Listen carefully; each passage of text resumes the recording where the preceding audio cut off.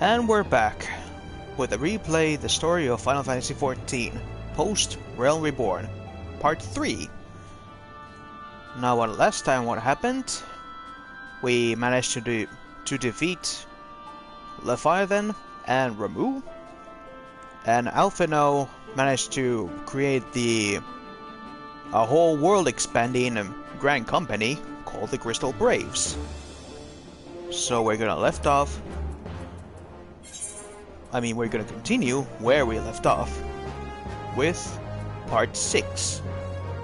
The 7th Astral Era is meant to be a time of peace, yet Eorzea remains rife with turmoil, from rampaging primals to unruly refugees. Myriad are the problems, demanding urgent answers.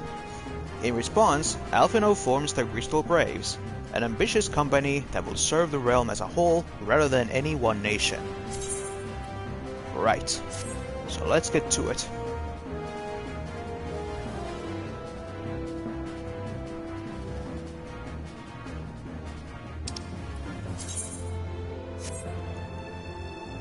Alright then.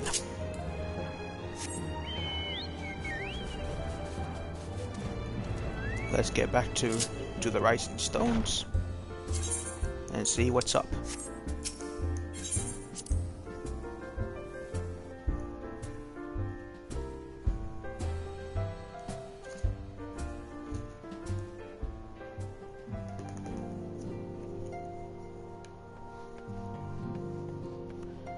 So here are all the Crystal Braves.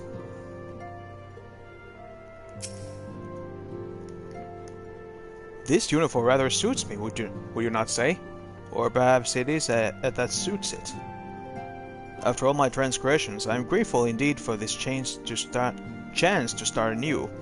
Buscarin, Laurentia shall do you proud. Yeah, these are the couple of guys we managed to stop their evil schemes, and now they reformed. You brought in quite a few new recruits, haven't you? Your reputation extends far beyond Little Alamigo, it would seem, and deservedly so. Why, meeting you has given me something to strive for. Remember the name of Wilred. I shall hone both body and mind and do you and my fellow Braves proud. Glad to hear it. The greater our success, the more our name will grow. The more our name grows, the greater the profits to be had. I can scarcely contain my anticipation for our first mission. Yeah, you really like to profits, huh? The formation of the Crystal Braves has lifted everyone's spirits. My hopes are as high as the next man. We'll not know what this company is truly made of till we face our first mission. That's true. Hey, Hoyboulder and Coltane.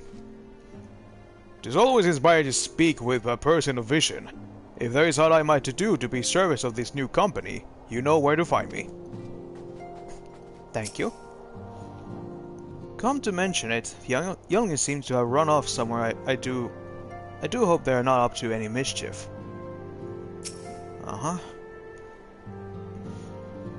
Alphino's words were most heart-stirring, would you not agree? Truth be told, I worry that I can offer to such a lofty organization, but I will do all in my power to make my fellow Braves proud. Glad to hear it. For the freedom of all! For the freedom of all! For the freedom of all! The first few times I said it, I must confess to feeling some embarrassment, but it's starting to grow on me. I am starting Eorzea military drills, and I hope that I might better understand this new organization. Okay. Tataru. Oh gods, oh gods, oh gods. I thought I was finished with the roster, but I missed a name and had to start all over. As if I didn't have enough work to do already. Aw, baby. You're doing great. The Crystal Braves. Just a most fitting name for a company of champions summoned together by the Mother Crystal, would you not agree? Yeah, it's pretty dazzling name. The blue of the uniform represents the crystal's light, pure and unadulterated, a beacon of hope. The crystal sword is the sign of those who would stand strong in the face of danger. Until the day that my crystal braves are a guiding light for all of Eorzea, I will not give up the fight.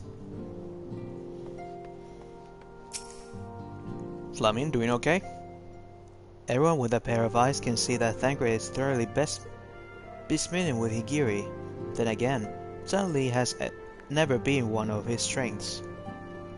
Orianger has asked me to watch over the Doman woman, that they do not come to any more suffering than they already endured.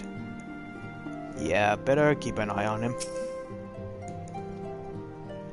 Is there aught I may to do serve you? I stand ever at the ready, for the freedom of all. Alright, keep that spirits. What's up, guys? Sparring bouts to raise awareness of the Crystal Braves? Intriguing, though I cannot help but feel there are more pressing tasks at hand. Perhaps Tataru requires aid in compiling the company roster. Papa Limo refuses to spar with me. He says he has more important matters to attend to, but I think he's just afraid to lose. Careful to say that in front of next to him. Mr. Thancred has taken quite a fancy to Doman cuisine. Several times a day he tells me that one of my dishes is the best he's ever tasted. His praise is more heartening, though I cannot help but feel he has one for exaggeration. Ever since Higiri started preparing our meals, I swear I never felt better. They say Domain cuisine is highly nourishing, but it's sooner attributed to the loving care she puts into her culinary creations.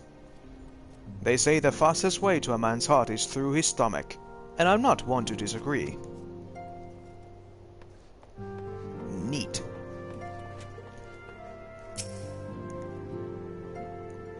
Every time I speak to Rio, I realize how much there is that I do not yet understand about the kobolds. I am fortunate indeed to count a former member of the Company of Heroes as friend and confidant. Seeing this last sure brings back memories. I was just sharing a couple of juicy secrets with her. Okay. I heard a new company has been formed.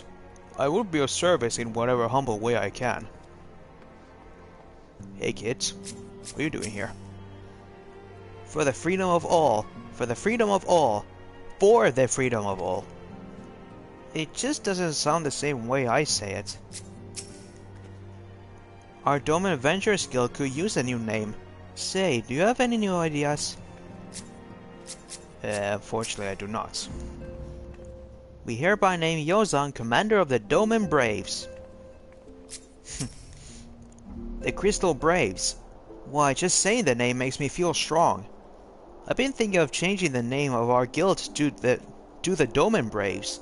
How does that sound to you, Mr. Leo? It's pretty okay.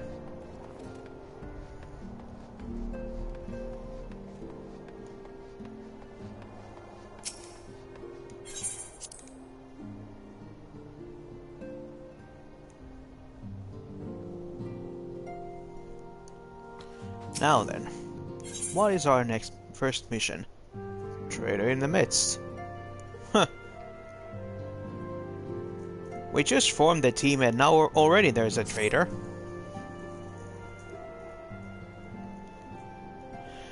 Try as I might, I cannot shake the creeping sense of dark foreboding, but it avails us not to fret about the unknown. We must concentrate instead on the problems of the present.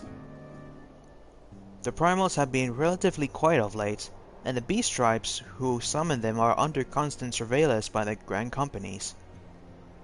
Should any suspicious activity be afoot, you may be certain that we will hear of it.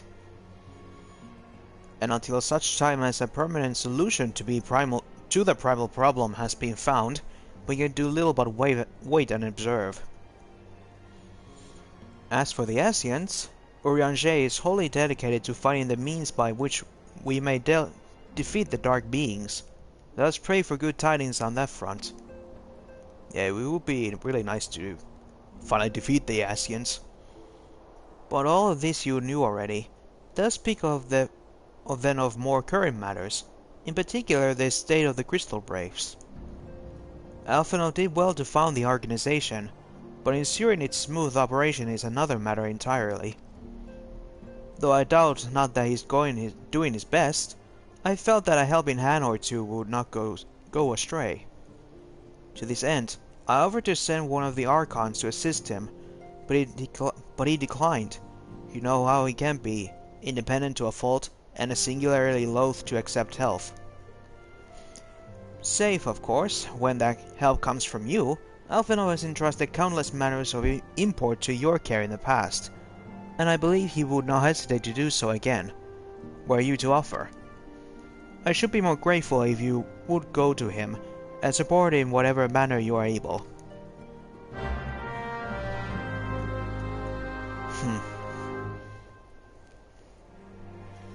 Guess we'll be Alphino's delivery boy.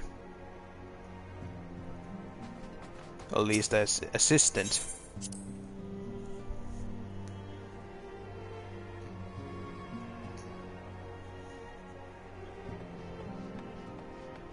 Oh. Dispatch the first unit to Ul'dah. The second and fourth are to stand by for further orders. Huh? What's up? Many of my countrymen are skilled with bow or blade. I have made it my mission to rally those with such talents to the Brave's cause. I only hope we can be of some small assistance.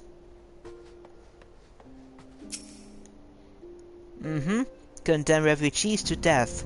Wait a minute, that's not right. In which event we must guide them to Little Alamigo, else we condemn them to a certain death. Ida, what did I just tell you?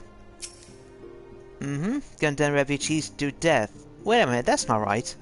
Okay, now I can understand. What? From invoices to petitions too. It's a war, Leo.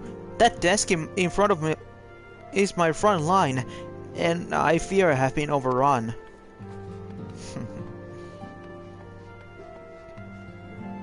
Hey girls. In a traditional domain cuisine, we strive for perfect balance, not only in flavor and texture, but also of nutrition. For a meal to be truly satisfying, it must nourish the body as well as delight the senses. Yes, would be foolish to sacrifice nutrition for flavor. If Igiri and our more skilled culinarians worked closely together, I dare say they could create extraordinary dishes, sure to satisfy Eorzean and Domin alike. What's up? A dazzling floral arrangement, each blossom and peerless beauty in her own right. Ah, the blessing and the burden. Overactive imagination.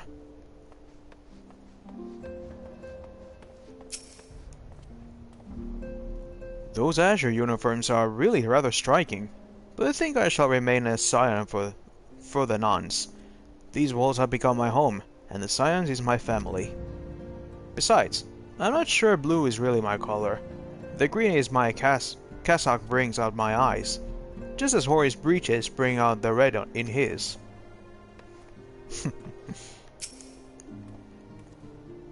Where have those younglings disappeared to? Making the most of their newfound freedom, no doubt. Look forward, never back. Devote yourself only to the present. This is what I've learned from the Domans.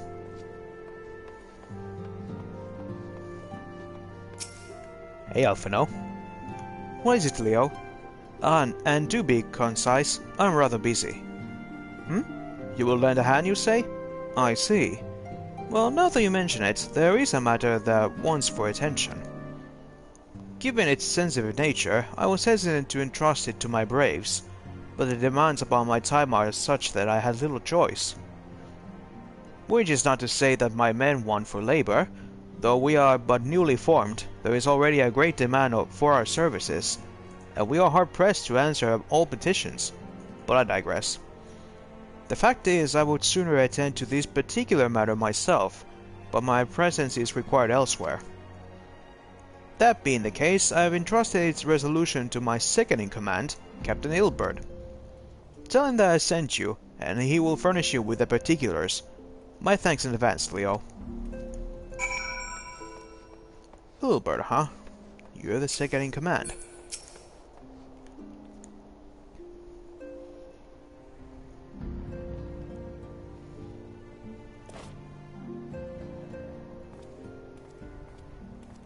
Hail to you, sire.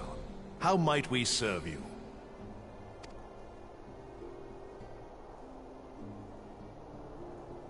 Commander Leveilleur bade you serve us? Yep. These are welcome tidings indeed. Given the sensitive nature of the task, I could not rely on one of my own.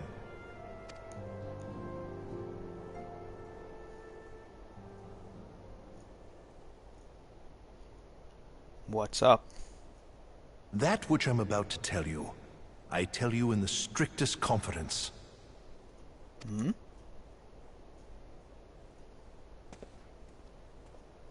Some days ago, we received certain documents from an anonymous source.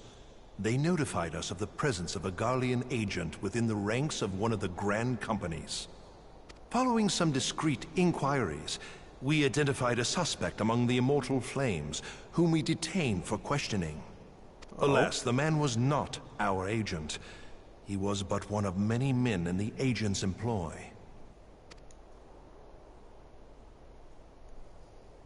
We pressed the traitor for a name, but he had none to give. He claims never to have met his master, whom he knows only as the Ivy. The Ivy? He was, however, certain that this Ivy had coiled itself around every part of the Immortal Flames. It would seem our quarry joined the company some time ago, and gradually recruited others to his cause. These conspirators are the vines by which he learns our secrets, all without exposing himself.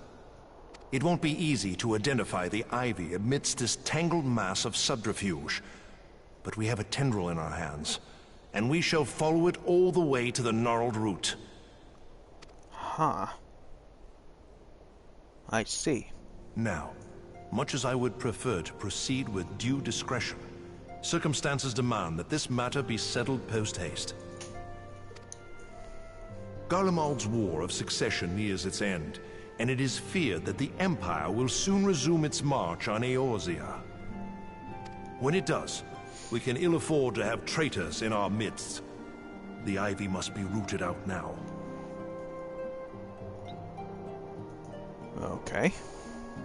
We must begin by apprising General Reborn of our findings. I would ask that you accompany me to the Hall of Flames, and remain on hand to see that things go smoothly. Assuming the Ivy's tendrils are as widespread as we believe, he will be aware that an investigation is underway, and if that is the case, he may well move against us. We must be prepared for anything, while taking care not to betray our purpose by seeming prepared. A simple enough task for a one-man army like you. Mm-hmm. Okay, then.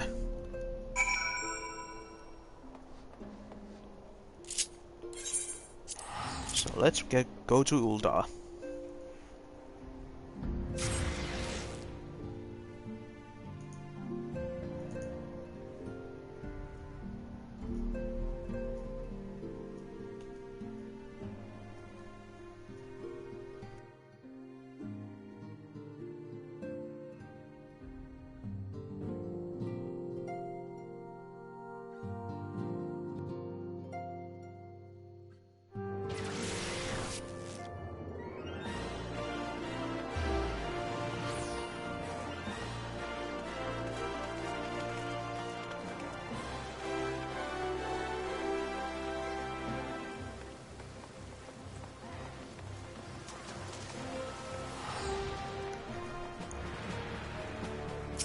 Reborn, my bro. What you got for me?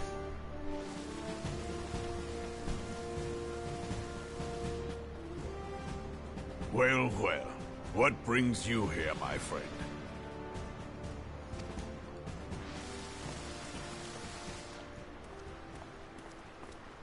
He is here at my behest.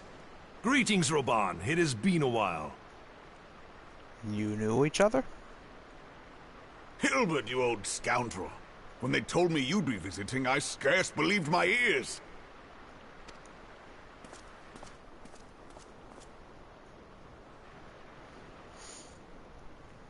But look at you. The honored captain of the Crystal Bloody Braves. Who'd have imagined, eh? Not many, but fewer still would have imagined your destiny lay in politics, old friend. Aye, we've both come far, have we not?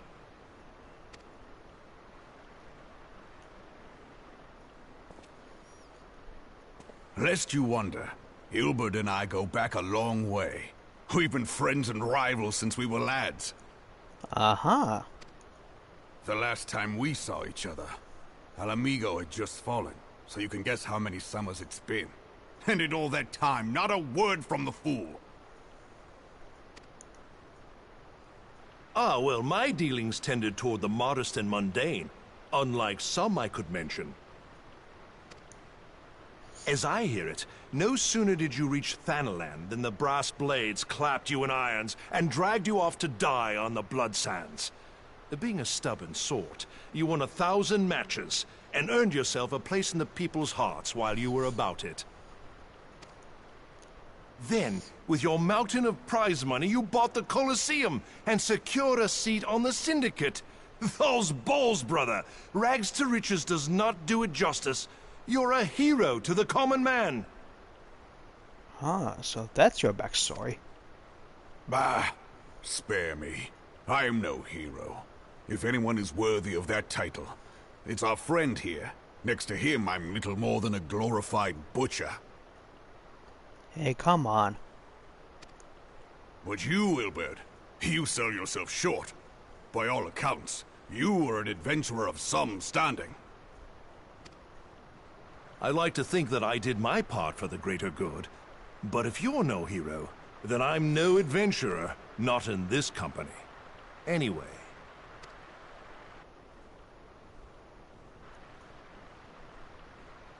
I have tidings. So there has been progress. I've let it be known that this meeting is a reunion between old friends. None will give your visit a second thought. To convene elsewhere would only attract attention. Let us speak here, in plain view of all.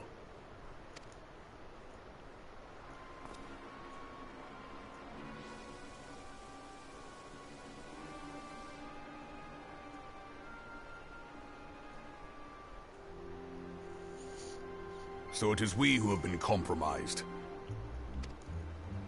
Teleji Adeleji's machinations have shaken Ul'dah to her foundations. In such uncertain times, a man's loyalty may be bought for a fistful of gil. But if this snake has truly been in our midst for as long as you say, we must needs consider a far graver possibility. Conspiracy. Could it be that the Monitorists have been in league with the Empire from the first? Very well. I will have my most trusted men investigate the matter. Continue your inquiries in the meantime. It does me well to see you again, old friend. When next we meet, let it be over a flagon of ale. I look forward to it. Let us reminisce of bygone days and drink to the future of our homeland.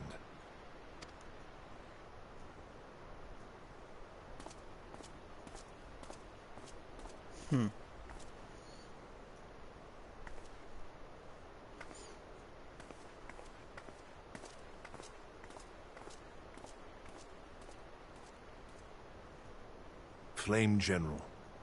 You wear the mantle well, old friend. I must work hard if I'm to keep up. Well, it would seem your services were not required after all. I dare say we have Robon's prudence to thank for that. Still, I was glad of your presence. My thanks, Scion. You're welcome.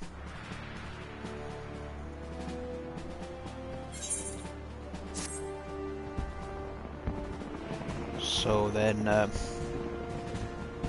what next?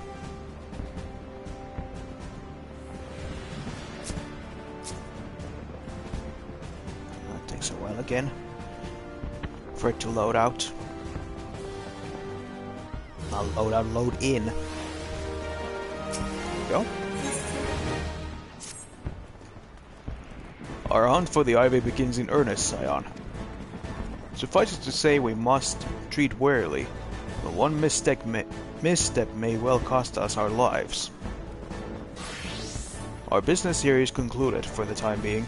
Let's return to the Rising Stones and report to Commander Leveilleur. Commander Leveilleur. Kinda weird to say it. Say it out loud.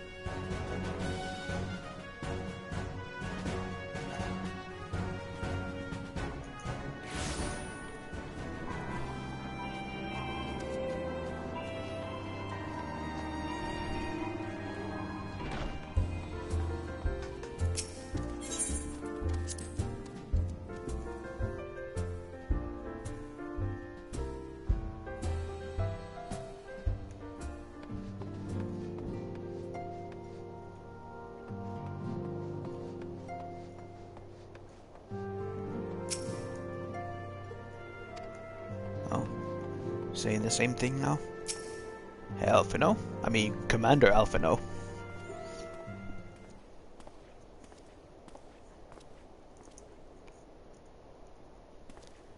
We are returned from Ul'dah, Commander.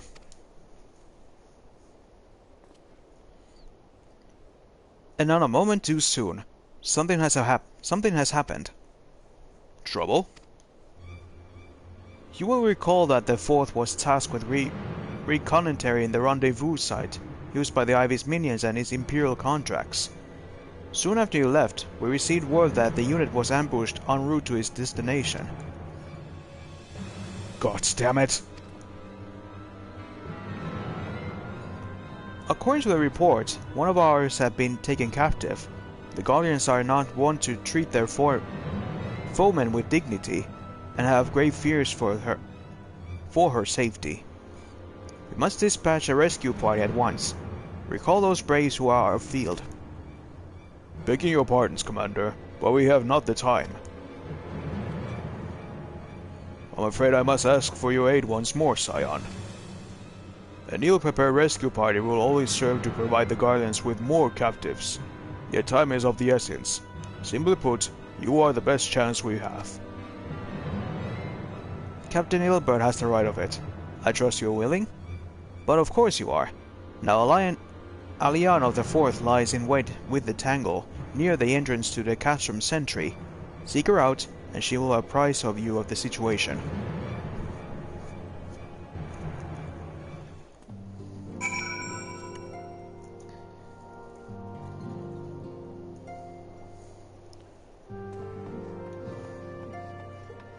Okay, so now it's a rescue.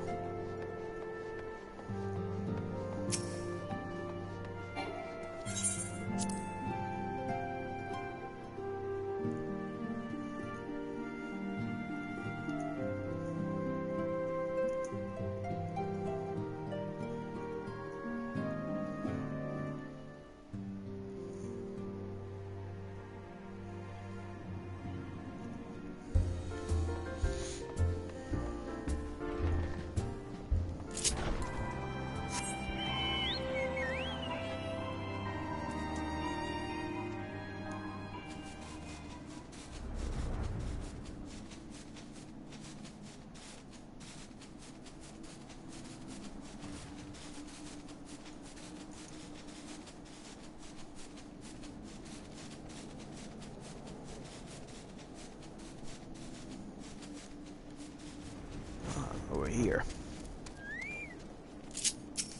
Hey guys. Hang in there, Resh. We'll free you yet. Alian? You would aid us in the rescue mission? We are in your debt, Warrior of Light. Now time is right. Let me start again. Now the time is against us, so allow me to brief you on the situation. The Guardians fell upon us without warning, wounding poor Resh and hauling her away to the castrum yonder. Unnumbered as we were, it was all we could do to flee and regroup.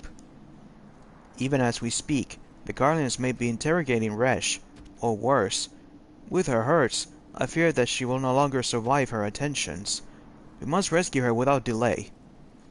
Our order may yet be in its infancy, but the bond that binds us is strong as mithril. None of us will stand by while a comrade suffers.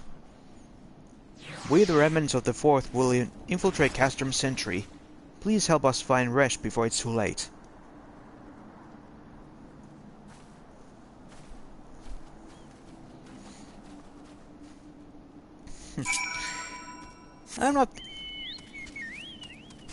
I might not be the only one who to think that the whole salute they have, it kind of looks like they're flipping the bird.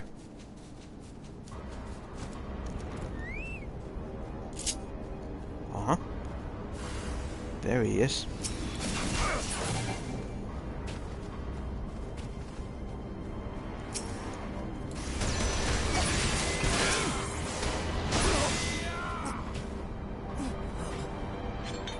There we go.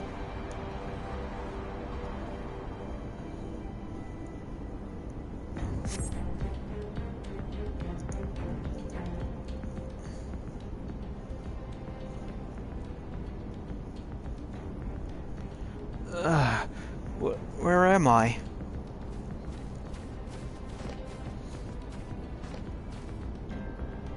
Resh, thank the gods we found you. And thank you, Warrior of Light. Now to quit this accursed place. Resh cannot move with those wounds. She will need to be carried out. I believe a diversion is in order. While we trouble you to provide on, given your reputation, I suspect the Guardians will be only too happy to grant you their undivided attention. If you were to create a commotion with the castrum, we should be able to steal away unnoticed. Let's speak again once we are safely outside these walls.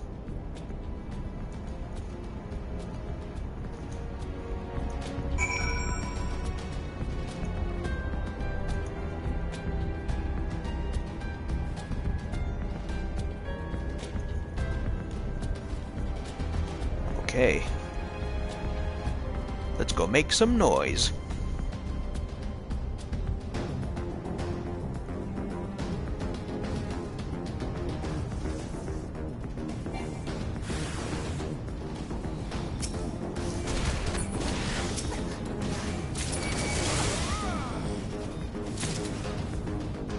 That the best you got?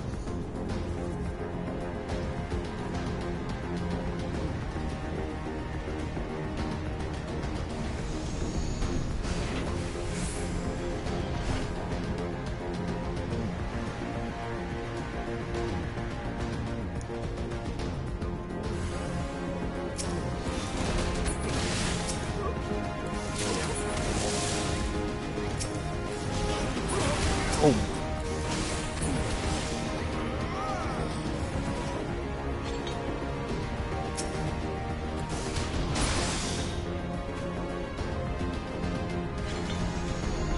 A very good diversion.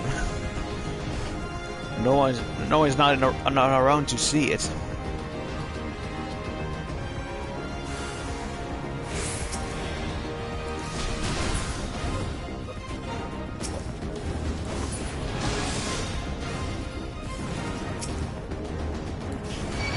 Want some too?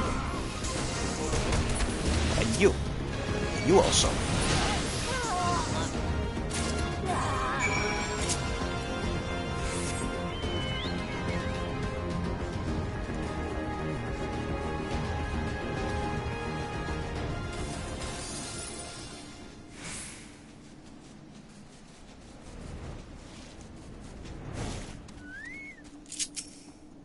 You okay? I awaited your return most anxiously, my friend. You have done us a great service indeed. Thanks to your aid, our comrade Resh is safe. We suffer no further casualties. Words cannot well express my gratitude. All that is left is to report the mission's success to Commander Leveilleur. I shall go on ahead and do the Rising Stones.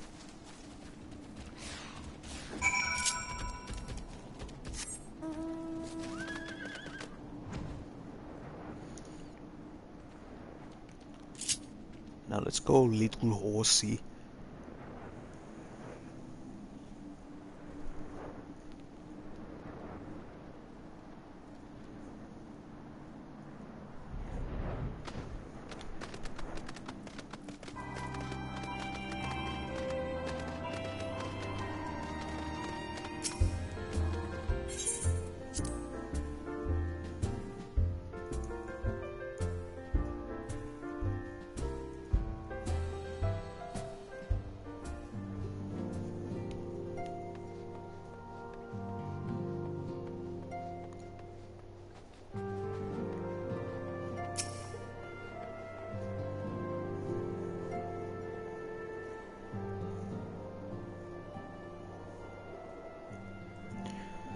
It does me well to see you thus returned, though I doubt not your prowess.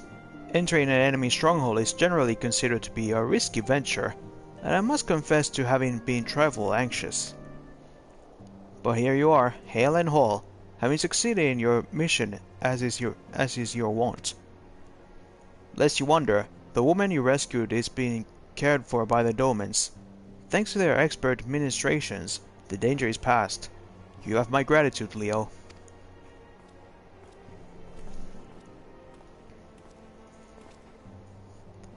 Allow me to thank you also, Scion. Resh owes you her life. We escaped with minimal casualties. This time, but we can ill afford to be caught off guard again. The Empire is not an opponent to be trifled with. As you say, Commander. I will see to it that the men keep their wits about them. And it may yet take time, but I will not rest until we have identified and apprehended the Ivy. I have every confidence that you will succeed, Captain. As for you, Leo, I realize you have scarce caught your breath, but I'm afraid there is no rest for the weary. I require that you accompany me to Querthus. I've been granted an audience with the Ishgardian dignitary, you see, and the man expressly requested your presence. Me? Oh, do not look so surprised. You should be familiar with the trappings of fame by now. We shall depart as soon as you're ready. Ayo, Drake. Thanks for coming.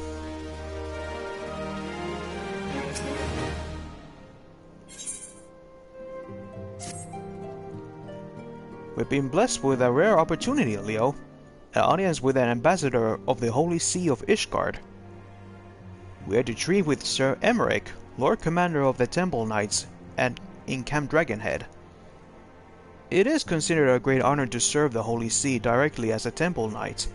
Needless to say, their leader wields tremendous political influence. We would be wise to court his favor. For that reason, I consider your attendance essential. If Sir Emmerich wishes to meet the man behind the legend, I will not deny him the pleasure of your company. The Undescendant should see the wisdom of this plan when you request her permission to accompany me to Querthus. Mayhap you feel this to be a waste of your talents, which could doubtless be put to nobler use? If so, I should remind you that more good can be accomplished with the stroke of a pen than the thrust of a sword.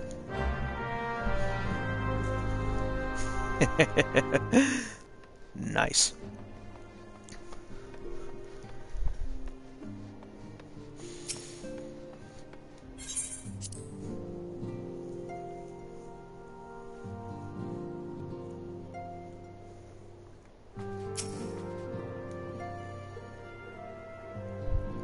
A meeting with an Ishgardian ambassador? By all means, I think it a wonderful idea. We have received no reports of etheric disturbance or unusual beast tribe activity of late. If Alphinaud believes your presence may help him to secure more favorable terms, I see no reason to deny him. Alright then.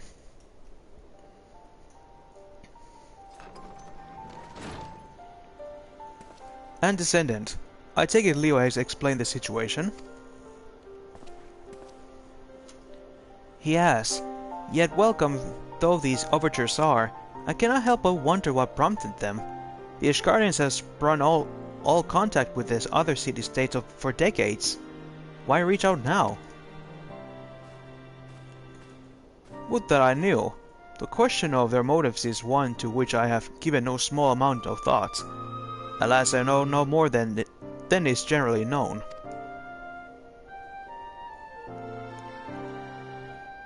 The notoriously reclusive nation of Ishgard, situated at the center of Abalthea Spine, ruled by the Ishgardian Orthodox Church, at the head of which presides the Archbishop. Members of the original Eorzean alliance, formed in the wake of Alamigo's fall over some 2 decades ago. Friends of convenience who withdrew from the alliance as soon as the Imperial fleet was routed at the Battle of Silutier Skies.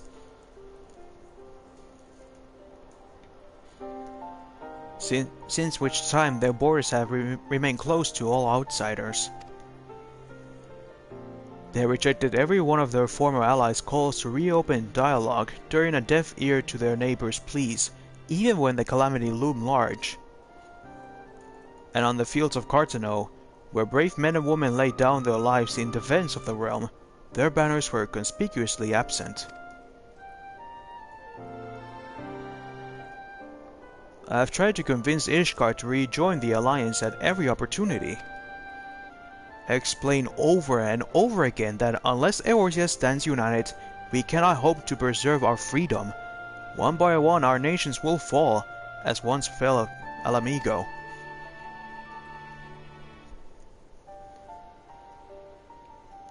What have mine efforts yielded?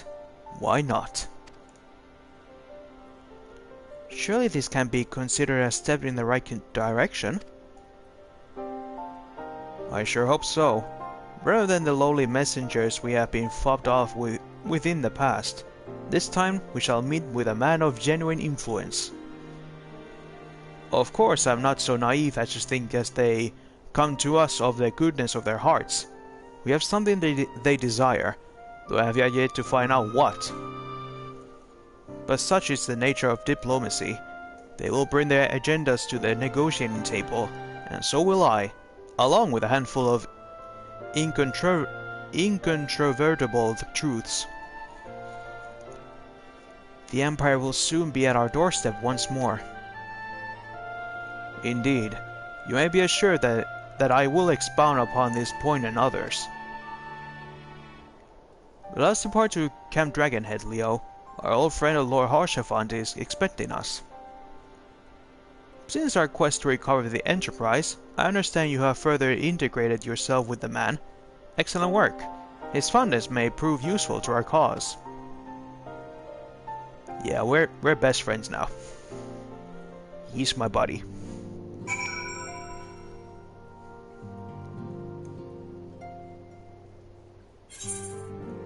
So then, to Camp Dragonhead to meet this holy knight.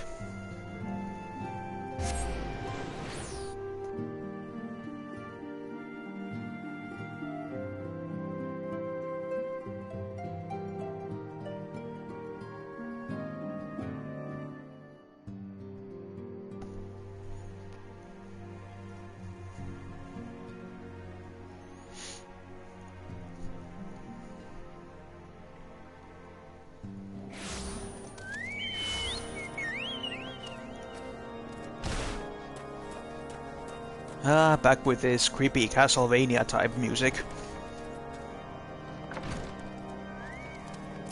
Hey, Harshaphant. Ah, Leo, ever a welcome sight. Our hearts have been stoked to blazing in preparation for your arrival. It would not do for such distinguished personage to catch cold while he's enjoying our hospitality. The gesture is much appreciated. I fear I shall ever struggle in cold climes. Well, you should change your clothes for once in a while. Ah, good Master Alphino. An honor as always.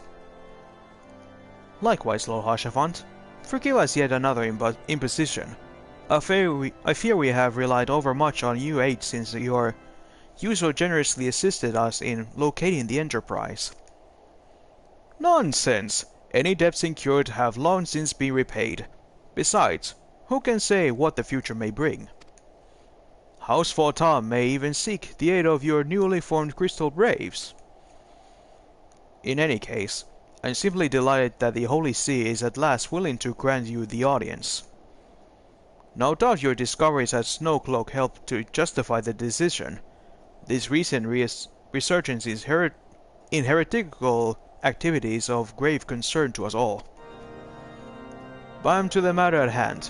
Sir Emmerich arrived in Camp Dragonhead earlier, and I'm told he is eager to meet with you at our first convenience. You are doubtless weary from your journey and desirous to rest a while by the warmth of our hearts.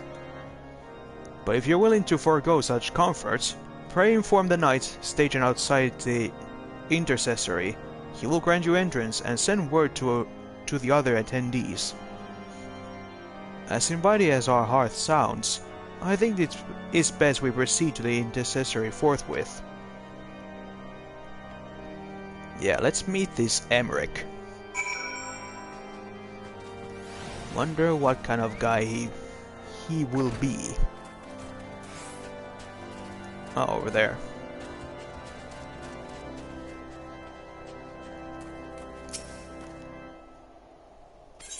Yes. Take me to your leader.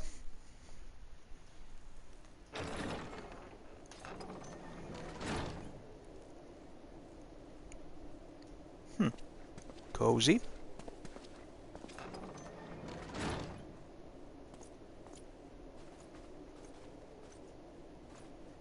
Have faith, my friend. You need only state your case with confidence and clarity. That's easy to say.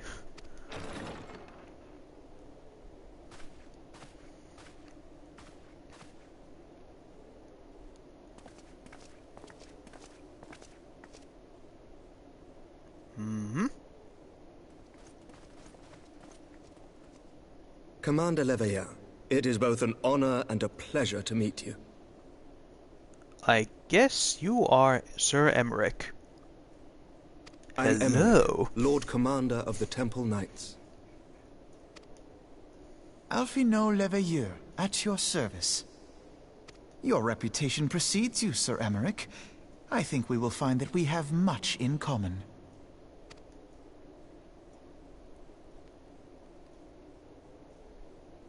Speaking of reputations, yours towers over us all. Does it not? Well, compared to your handsomeness. It does indeed, Lord Commander.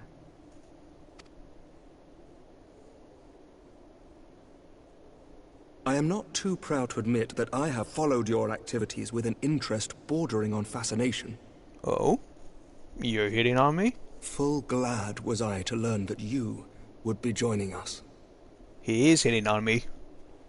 Now then, shall we begin?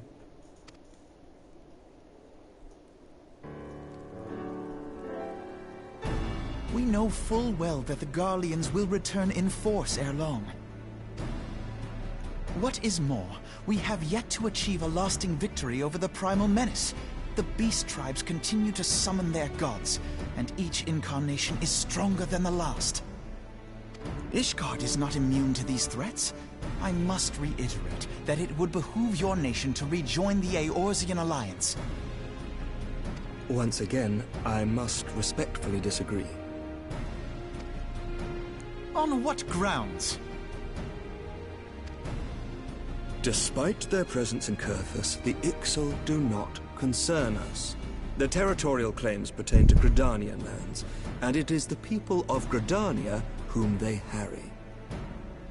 Consequently, the Holy See judges this to be a Gridanian affair, and Ishgard does not intervene in the internal affairs of other nations.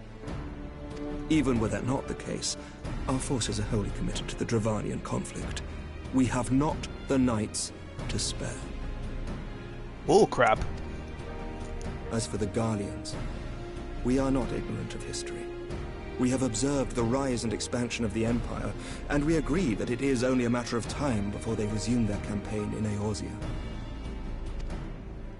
Then surely it would be in our best interests to present a united front.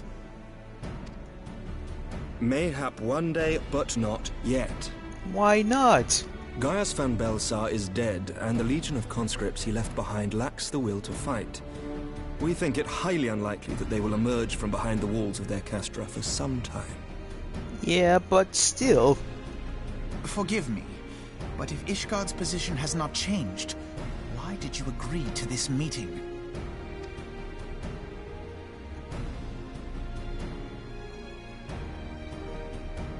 It was not only as a representative of Ishgard that I came here. Pardon? It is not within my power to change Ishgardian policy, regardless of my personal feelings. There is, however, one area in which I may exert a measure of influence.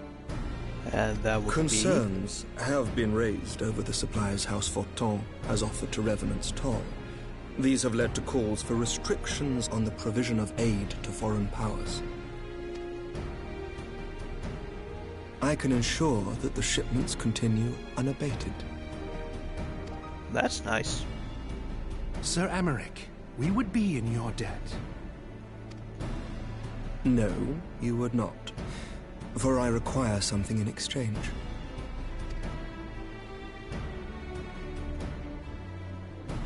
Of late, there has been a flurry of Dravanian activity, the purpose of which was not immediately clear. However, our astrologians have since observed alarming changes in the heavens. The dragon star waxes unnaturally bright, and there are whispers that it portends the resurrection of Midgard-Sorma. The fallen guardian of Silvertear Falls? That's absurd. Full many times have I gazed upon the dragon's corpse still wound around the Agrius, and wondered how different our world might be if it yet lived to plague the skies.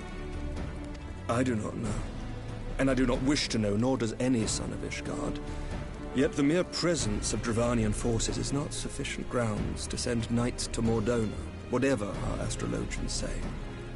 As I told you before, we have not the forces to spare. But we do. So you will intervene on our behalf if we agree to watch over the Keeper of the Lake. Do you accept these terms? I do. I will see that you are kept abreast of any developments. I regret that we could not come to a similar agreement on other matters, but I understand that you are not at liberty to make such decisions. Nevertheless, I hope that what we have accomplished here today will serve to demonstrate to your countrymen that we can work together towards a common goal. Mayhap one day we shall look back on this moment as the first step towards a united Eorzea. Mayhap we shall, Commander.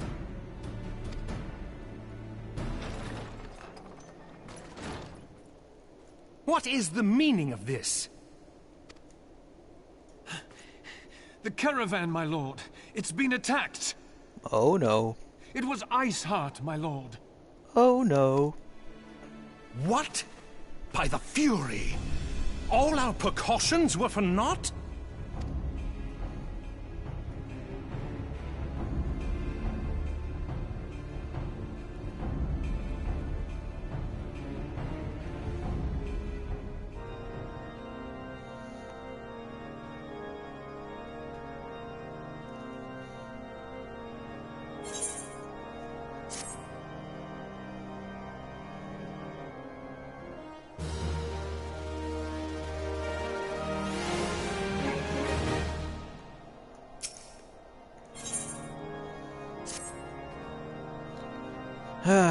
Just when we're starting to make progress. And to make matters worse, the caravan they spoke of was bound for Revenant's Toll of all places. Honestly, were I so inclined, I should think the gods were conspiring against us. I mean, I did kill a couple of the gods, so... Happily, however, I am not. I would not know more of this attack. Let us speak with Lord Harshevant and find out what he has learned.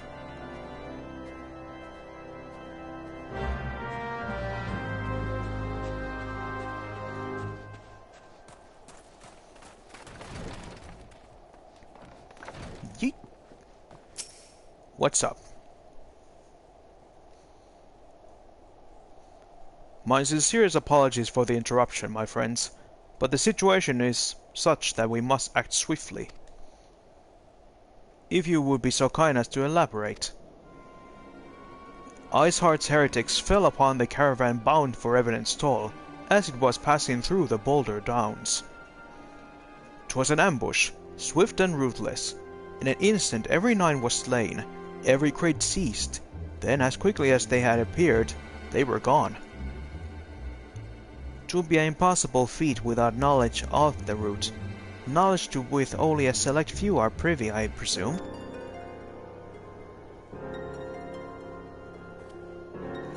Quite. We can pursue the avenue of ingenuity, inquiry in due course. It seems to me that examining the scene of the ambush could be our first concern.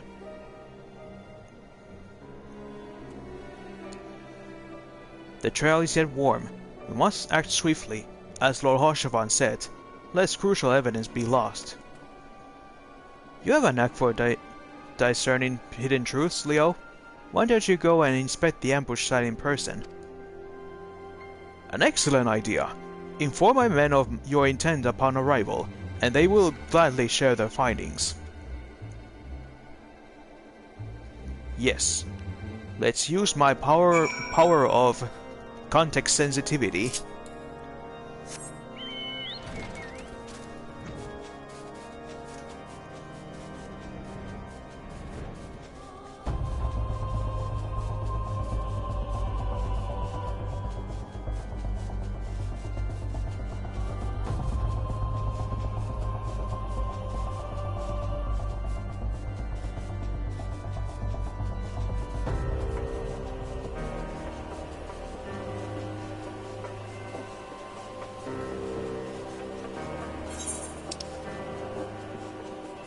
Ah, over there.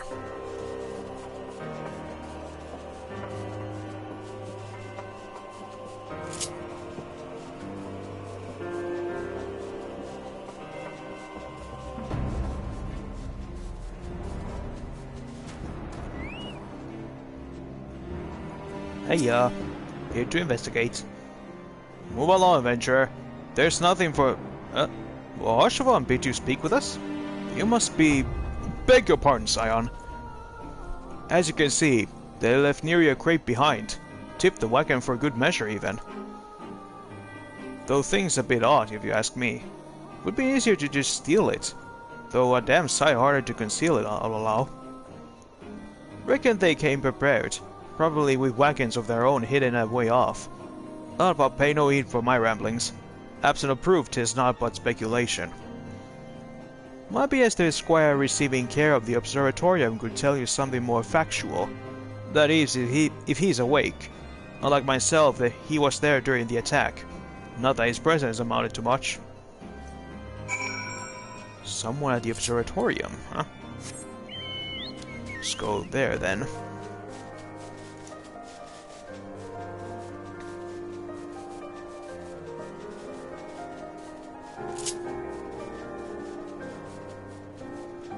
Wait, what's that?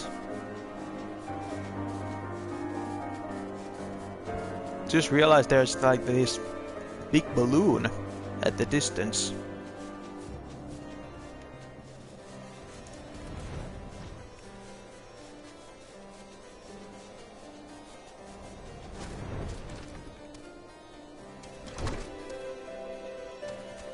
Hello? I hear. Knock knock.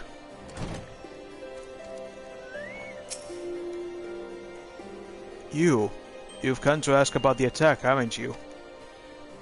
We came upon them before the entrance to the Hall of the Seven Echoes. Pilgrims they marked them as, lost and ill-equipped for a journey further north. A leader called out to them, and one stepped forward to an answer. Slowly she approached, her silver hair flowing in the wind like melting snow. Just a young girl, I thought, some poor lost lamb in a search of salvation. Our leader must have thought the same, else why would let her draw so close? They exchanged some words I couldn't hear, and she leaned forward as to kiss his cheek, and then he saw her crumble to the ground, I didn't know what happened till I saw the snow turn red. And then there was red everywhere I looked. I tried to fight, but took a blow to the head. And by the time I came to, the others were dead, and the heretics were unloading the wagon. They have been killed me, so I just lay still and listened. Isart's people spoke of deliverance and resurrection, and they spoke of Shiva. Shiva? Who dat?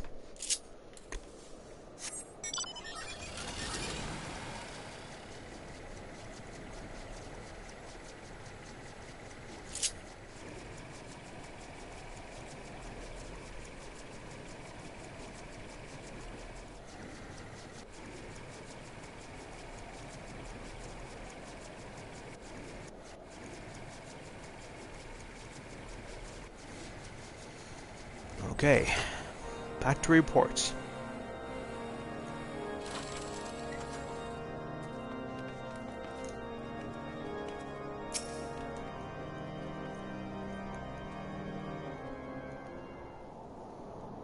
Ah, you returned. What news have you for us? It seems the Lady Iceheart does not scruple to sully her hands with blood. Who is this Shiva the heretic spoke of? Have you not read the single line of Enchiridion, Master Alphino? Shiva was a traitor to kith and kin, an apostate who lay down with dragons. Now, we cannot expect all foreigners to know Ishgardian scripture so well, particularly when it concerns the patron saint of heretics. Wait, you say she is their patron saint? Oh no, it all makes sense now. Lord Harshavant, what was the caravan's cargo? If I recall correctly, the Diamond Forge had requested a rather large quantity of crystals. Do you not see? Iceheart and her followers intend to summon Shiva, as a beast tribe were primal. Why else would they go to such lengths to secure crystals? I shall inform the Lord Commander at once. Lord Harshavant, you will agree that discretion is a paramount concern. Of course. I trust we can count on your continued support, Master Alphino. The Scions of the Seventh Dawn are sworn to combat the primal threat. Our support is a given. I will need to send word to my brethren in Revenant's Toll. Our entire order must turn its efforts to the prevention of this summoning. Naturally, that includes you, though I'm sure you would not miss this much of the world. Yeah. If it is a primal, I'll be there.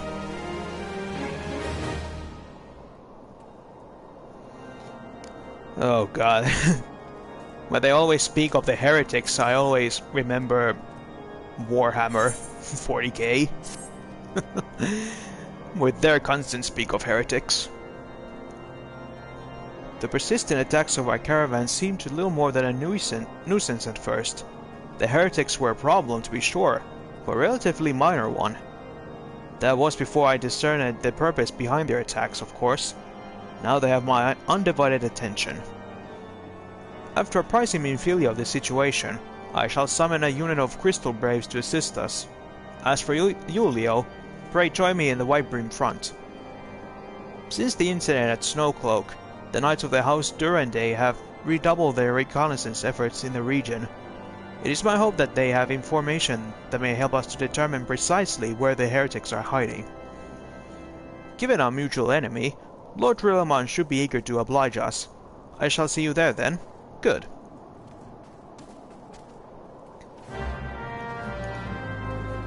You're lucky, Alphino, that I'm mute.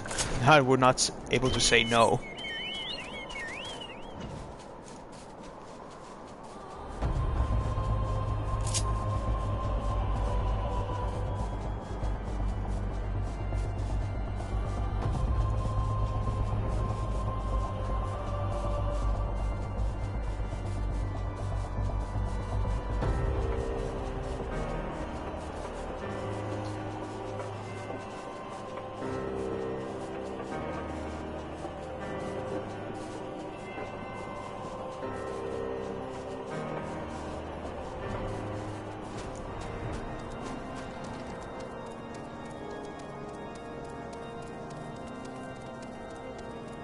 Excuse me, coming through. Whoa. Hey, The Scions of the Seventh Dawn wish to join in the hunt for Iceheart? Your assistance is more than welcome, my friends. Considering the report I just received, I dare say your timing could be no better. We are all ears, Lord Drillamont. A band of pilgrims were seen transporting a large number of crates to the west. The guard appears to match the description provided by the squire who survived the attack. Alas, our scouts lost track of them at Snowcloak, the selfsame frozen wall which we speculate might conceal the heretics' highway. Suffice it to say, the disappearance of these pilgrims and their provisions all but confirms our suspicions. I have heard enough. My knights will join the hunt. I took the liberty of summoning a unit of Crystal Braves to Whitebrim Front. Given the gravity of the situation, I trust you will agree that we must use every resource available to us. These are extraordinary circumstances, Commander. It will be in our best interest to coordinate our efforts. Such was my intent from the start, Sir Emmerich. And so it begins, my friends. Though I dare say it will prove an all too brief collaboration, Iceheart will not elude the combined forces of the Crystal Braves and the Temple Knights for long. Nevertheless, a wise man does not wager all upon the success of a single solution. There may yet be subtler means by which we can locate the heretic's lair. Mayhap Lord Drillamon has one in mind.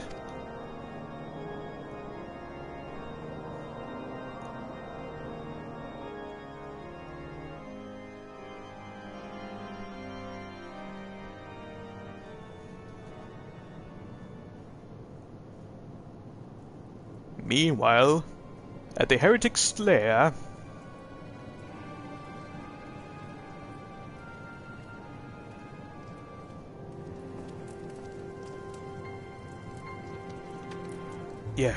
Yes, excellent.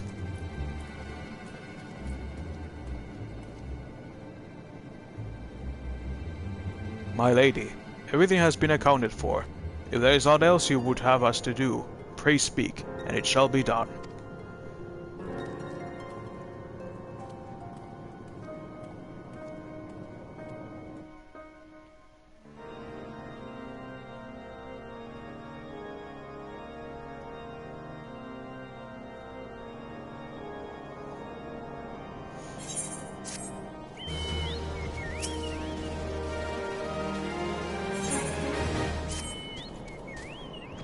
It seems as though we are always one step behind, our quarry ever just beyond our reach.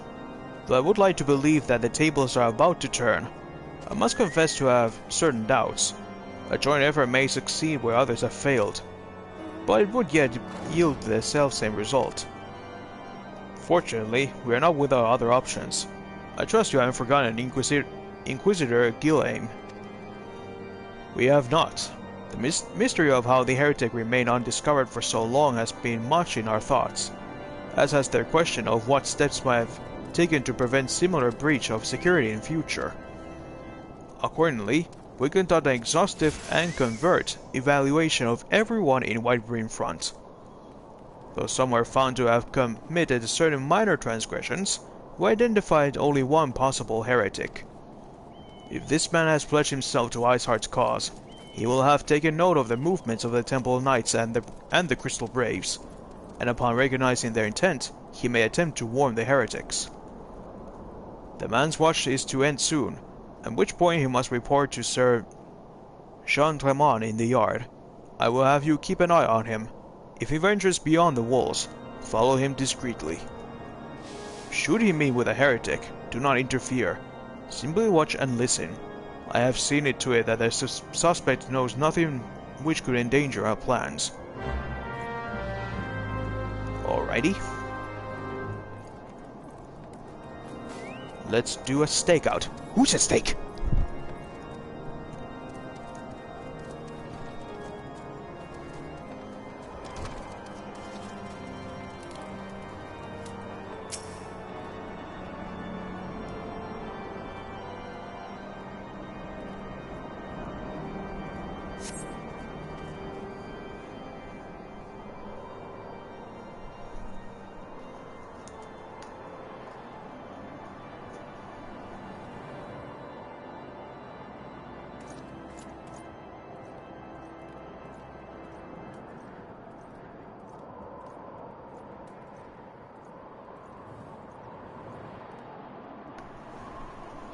The suspect heretic leads through the southwest gate.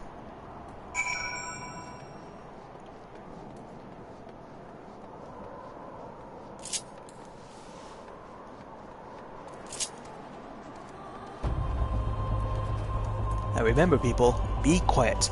Inconspicuous.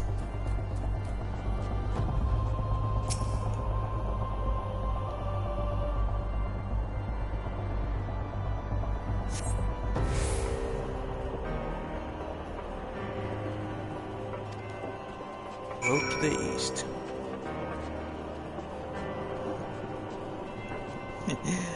Look at all these polar bears. They're so cute.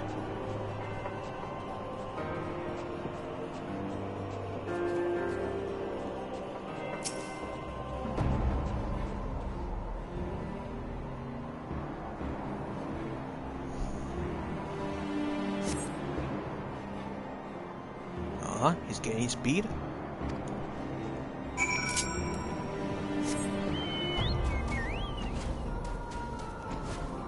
And what's more conspicuous than riding with a chocobo?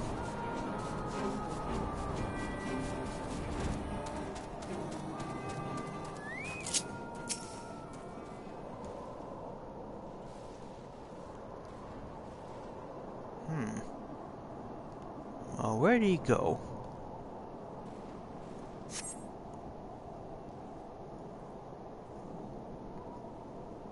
There he is.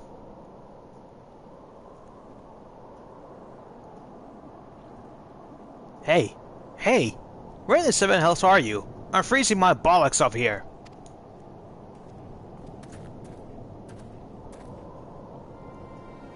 I'm here, you blundering oaf! Why are you late? Standing on the wall, why else? I have duties to fulfill, you know. Your sole duty is to the... Bloody echo! Lower your voice, or they'll hear us in Whitebream front. Yes, of course. The Temple Knights are... in Snowcloak. This is what you bring to me? We already know about... Our comrades in Boulder Downs will use the tunnels... dead before they... what's happening, nevertheless... If you waste my time again, is that clear?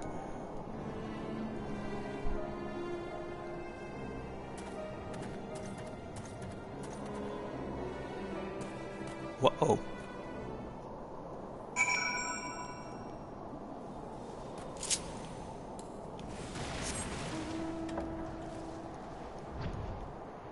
Well, let's report back.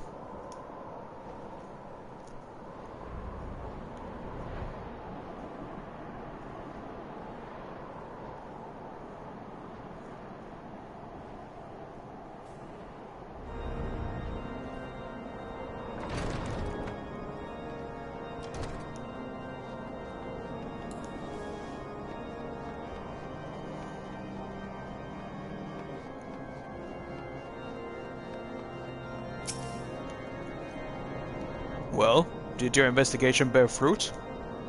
Yeah, it bear this, apple. I see. I shall have the man detained at once. His guilt is plain.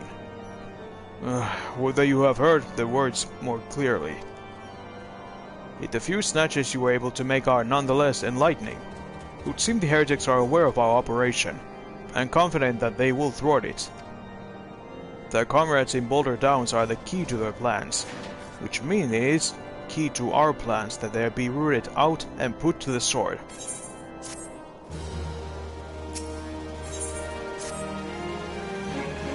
We have long suspected that the heretics use a network of secret tunnels to traverse the highlands undetected. Given what you overheard, I fear that Snowcloak may be riddled with such passageways, and that the heretics in Boulder Downs are planning to use them to take our forces unawares. Needless to say, we cannot allow that to happen. A contingent of House Durande Knights are on patrol in the area, and I shall order them to begin searching for the heretics at once. But knowing nothing of our enemy's numbers or readiness, I cannot say for sure that they will be sufficient. It would put my mind at ease if you would consent to assist my knights with the search. I know they would take courage from the presence of so storied a warrior. Pray rendezvous with that at the Boulder Downs. If Alona is kind, we may catch the heretics before their plans come to fruition. Show them no mercy, Leo. The lives of our allies are at stake. Who's at stake?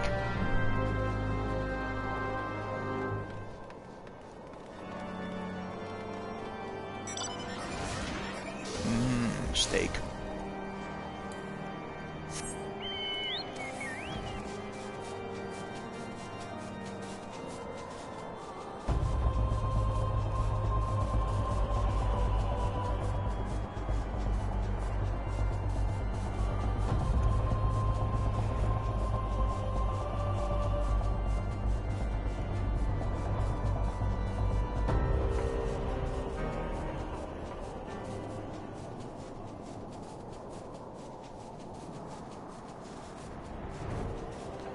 Wee.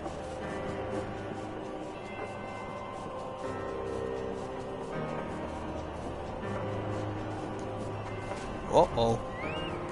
Corpses.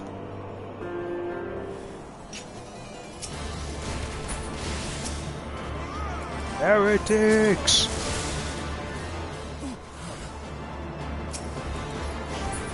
More of them. Down with you.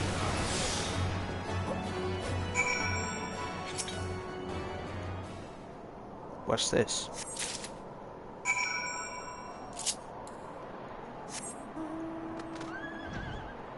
Must give this back to him.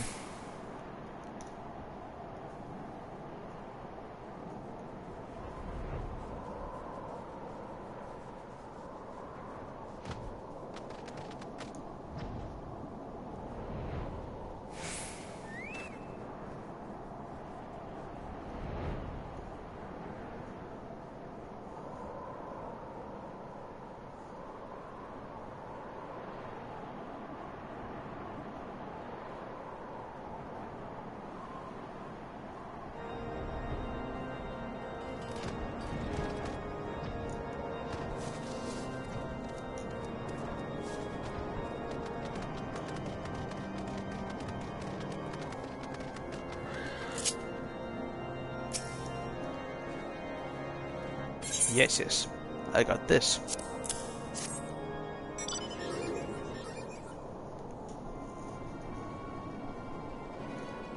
By the Fury, those were veterans with years of service.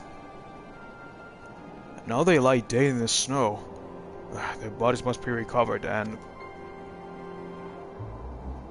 No. You have not the men to spare. Not now. Not while Iceheart prepares to summon an abomination. The heretics you dispatched were not a sufficient number to contend with the combined strength of the Temple Knights and the Crystal Braves. There must be others. I'll wager they are on their way to Snowcloak as we speak. To make matters worse, it seems the trader you followed managed to pass the heretics something of value after all. The parchment you recover is a timable of the guardsman watches at the outpost in Snowcloak. The trader was stationed there long before they aroused our suspicions. Would that we had caught him sooner. While this information, the heretics would know when the watch was weakest. They could use their tunnels with impunity and prepare the ambush. The timetable has not changed, you see.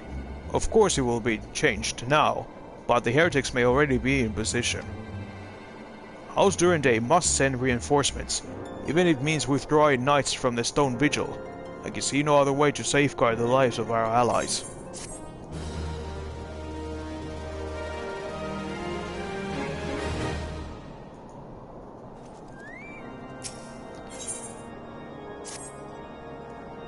Time is of the essence, Leo.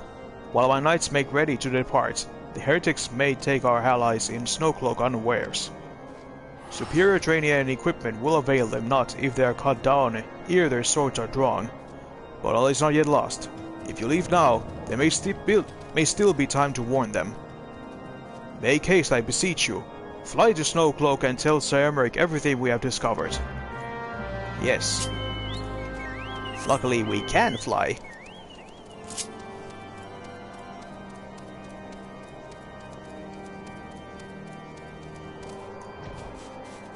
Fly, my birdie, fly!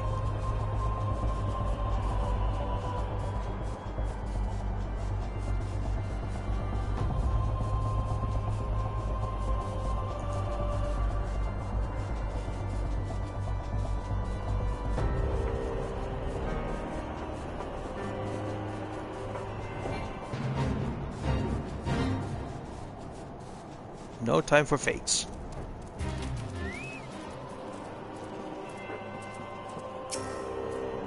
Emmerich?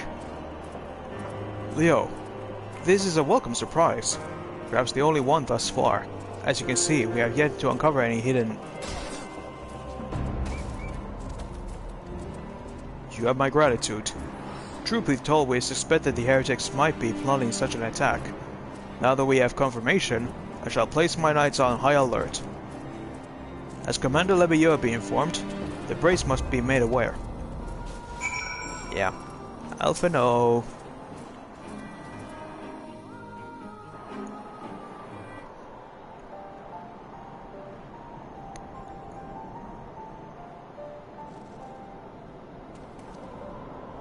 Yo. It must be here. I'm certain of it. Why else would they go to such lengths to defend Snowcloak? 'Tis but a pity this discovery comes when our enemy has had us at such a disadvantage. Forewarned though we be, the heretics know the terrain far better than we. I dare not think how many are watching us at this very moment. Confound it. This is all wrong.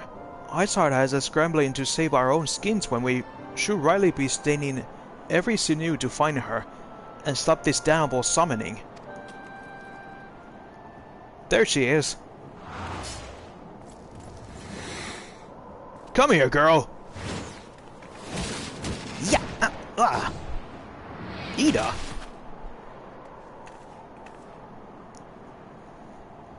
That was close. They didn't hurt you, did they? Only my pride, Ida. There will be others nearby. We must see that they are given a similarly warm welcome. Commander Lebilleux.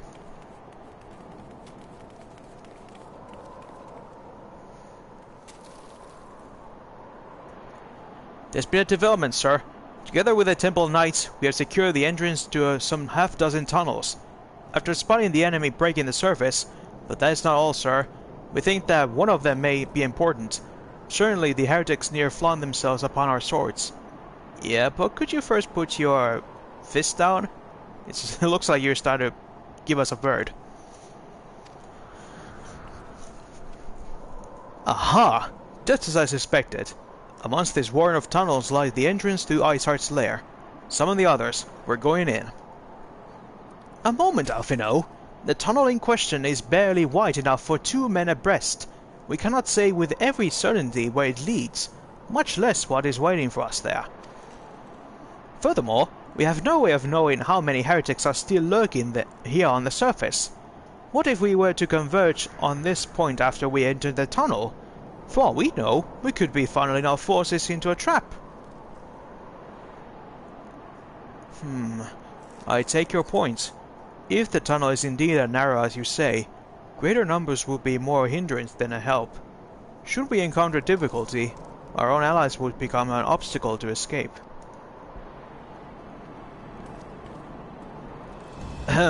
A change of plans. While we rendezvous with Sir Emmerich and keep the heretics at bay here, you will go wherever that tunnel leads. If you find Iceheart at the end of it, do not let her escape. You venture into the unknown. To see that you are prepared for anything, I suggest you call upon your allies, though not too many, or Papalimo will sulk. Okay.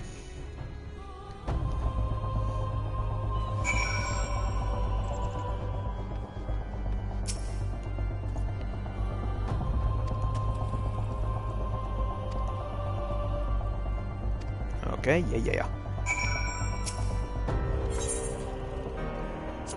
The Snowcloak.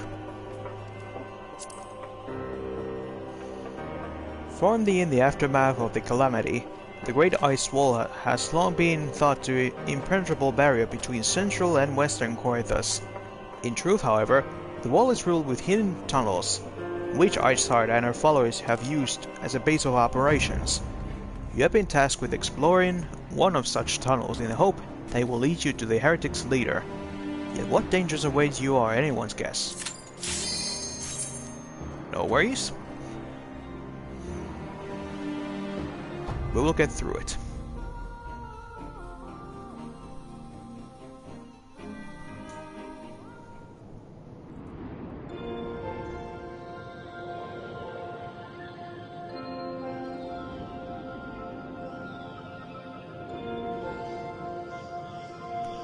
Snow Cloak.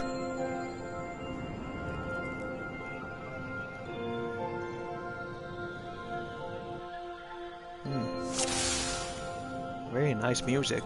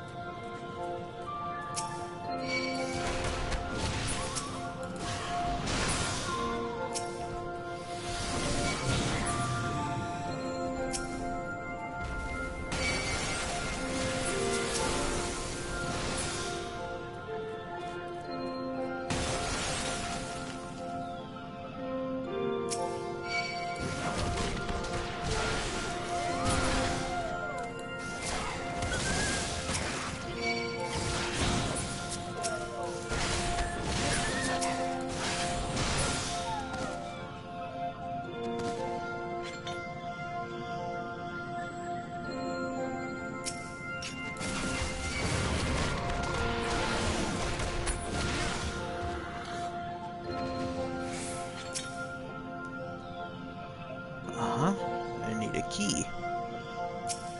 And there it is. What's inside the polar bear?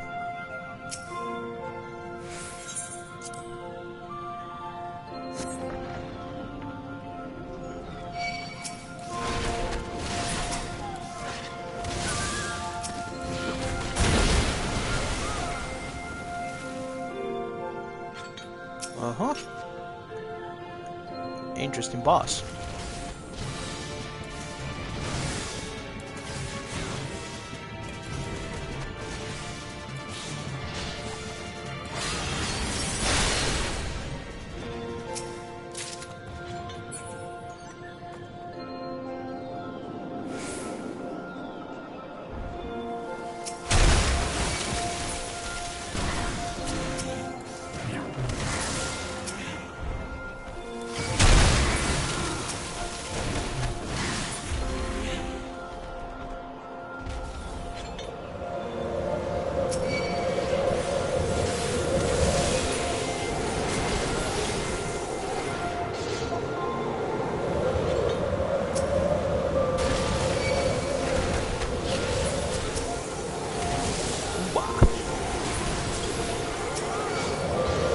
Oh shit, a demon!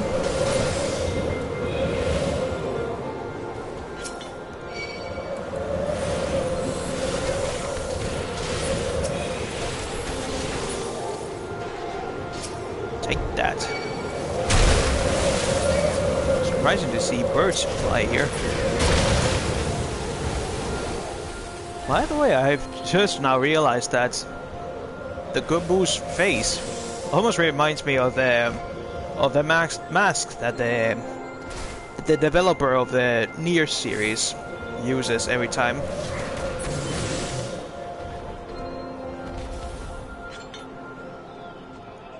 A Yeti? I thought they were extinct. Well, they're gonna be. Pretty soon.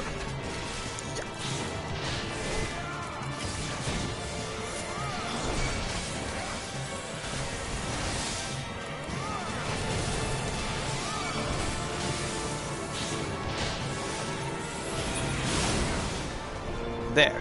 Now they're extinct.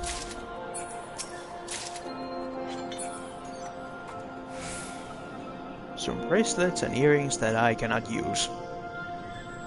Boo.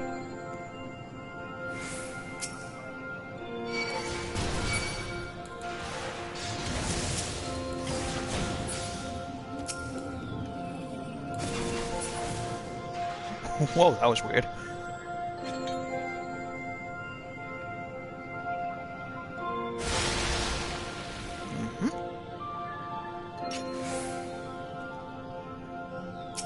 Well, come on then.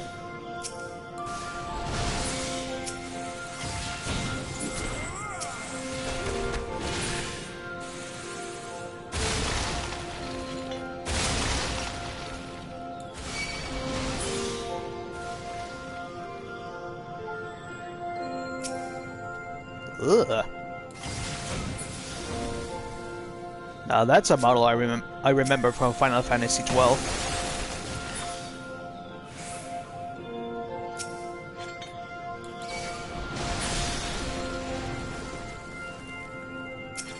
Oh, look, a Cyclops.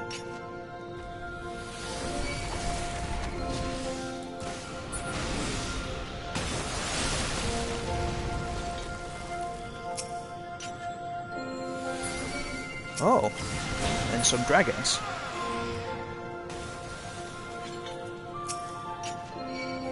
And of course, heretics.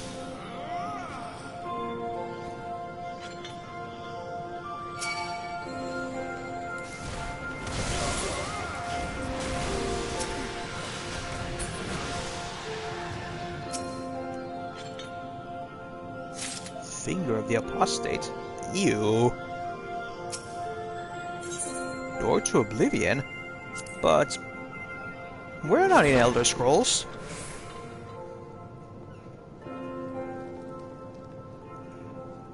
Or are we?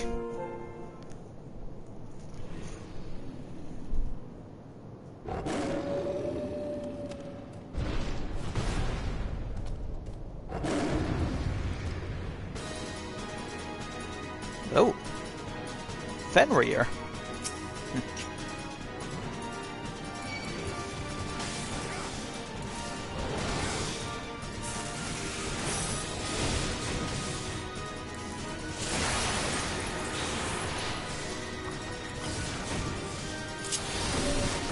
Wow. It's down.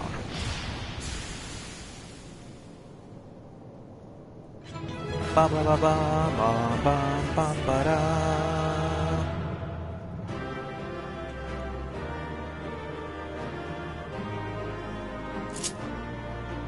There. Now what do we get? Antique breeches. Nice.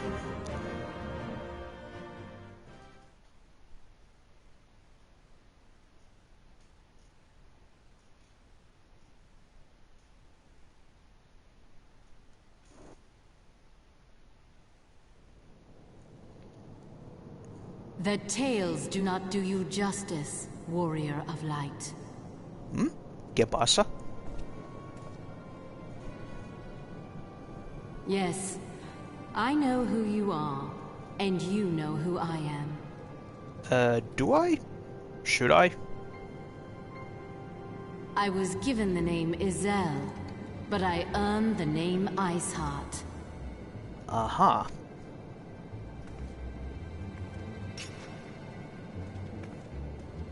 This endless cycle of hatred, of bloodshed, of sorrow. You would see it continue, O noble warrior of light. Well, as long as you guys like to continue it, I'm here to stop you. I would not. I will not. I will bring an end to this war between dragon and man, no matter the cost. What do you mean? In time, you will come to understand that what we do for the greater good. For Eorzea, for Hydaelyn. You know Hydaelyn?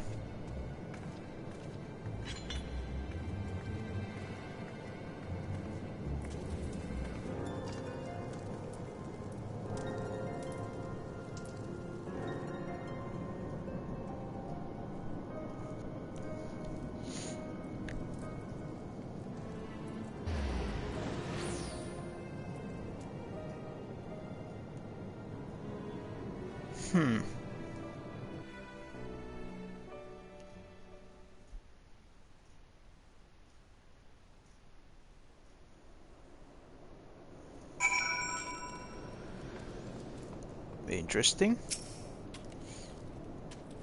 That took longer than I expected. What news, Leo?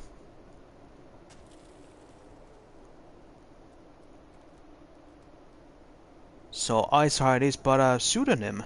Not that it matters. That she managed to escape is regrettable, but from your description of that beast, you did well to come as close as you did. Any case, now that you have cleared a path, the Temple Knights can begin to survey the tunnels in earnest. Mayhap they will even find out a route past the ice wall. Wouldn't that do wonders for the fight against the heretics? The Crystal Braves would certainly share the credit for it too. Well be praised, Leo. We may yet turn this situation to our advantage. Assuming we stop Iceheart before she summons Shiva, of course. Needless to say, our fellow Scions have not been idle. Minfilia and Urianshe have been busy pursuing the archives of House Photom, gathering what information they can on Shiva. Which reminds me, if you were intending to trudge back to Camp Dragon and report to the day's events, don't. The Descendants should be here any minute. I can only assume some people enjoy subjecting themselves to this cult.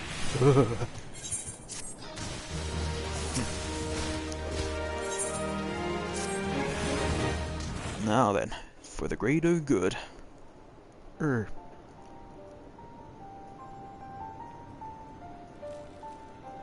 Oh, at least she used the jacket.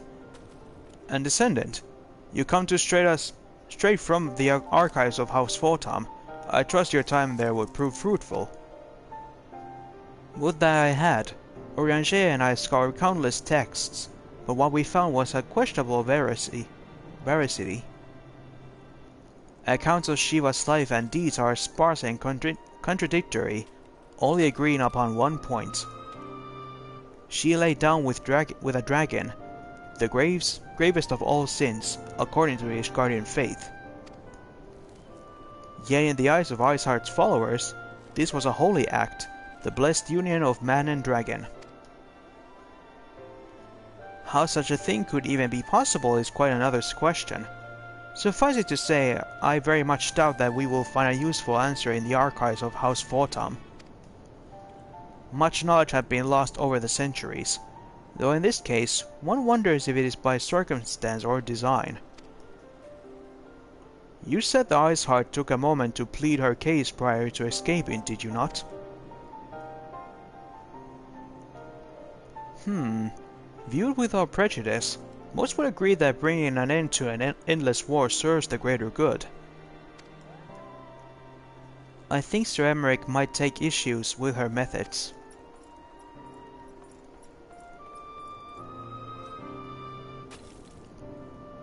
I do not care if a few stragglers manage to escape. Until the sappers confirm that a tunnel is safe, the men are not to search it. Yes, Lord Commander.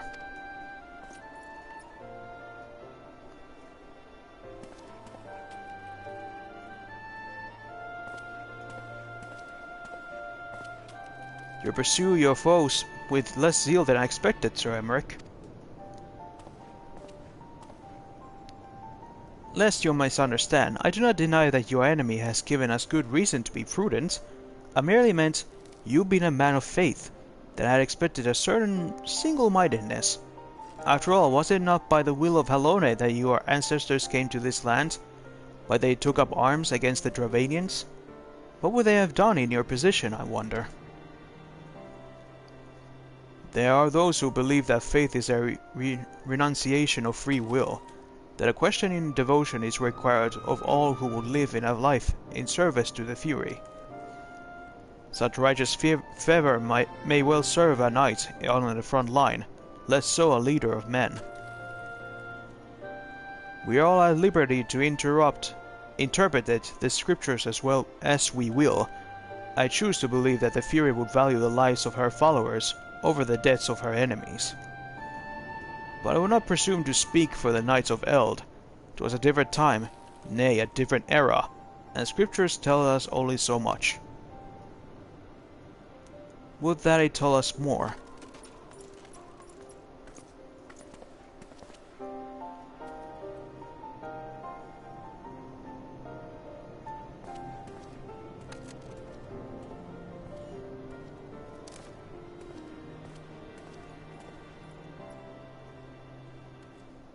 That man is awfully pragmatic for a servant of the Holy See.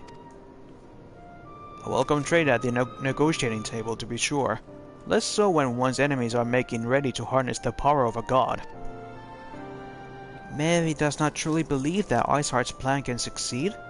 Truth be told, I too remain somewhat skeptical. Shiva was real, a living, breathing woman. Of that there can be no doubt. In this respect, she differs from what every other figure to have been summoned, each of whom was worshipped as a god. The sole exception being good King Mugglemud XII, the myth made manifest in response to the fervent supplication of the Mughal squad. Saint Shiva may differ, but what of the heretics? They are a tribe of outcasts at war with mighty nation, who yearn for the resurrection of the one who embodies their beliefs. If that is not placing one's faith in a higher power, then what is? Crystals and conviction, Milia, they have been both in abundance.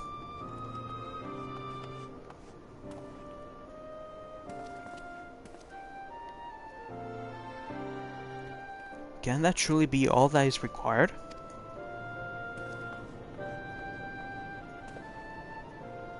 My survey team has concluded a preliminary analysis of the Aetheryte Eyesight used to escape. They believe that she teleported to another Aetheryte, somewhere not far to the west. Despite the apparent proximity of the second Aetheryte, however, they have been wholly unable to detect its presence directly, unless Iceheart had some means to mask its signal. I can only presume that she had destroyed to prevent us from following her. Without the means to teleport as she did, we have no choice but to search for an alternative route, most likely a tunnel, assuming one exists. Let's not give up on teleportation just yet. One of our colleagues in Charlia may be assist to us. I pray you are right. I dare not think of how long it will take us to survey the entire tunnel system. A friend from Charlia, huh? Who could that be? While Minfilia looks into our Aetheryte problem, I would like to request your assistance with another matter. The third unit is currently tracking the remnants of heretic force which attacked us. However, the search goes poorly despite our numbers. Korthas is vast, and Iceheart's followers know the terrain far better than we. Your knowledge of this region may serve to hasten the process. The sooner we capture Iceheart's followers, the sooner we can press them for their leader's whereabouts. So, though it's admittedly a selfish request, I feel that my braves would benefit immensely for working alongside you. While we have our share of veterans, we also have a few less experienced recruits, many of whom look up to you, in case you were not aware.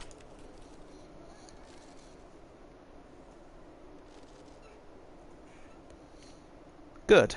I knew you would understand. Yu-Yu-Hase can apprise you of the details. When the task is complete, come and find me at the observatorium. Captain Ilbert and I are meeting there to discuss the latest developments in his investigation. The Temple Knights shall hold a snow cloak in our absence. Let us leave them to their works. Ours is more pressing.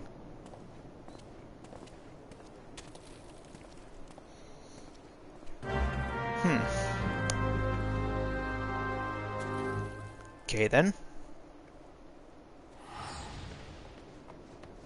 Now then, little man. There you are, Leo. Commander Leveilleur instructed me to wait for you. Your assistance is most welcome, believe me. Most of the Third hail from Ul'dah, and for a man accustomed to the feel of sand beneath his boots, the crunch of snow can be rather disconcerting. But to the matter at hand. Nearly a moment ago I received word that the heretics we seek have been spotted making for Danifer Pass. My braves are already in pursuit, and I should be grateful if you would join them. I myself shall be taking part in the hunts. Never let it be that I do not earn my coin. Yes, always about the coin.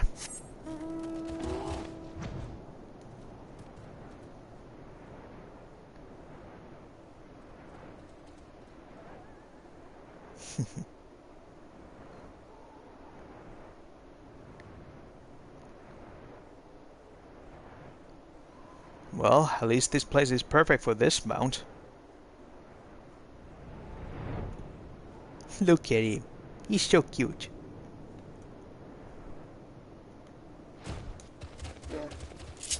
Oh, hey. You okay? Those balls, my ankle is on fire. Caught my boot on a rock or something and twisted as I fell. Ouch. Ugh. The others went on ahead though, through Danifer Pass. Hurry and you might catch up. If you aren't sure where to look for tracks. The snow is fresh, so they shouldn't be hard to find. Okay. Where exactly? Oh, there.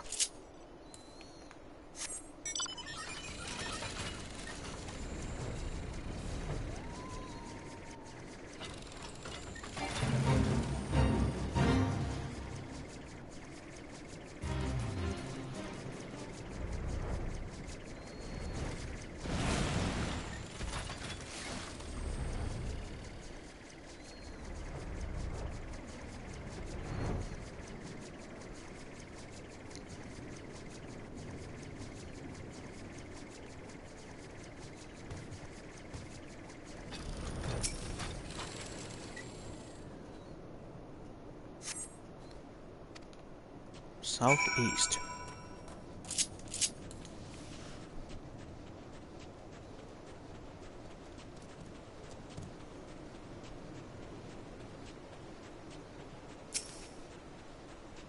Hey, you. Scion, what are you doing here? The heretics? I'm not sure. There was a great scale beast and... You Hase? I think he went east on his own. The heretics split up, so we did too.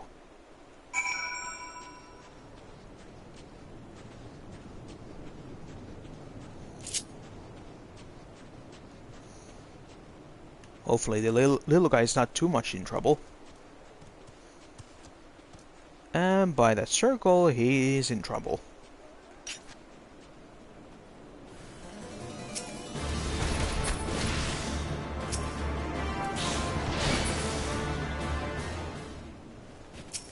There you go. How embarrassing. I was so intent on following the heretics' tracks that I almost failed to notice they had doubled back. Almost, mind you. One trying to sneak up behind me and got a knife in the gut for his troubles. Sheesh. I thought myself alone, so I started searching the dead man's knapsack for anything of interest. And lo and behold, before his friend found me, I came upon this. Withdraw in groups of 3 or less to the observatorium. Give the signal and wait. The merchant will be watching. Be late and be left for dead. Speaks for itself, does it not? They can't possibly mean to rendezvous inside the place, so we could restrict our search to the surrounding areas. Let me rephrase that. You should restrict your search to the wilderness around the observatorium. And I will need more than a moment's rest to recover from these wounds. Fine then.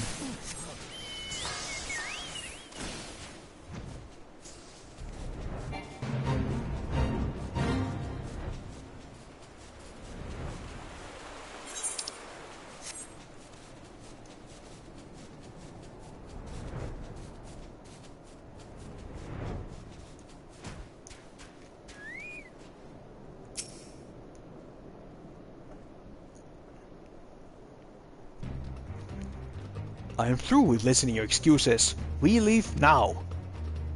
How? The woods are crawling with those blue coats, and the knights are searching every wagon that passes through the gates. Yo. We'll stay with him then, if you think your fare any better. No, there's no need for that.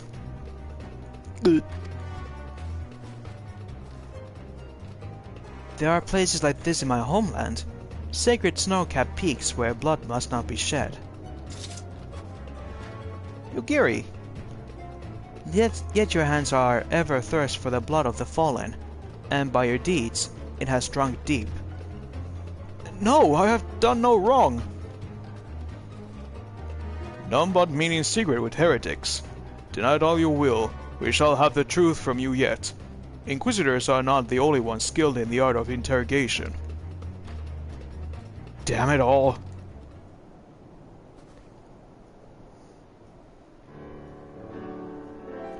Fancy meeting you here, Leo. I presume your work with the Third brought you hither. What a tangled web. Lest you wonder, we came not for the heretics, but for the merchant who has been conspiring with them. It came to our attention during the course of our investigation into the Ivy. It beggars belief, I know, but it seems our favorite guard and spy may have been providing assistance to Iceheart. Were it not for the efforts of Lady Yugiri and her shinobi, we might never have discovered this connection. Master Alfino is too kind. I fear my people and I have done little to aid your search for this spy. We long to strike against the Empire and weaken their influence in this land, to prevent the tragedy which befell Doma from reoccurring. The days ahead and the work they promise will require a very particular set of skills. Skills which I am fortunate enough to possess. If you will allow it, I will accompany you until the investigation is complete. That is a most generous offer, Lady Yugiri, and one which I gladly accept. Thank you. Though I may disappear for a time, know that I shall never be far, and I shall always be watching. A comforting thought. Come, Leo, let us wait inside for Captain Ilbert to return and deliver his report.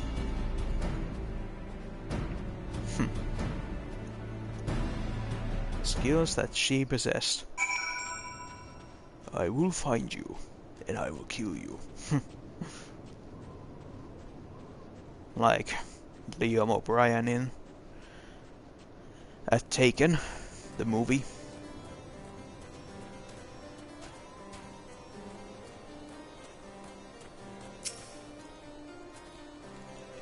Captain Ilbert seemed confident that the merchant's resolve would swiftly crumble when pressed. If so, we should have new information ere long. As to whether it will bring us any closer to learning the Ivy's identity, I would rather not say. Given our adversary's cunning, I shall consider us fortunate if we are spared another wild dodo chase. The gods know we have more than enough to occupy our time as it is.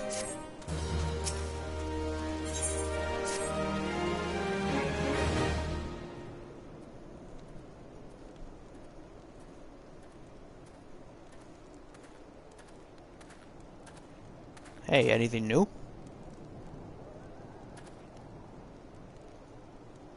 Captain Ilbert, your report, if you will.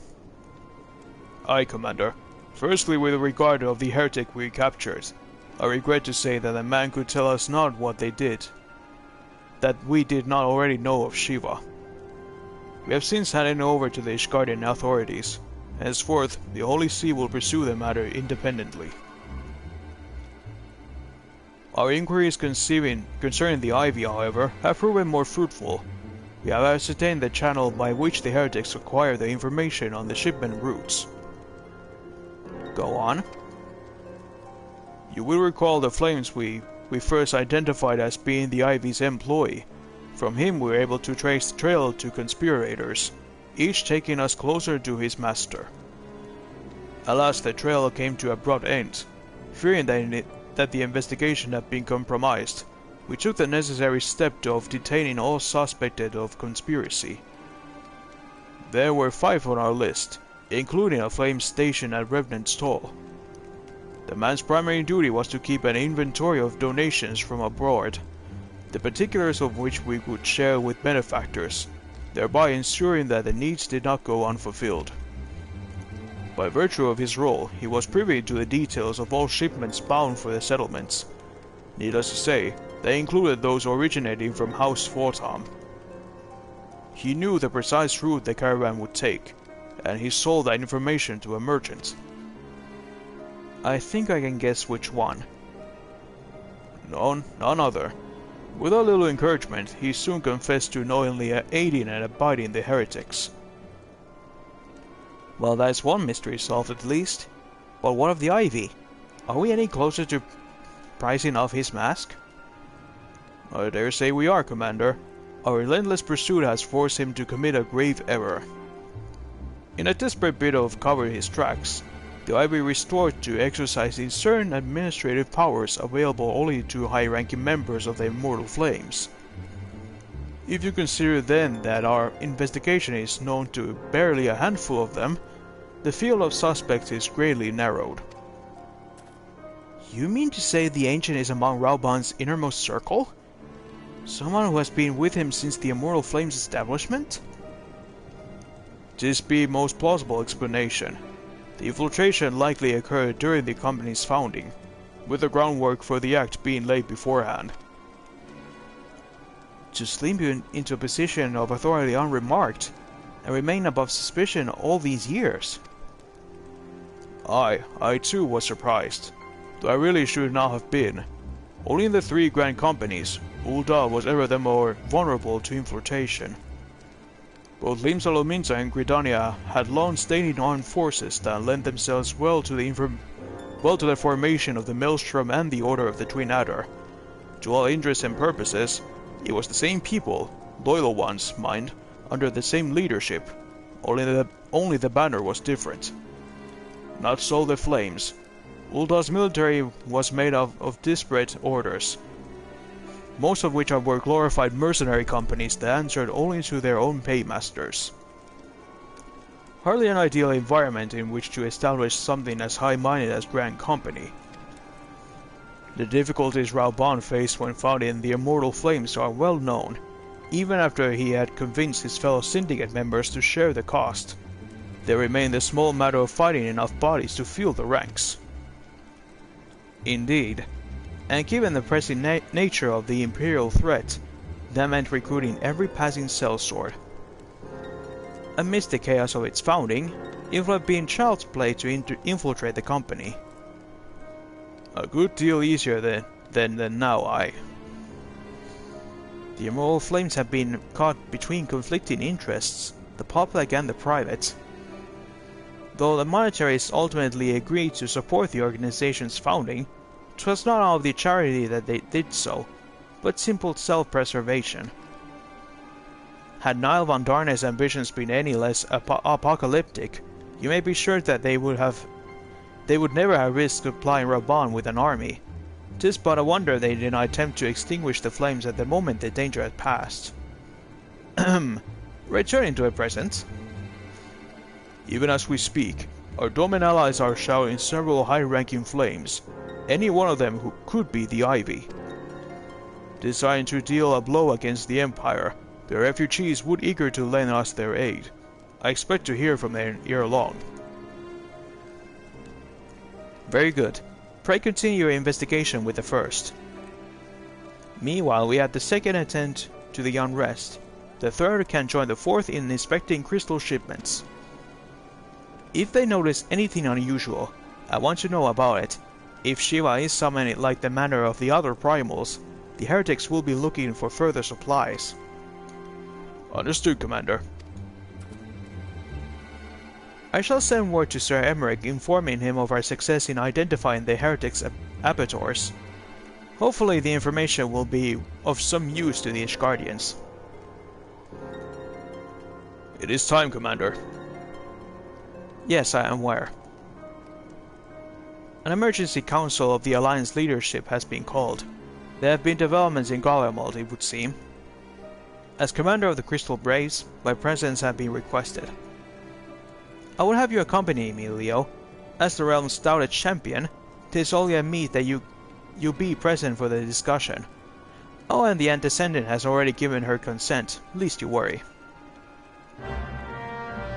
Well, nice. Now to meet with our leader friends. Like me, they are doubtless eager to conclude our business with Iceheart, but like another path to her sanctum is found, she will remain beyond our reach. Minfilia and the Archons are sparing no effort to secure an alternate route.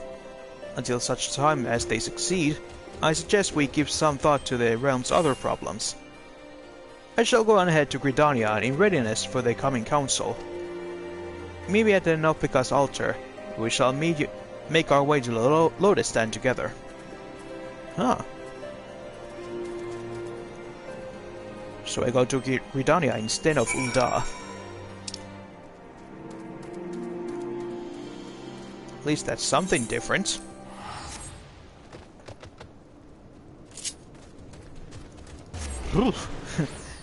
Just a sec, I need to drink. All this reading out loud is making me making my throat sour.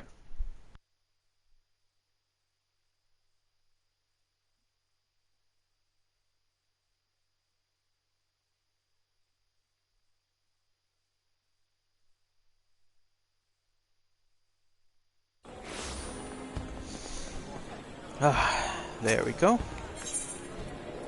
Now, Ethernet Conjurer's Guild.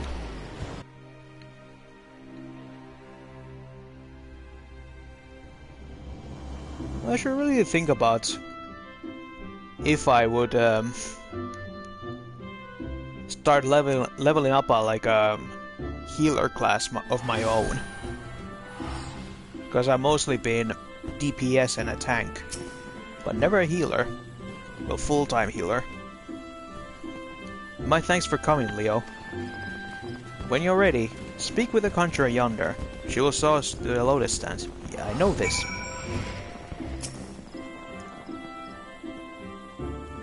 Yes, yes. Take me to your leaders. All are here. Nice.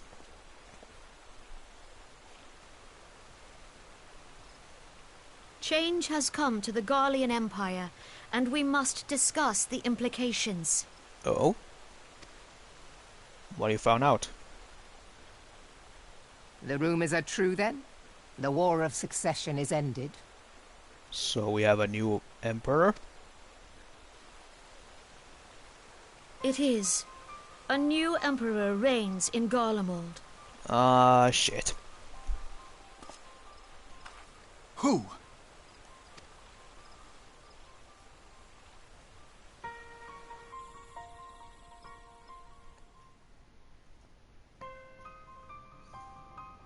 The birth and all too rapid expansion of the Garlean Empire is commonly attributed to the strategic brilliance of Solus Zosgalvis, yet he did not rule alone. Several members of the royal household also distinguished themselves during his reign. Nevertheless, it was the eldest son who stood to inherit the throne, until his most untimely passing. I thought us fortunate when I learned that the Emperor had died without naming a successor.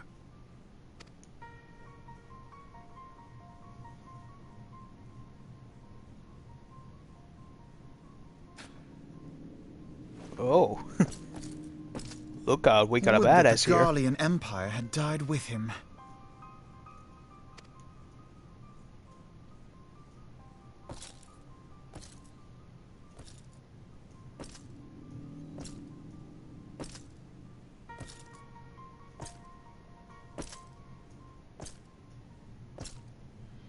Twas the grandson and his uncle who had the strongest claims, was it not?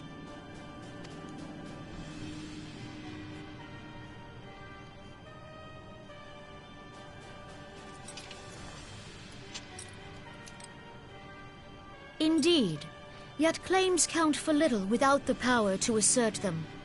High Legatus Varus Ye Galvus is a respected military leader.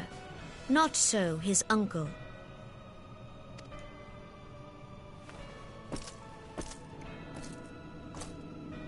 So young Varus has torn the crown from his uncle's grasp and taken his place at the head of the Empire.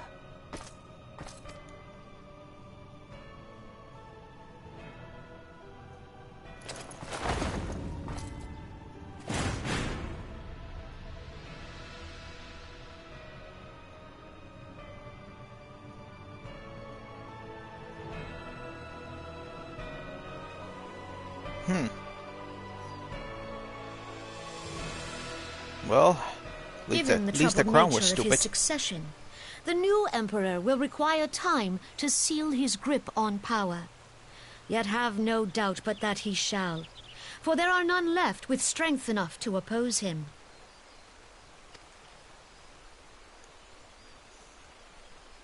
Since the success of Operation Archon, the remnants of the 14th Legion and the forces occupying Alamigo have done naught but fortify their positions. But you can be sure they'll be ready to march on us again, if their Emperor gives the word. When, not if. They say this Varus was so set upon Eorzean annexation that he spoke out against the Meteor Project. Plainly, the new Emperor's intentions are of great concern to us all.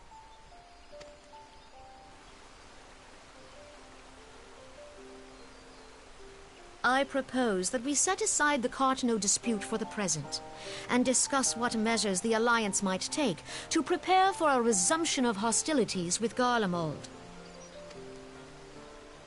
Moreover, I move that we re-examine the question of how our former allies in Ishgard might be persuaded to retake their place at our side.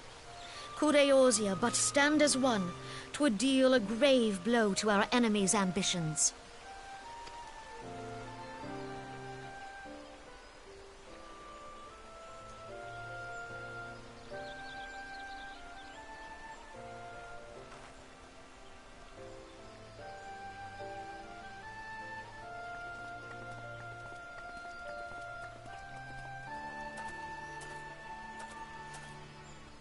Well, I suppose we should be grateful that they have finally acknowledged the inevitability of Imperial attack.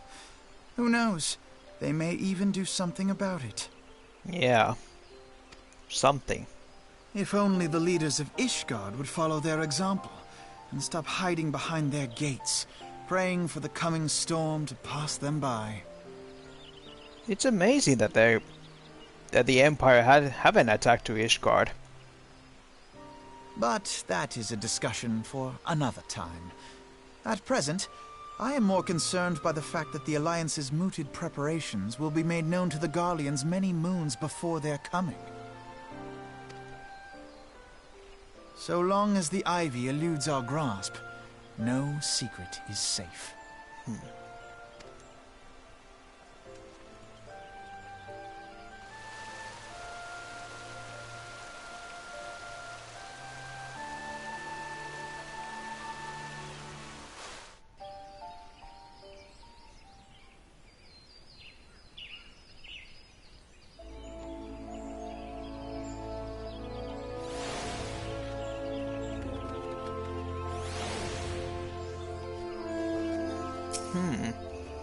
So there's a new emperor. It will not have escaped your notice that the nations of Eorzea are not nearer to begin of one purpose. Despite their protestations to the contrary, plainly the threat of the resurgent Garlemald is not enough to stir them. And the reason for this? Deep-rooted mistrust amongst the citizenry. The nation's leaders can come to all understandings they like, but the unity means little and less to the common folk. Take the Lominsons, for instance. Though Admiral Merlwip outlawed piracy over a decade ago, foreigners still picture the nation as a heaven for grog-swilling, wooden-legged cutthroats. In likewise, the Gridanians are mocked as hermits who talk to trees, and the Uldans scorned as swindlers who worship coin. Not that such sentiments are entirely without grounds, of course. Take that pillar of Ulda society, Teledici Aladici, for example, but that is besides the point. The fact is that people are wary of outsiders, whether they have cause to be or not. On that basis, one would argue that the conflict at Cartano is a necessary evil.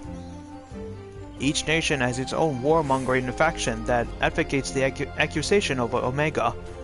In order to placate them, we present them something resembling warfare, and thereby curb their appetite for full-scale conflict.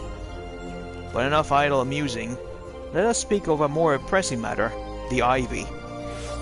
Since we spoke at the observatorium, Captain Ilbert has further shortened his list of suspects, and by happy coincidence, the one he deems the most likely candidate is lately come to Gridania. The hunt nears end, Leo. All that remains is to corner our quarry, seek out Ilbert near the Adder's Nest. He will give you the particulars. Should there be any developments in Coerthas, you may be sure that I will send word without delay. In the meantime, I wish you success in apprehending the Ivy. The Ivy. Alright. Over there. You should just walk.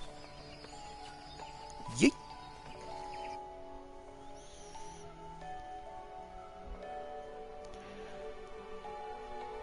But yeah, let's see if this part 3 will be the finale part to post Real Reborn main story. That we may then start Heaven's Ward.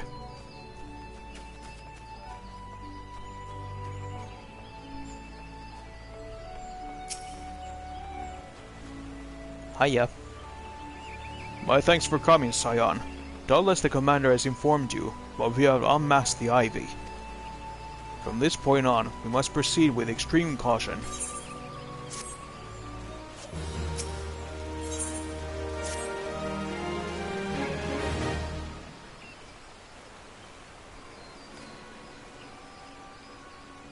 Listen well.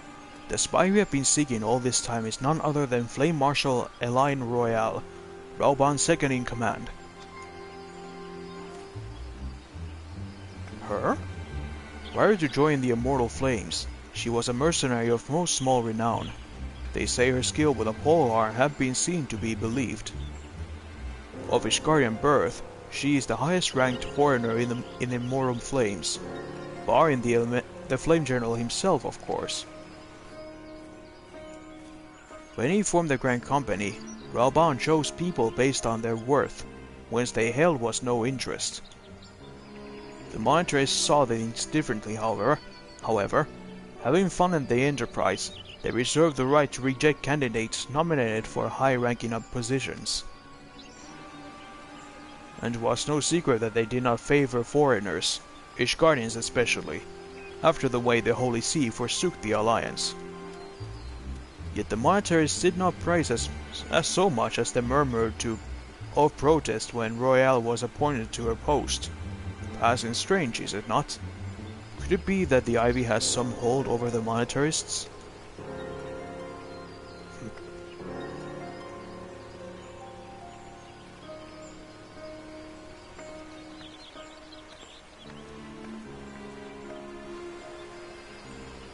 But these revelations are secondary to our current mission. Of foremost interest of us, Royale is present here now. As you may be aware, it is the duty of the Flame Marshal to command the Immortal Flames in the absence of the Flame General. While Raubon attended the Council of Alliance leaders, she should have remained in the Hall of Flames. The woman has no business being in Gridania, yet here she is nonetheless. On some pretense, she is up to something, mark my words. Even as we speak, I have a dozen men trawling the Flames' records of evidence of Royale's guilt. But if we can catch her red-handed, we shall have all the proof we need. Which brings me to the plan. I have people watching the city gates, the airship landing and the docks, every point of egress. She cannot leave without our knowledge.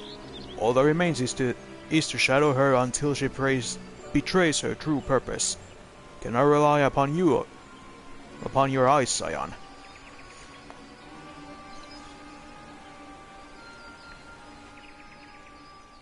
You have my thanks. Let us go then, and take not to alert our quarry.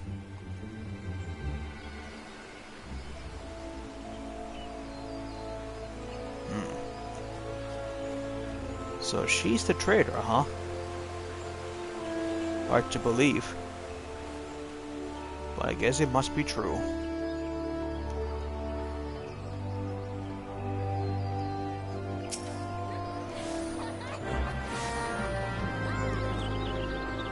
Royale is headed in the direction of the Blue Badger Gate. With me, Scion.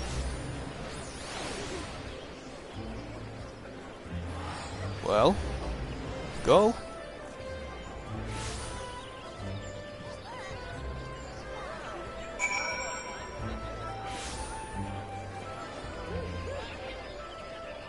Holy crap, there's so many people here.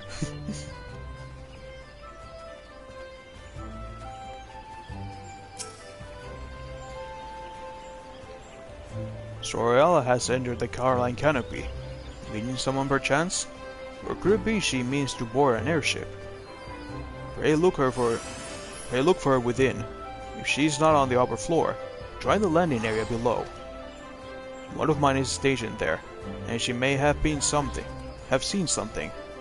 Infamy is her name. I shall remain here in case Royale reappears.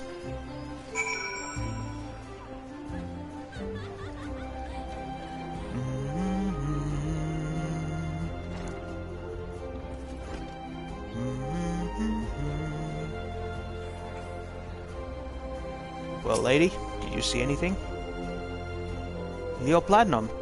Such an unexpected pleasure. What brings you here? A social visit, you say? How pleasant. No, she didn't come this way. I know every passenger, and none bore any resemblance. Well, don't let me keep you.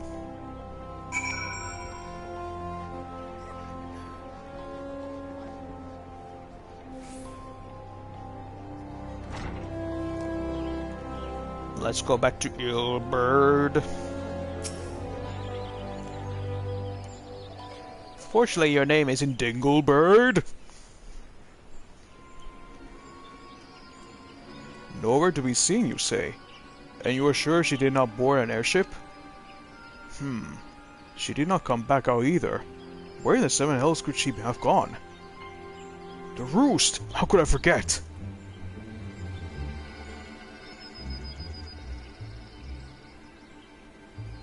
Greetings, good sir. Might I interest you some moon to a tonic? A cup a day imbues a man with great vigor, if you take my meaning. Perhaps another time, friend. Wait, that necklace. You are a shinobi of Doma. The woman you seek has left Gridania by way of West Shore Pier. She was attired as a merchant, but these eyes are not so easily deceived. You may wish to take your search to the East Route. Rest assured that we shall continue to support you from the shadows.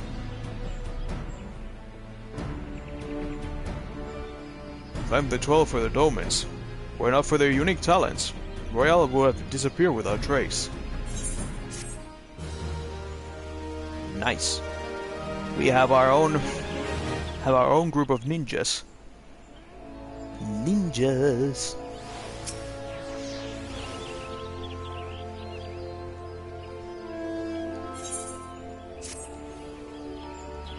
Our hunt leads us to the East Route, Scion. I suggest we follow Royale's example and take the ferry from West Shore Pier. You doubtless wish to make certain preparations. See to them while I go on ahead. I shall wait for you at the Sweet Bloom Pier. Well, my preparations are ready, so let's go. To there. Let's take the Ethernet to the Lancers Guild.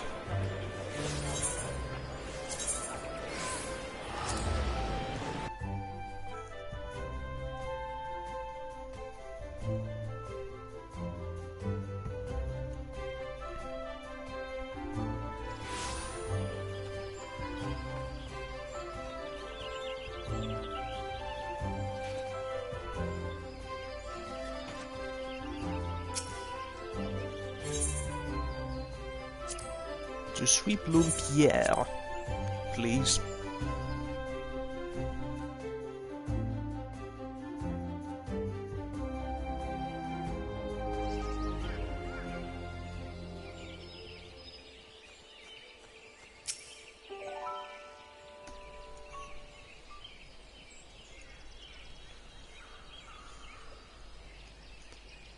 This way, my friends.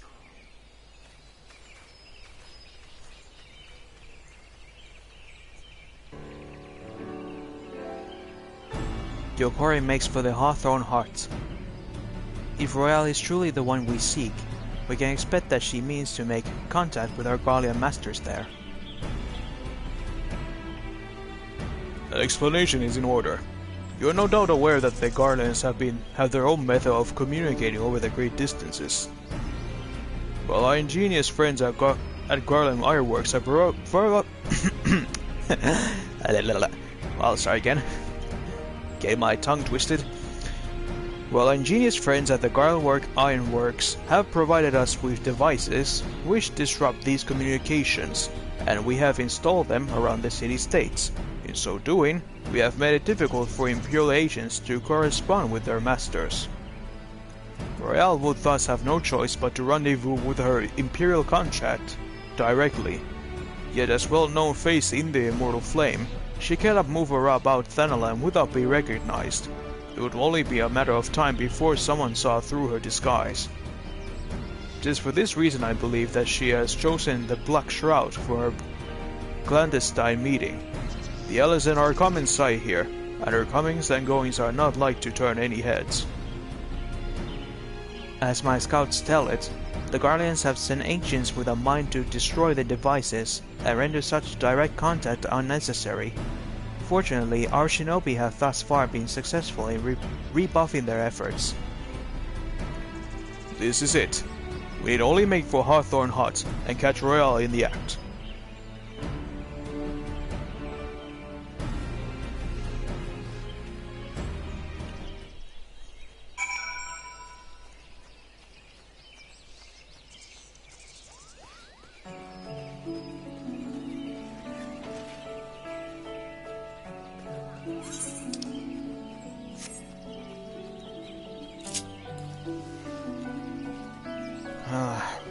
Royale, what have you done? I thought you would support my bro Raoban in his time of need.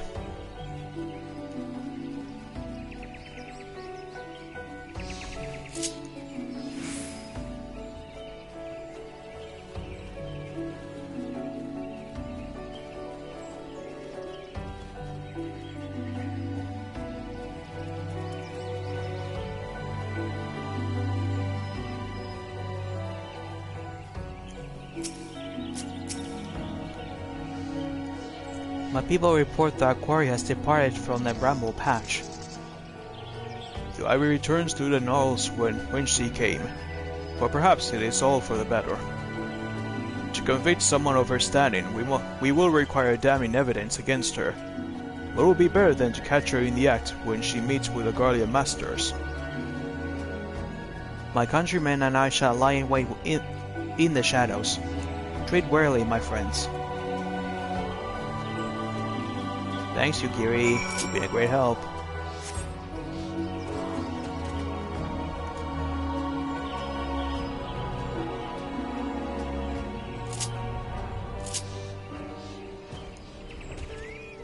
Hey, Yukiri. Check out my polar bear. Is she adorable? Yes, she is. She's so cute. Nyeh.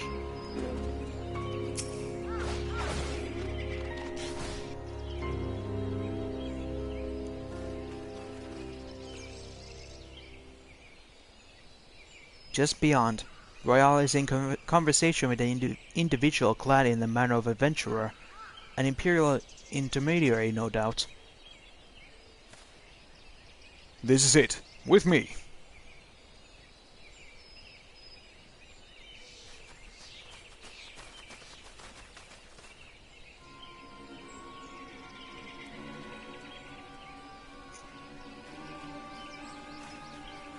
Gotcha. Flame Marshal Elaine Royale, you are under arrest for treason and espionage. You were followed, you bloody fool!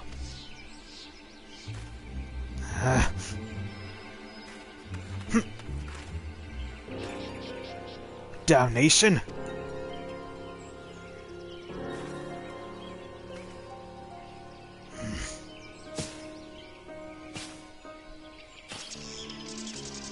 Hey, ninjas.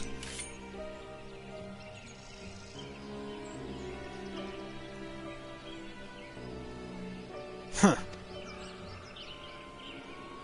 You are unharmed, my lady, and scarcely guard for battle, but if you wish to fight, you are welcome to try.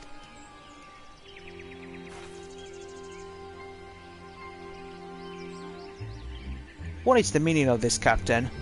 Would you arrest me for strolling in the 12th wood? When last I looked, that was no crime, and neither was conversing with passing strangers. You would feign ignorance then? Very well. If you do think of something to say, there will be plenty of time to say it later. Now come quietly, or I shall make you wish you had.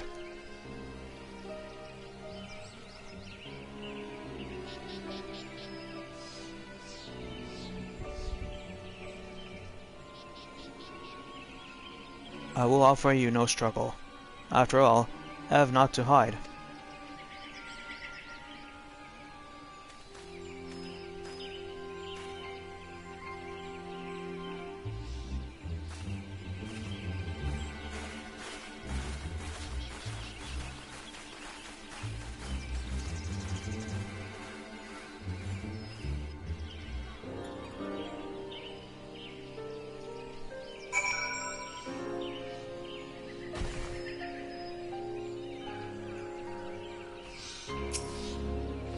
Well, we got the Ivy.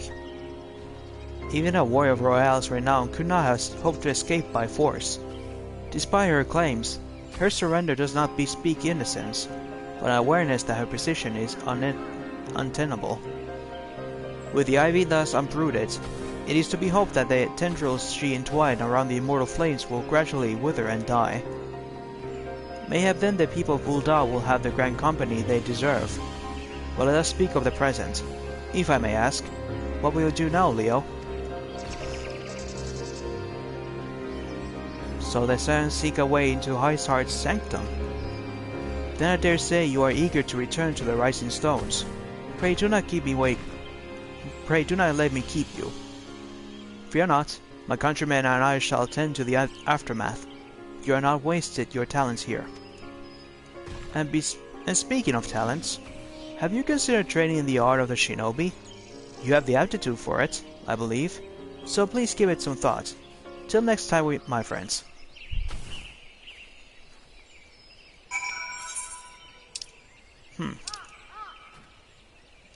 Well, shinobi sounds pretty cool, but we'll see.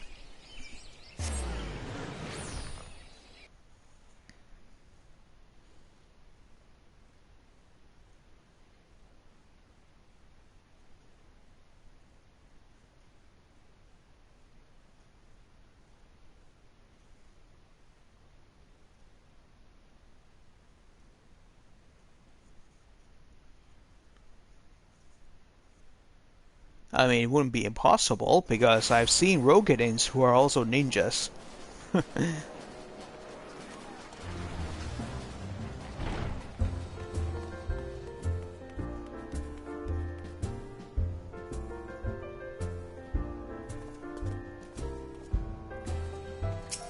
There we go. Let me in.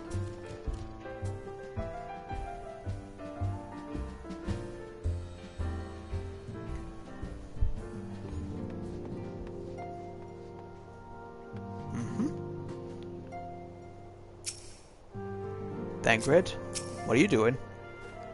Yes, but Higuri, you're missing the point.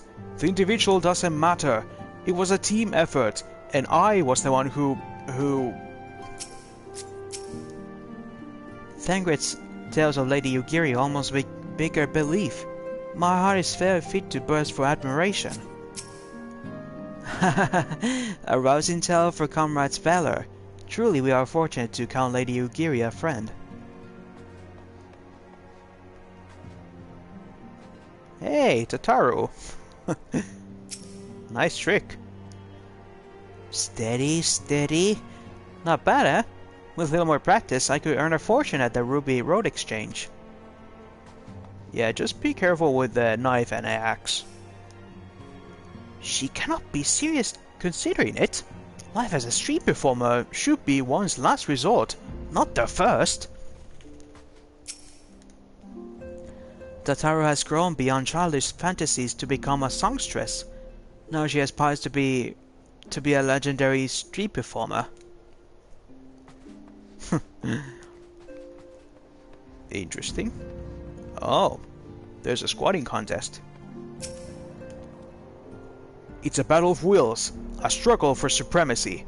Our fighting styles may differ, but this unyielding spirit is the same in warriors the world over.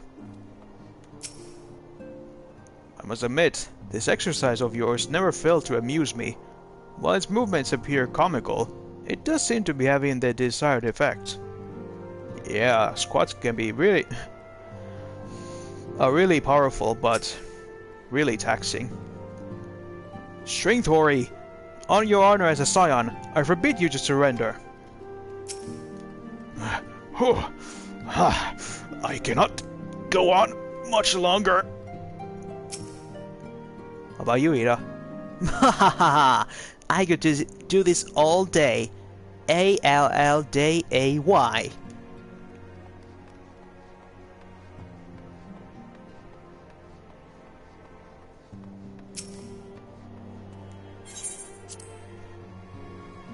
Well, it seems Ida has the most of the stamina.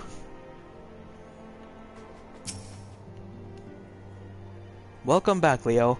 I understand that Alphino had tasks for you. May I ask what it was? Charges of treason and espionage against Aline Royale? I can scarce believe it.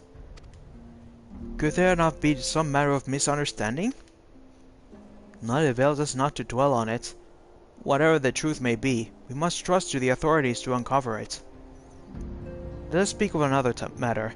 I am pleased to report that we've made progress in our efforts to find a way into Iceheart's sanctum. Really? Great.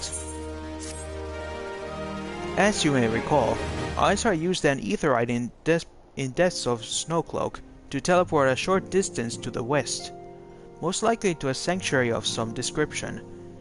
It is there that we suspect she means to summon Shiva, using the crystals she stole from the House Photom caravan. The heretics believe that they are bringing about the second coming of their patron saint. But if, as we suspect, they mean to hold a summoning ritual for the kind employed by the beast tribes, it seems likely that the result will be something more akin to a primal. Suffice it to say, they must be stopped, and stop them we shall. But first, we must surmount the obstacle the Iceheart has placed in our path. Ordinarily, it would be a simpler matter to tap into the established Ethernet, and thereby follow our quarry. However, despite our best efforts, we have been unable to ascertain the position of the aetherite to which she teleported. Our prevailing theory is that she destroyed the second aetherite upon arrival, a reckless, desperate measure, but also an effective one. After discussing the matter at length with Urianger, we have concluded that we lack the expertise to develop a solution. Which is why we have called upon the aid of one who does possess such expertise, a colleague of ours who is currently en route to Revenant's Stall. From Charlian. She should be arriving within the hour, in fact. Since you are here, mayhap we could welcome her together. I'm certain she will appreciate the gesture. Let us make our way to the northern gates and await her coming. So, we got a new ally. Oh boy, oh boy, oh boy.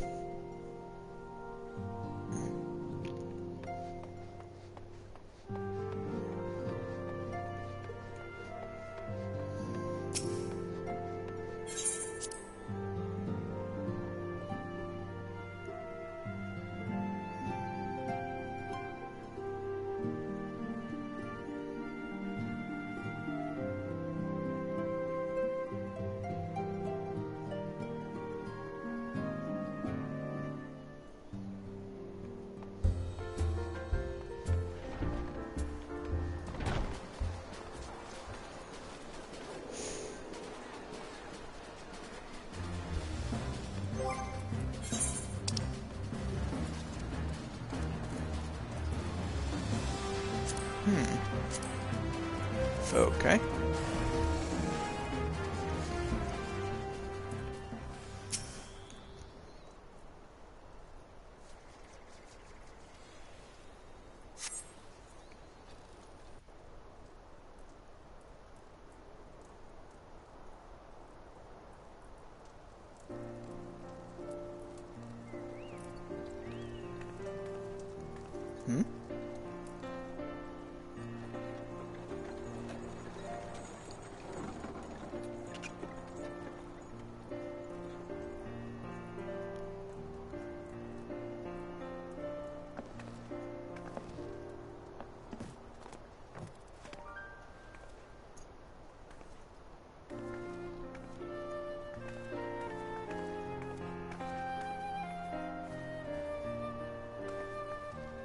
Oh. Minfilia, Hello, thighs.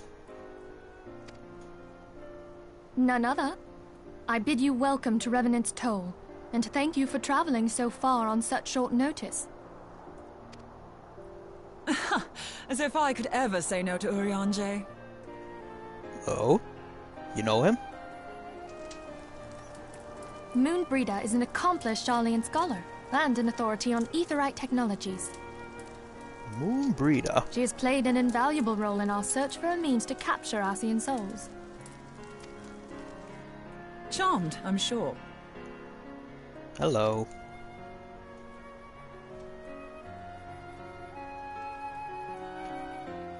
I guess, ladies and gentlemen, we have our new waifu.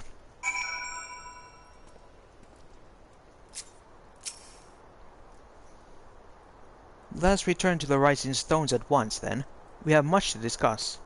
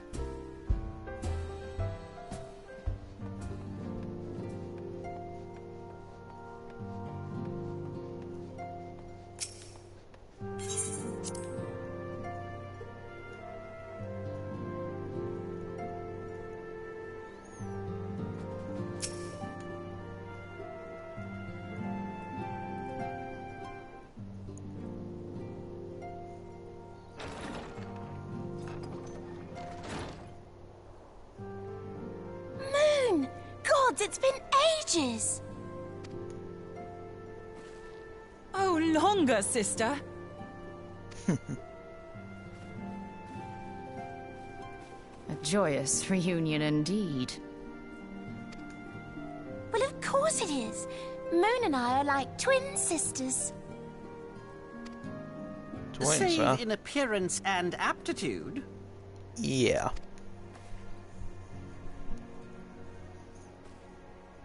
Let's say in spirit, they are. Everyone, if I could have your attention. Yes. We have with us an esteemed guest who has come from Sharlayan to assist us.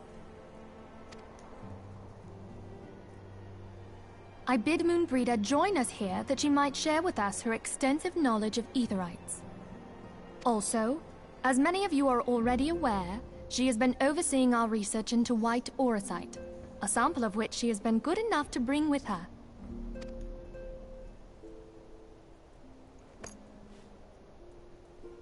Well, I had to come, didn't I? You'd have to be bloody daft to turn your nose up at a chance like this. Where better to conduct my final tests than a land so steeped in ether you can taste it? 'Tis plain the passage of the years hath done little to dampen thy youthful spirits. And nothing at all to reform thy youthful manner.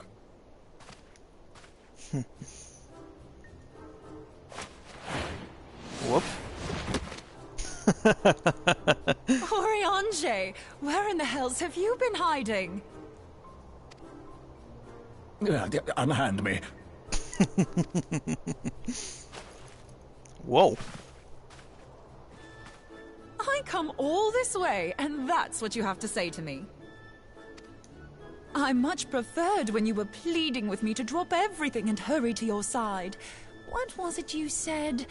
None save thee can satisfy this need. Go on. Go on, yes.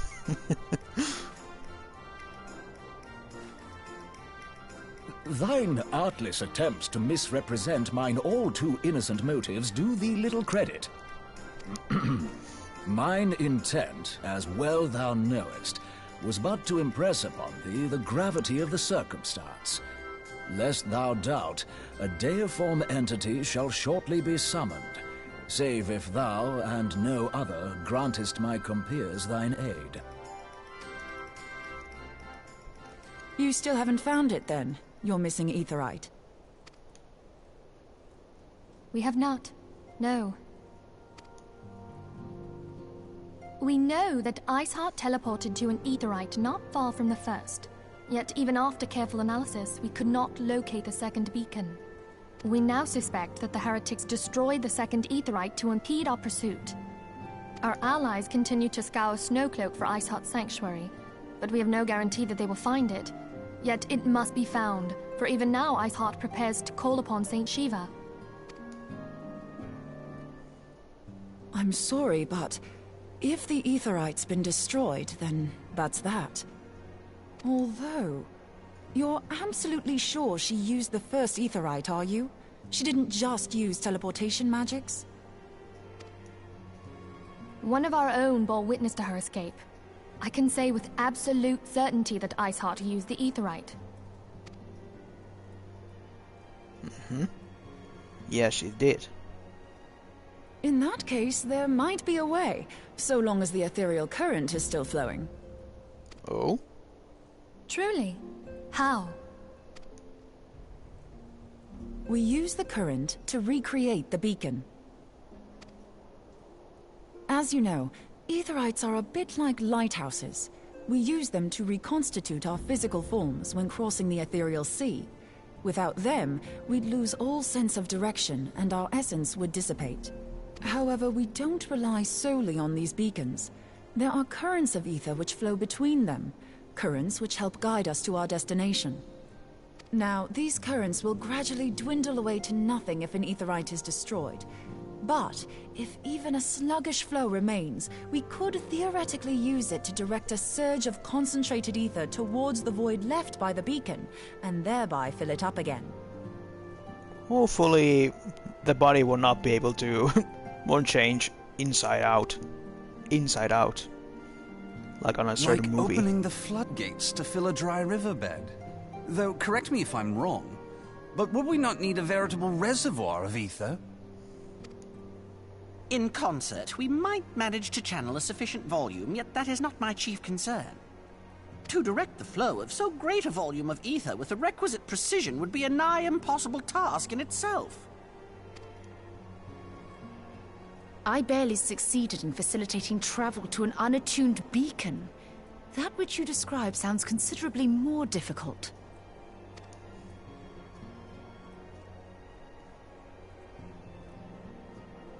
And dangerous. Every person who has attempted to teleport in this fashion has died in the process. They, however, did not have white aura sight at their disposal. Oh? I can use it to channel all the ether you can give me into the aetherite. However, white aura sight cannot retain ether for an extended period of time, so we would need to infuse it immediately beforehand. Just so you know, I'd confidently give this plan better than even odds of success. And if the worst comes to worst, your people won't suffer. Though it risked the lives of our best and brightest, we have not the time to seek other options. If the ethereal current still flows, we shall carry out Moonbreeder's plan. That's the spirit. Let's roll the dice.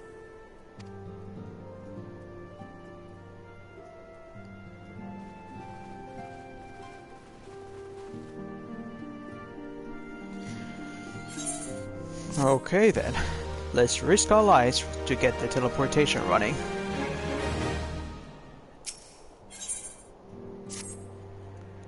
I've already informed Alphino of our plan to recreate the beacon in the manner Moonbreeder described.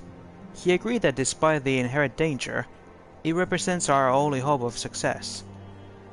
He also said that he wished to meet with you at the Snowcloak before proceeding. I expect you will find him waiting for you there when you arrive. I want you to know that I appreciate everything you have done on our behalf, Leo, and that I have faith with you return to us, as you always have. Don't worry, I can handle myself. Camp Dragonhead?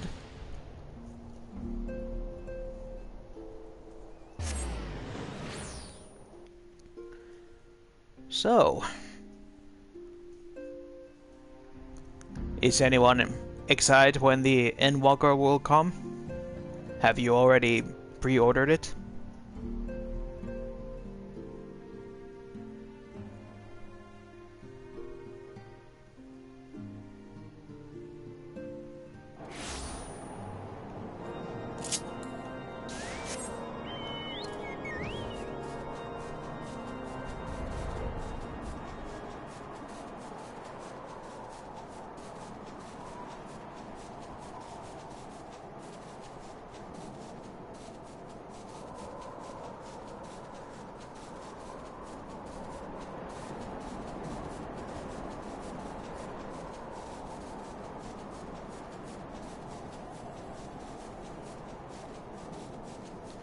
I myself have not yet pre-ordered the game, but I think I will in due time, before the official release.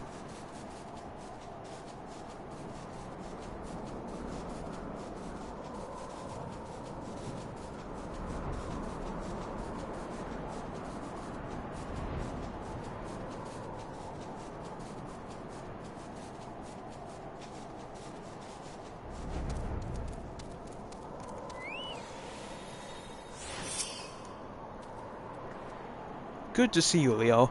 I was starting to wonder if you were having second thoughts.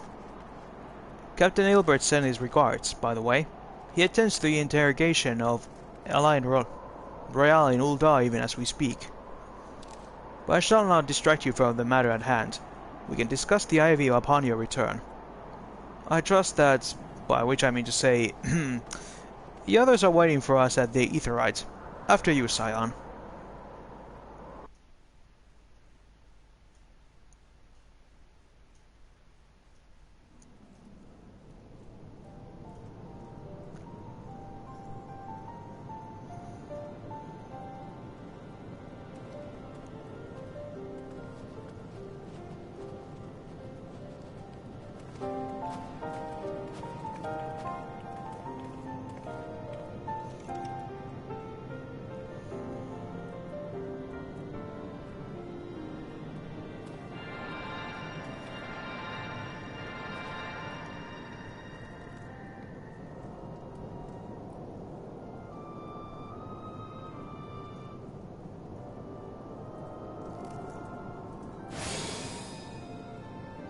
There, it's ready.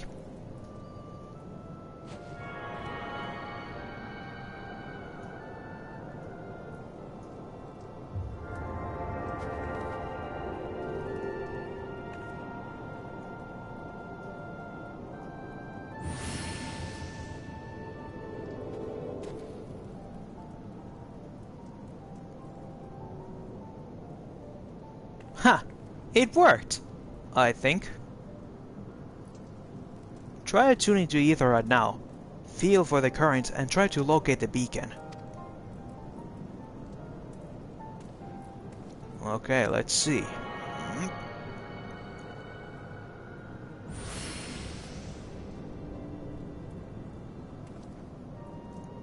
You have done all we can, Leo. For now, let us withdraw.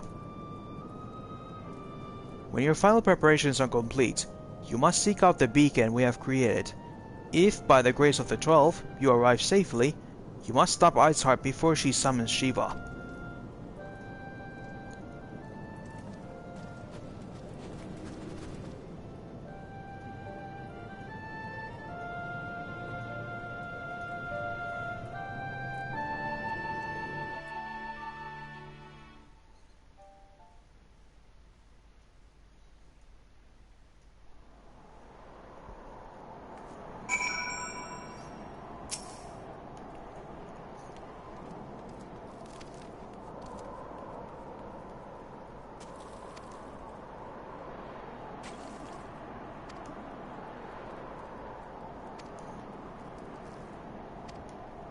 Okay.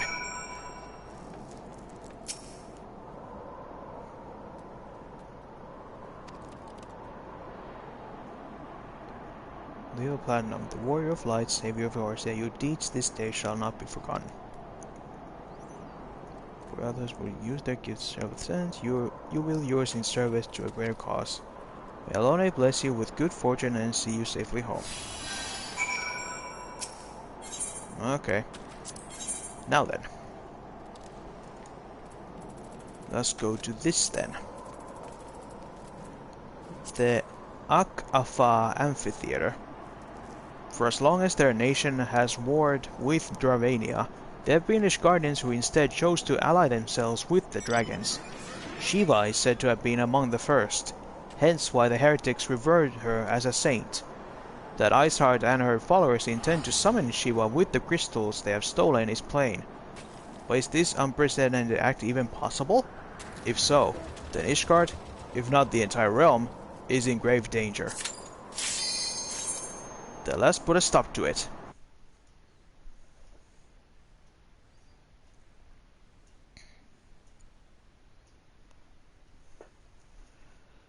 Shiva.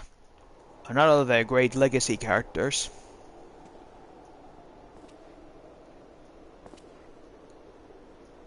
There you are, Iceheart.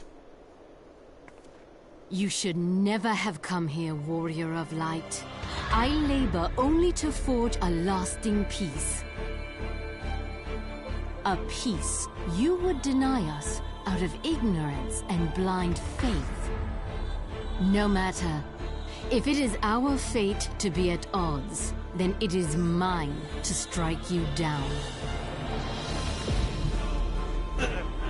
We whom gods and men have forsaken shall be the instruments of our own deliverance.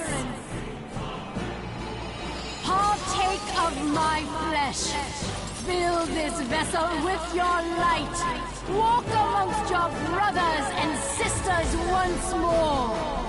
Oh, Saint Shiva, still the hatred within our hearts and bless us with eternal grace.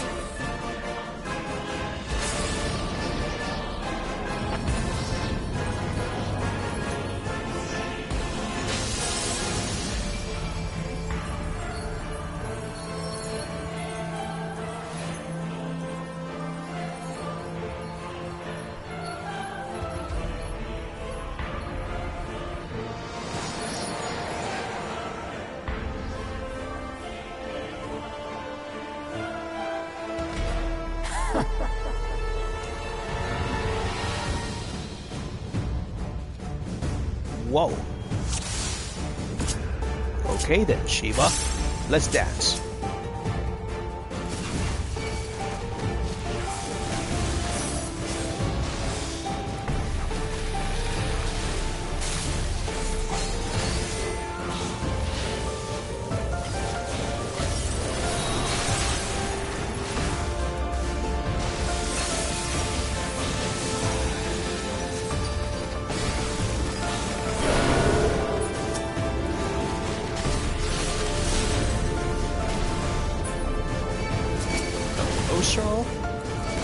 AoE attack.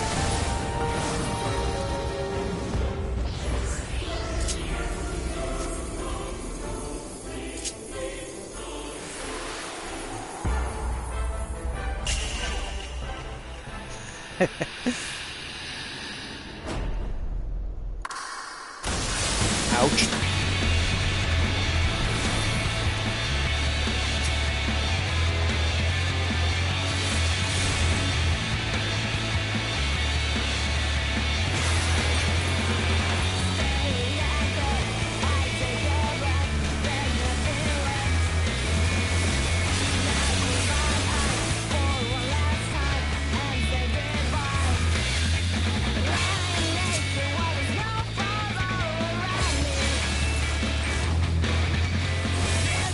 Knockout.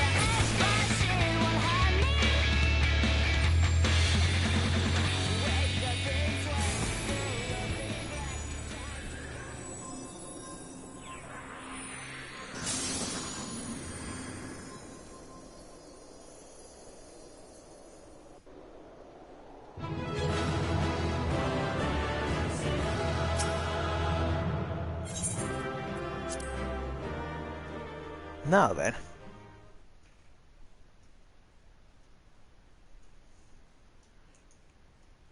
You are now defeated.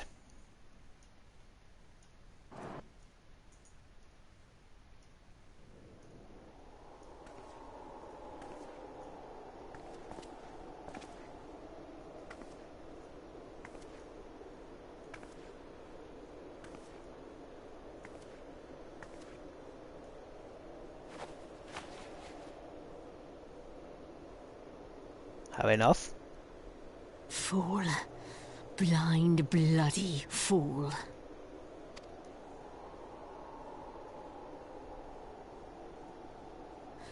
You, of all people, should understand the suffering war begets.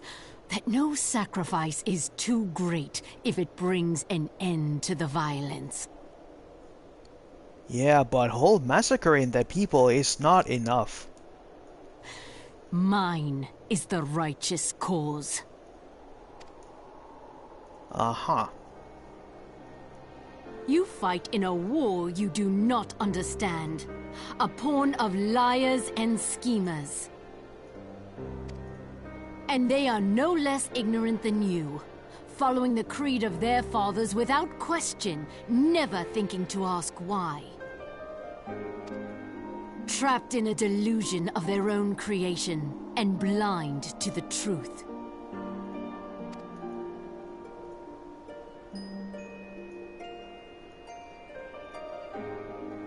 Warrior of Light, redemption is not beyond us. We who walk before may lead those who walk after. Seek the Keeper of the Lake. See with eyes unclouded. Keeper of the Lake? Do not squander Mother's gift.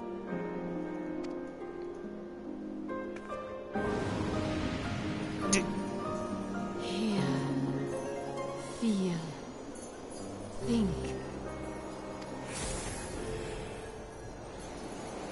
Those are the exact same words the Heidelin use.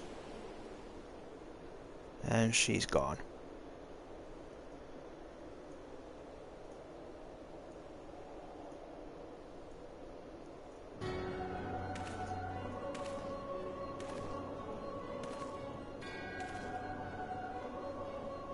And so the vessel withdraws, a predictable outcome. Nevertheless, La Habrea will be pleased. How unfortunate.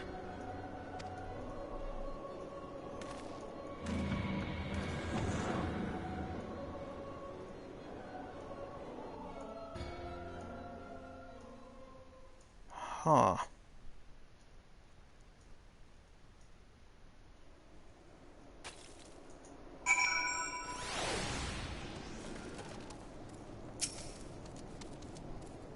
By the 12, you're alive!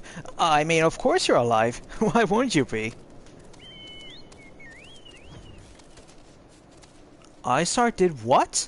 And you're certain about that, are you? Dravanians are skilled with glamours, after all. Look, if you say that's what you saw, I believe you. It's just that I never heard of a primal being summoned like that before. Are you sure you're not injured? Head trauma has been known to cause hallucinations, you see. No? Fair enough. I was only asking.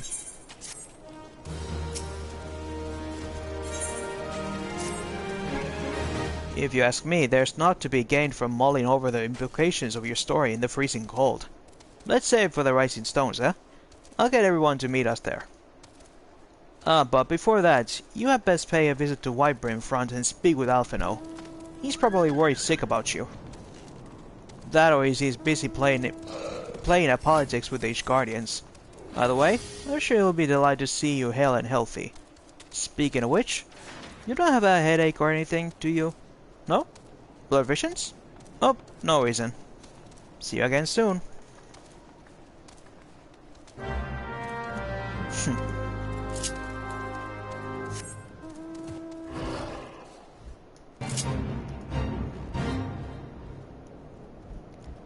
What were all those questions, lady?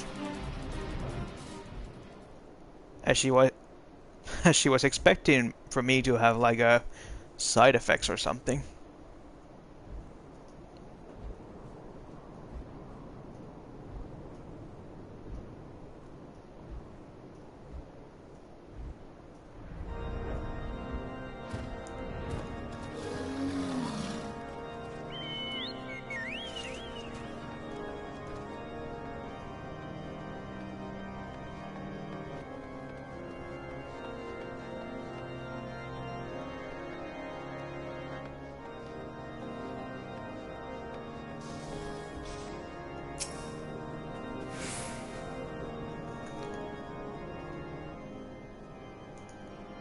There he is, and none the worse for wear.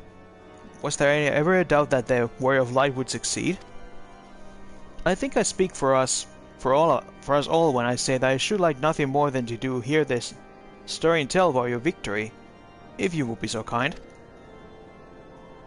Well, basically it goes like this. Then we were too late to prevent the summoning, but not too late to prevent further loss of life, an outcome worthy of celebration, and one of which we have Leo to thank. Yes, you are right, of course, Sir Emmerich. We should be content with what we have accomplished. Everyone would have wished for a better outcome. Shiva is no longer a threat, and the heretics have been routed. Aye, there is the matter of Iceheart's escape, but she cannot run forever, whether it takes days, weeks, moons, or even years. My knights will find her. In the meantime, Lord Drillamont, is the caravan ready? The supplies that your men recovered have been prepared for transport, in accordance with your wishes. Rest assured that my knights will see them safely to Revenant's Toll. Of that I have no doubt. I take it these are the self-same supplies the heretics stole from the House Fortam caravan? Less the crystals which promised the bulk of the shipment, yes. Scarcely a fraction of that which was promised, but a meaningful contribution to your cause all the same. On an unrelated note, Leo, might I trouble you to accompany me to Camp Dragonhead at your earliest convenience? 'Tis not for my benefit. A certain lord was most distressed when he learned of your intent to risk life and limb to stop Iceheart. It took half a dozen knights to restrain him, I am told.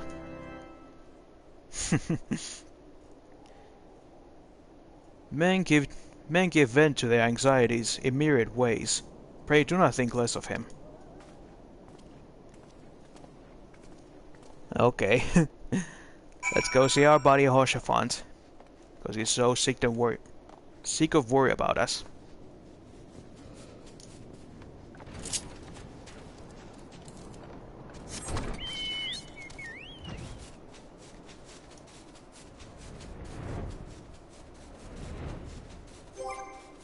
I should also... there. Switch the appearance of my Chocobo. Quicksilver. How about these ones?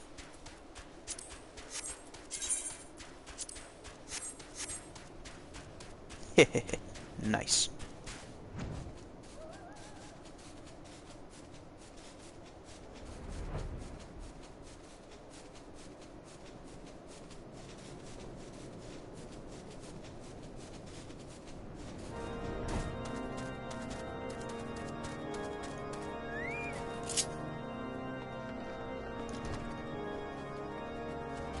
Hello.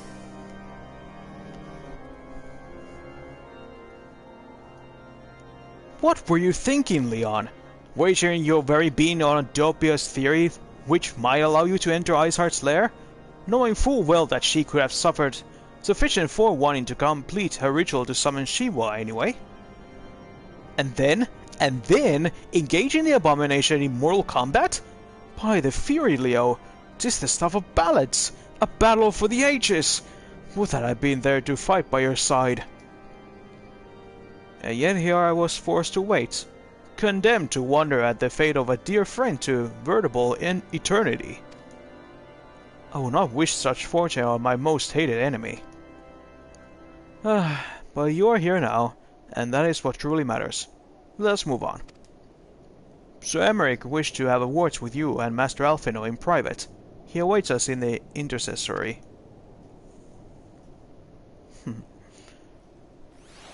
Thank you, Hoshafant. You're a nice friend. One of the rare people who are actually worried about me.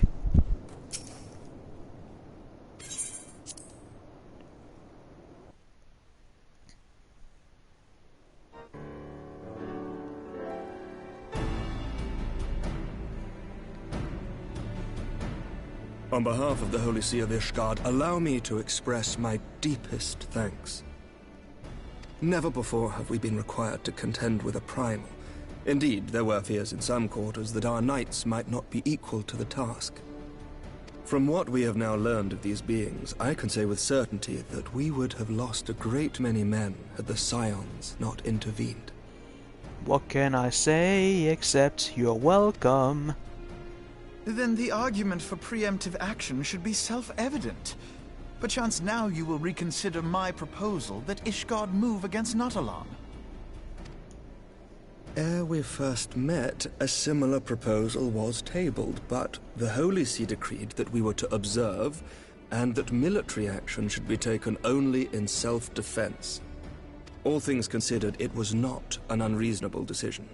Since the calamity, 2 vigils have fallen to the Horde, while Garuda has never shown any inclination to storm the gates of judgment. Which is why this unprecedented crisis and its resolution may prompt a change in policy. Really? You who have faced these primals know well the threat they pose. Ishgard did not. Not until now. And there is naught like a brush with death to change a man's outlook. Finally. At the very least, this should silence any lingering objections to our arrangement with Revenant's Toll. The Holy See may even feel moved to grant us its formal endorsement. Nice. So far as it is possible, the Scions shall be compensated for their service. We should be grateful for any aid you can provide. As a gesture of good faith, I shall withdraw my previous request. Your people are doubtless needed elsewhere. That will not be necessary. We, too, have a vested interest in watching Dravania's movements. I see. Once more, I must thank you. Sir Emmerich, if I may, do you truly believe that Midgardsormr could return? The heavens are a window unto truth, but those who interpret their movements are not infallible. I requested your involvement as a precautionary measure. But of course, you sought an excuse to compensate us from the first, mindful of what would happen if Revenant's Toll were taken by your enemies. Ishgard is not wont to aid its neighbors, but that does not preclude it from manipulating them to serve its own interests. Choose your next words carefully.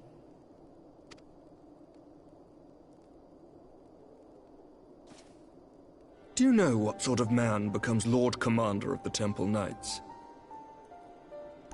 A kind of man with a stick up his butt? One who comes from good stock. I did not. Yet here I am now. Why do you suppose that is? Because you gotta stick up your butt? Because I swiftly learned to tell the difference between words, deeds, and beliefs.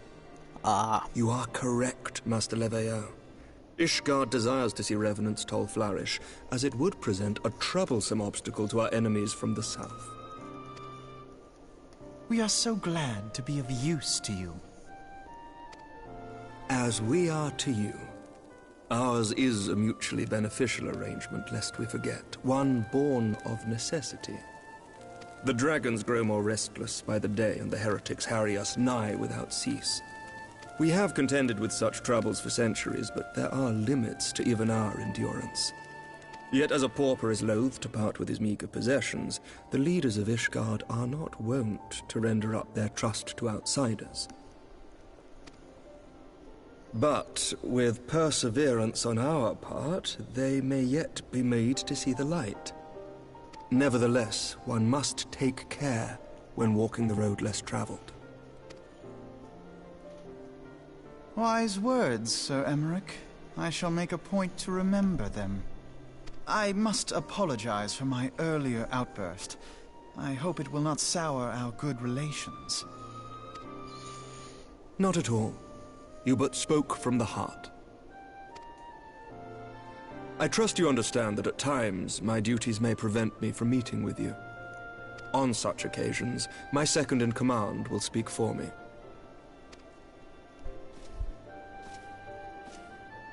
Lucia, at your service. Pleased to meet Pray you. excuse our reticence. We are but wary of speaking too freely, lest our sentiments be made known to our enemies. Know that the Lord Commander and I are of one mind. For the sake of Ishgard, and of Eorzea at large, I pray our peoples can put aside their differences. Those who dwell in the past risk losing sight of their future. Should aught befall one of our shipments, pray inform Lucia immediately. You may also relay to her any words you might have for me alone. Not being of Ishgardian birth, she owes no allegiance to any noble house, making her as near to incorruptible as one can find in my homeland. Suffice it to say, I trust her completely, and so may you. Good to know. Which reminds me, Lord Orshafon, if you would be so kind? Certainly.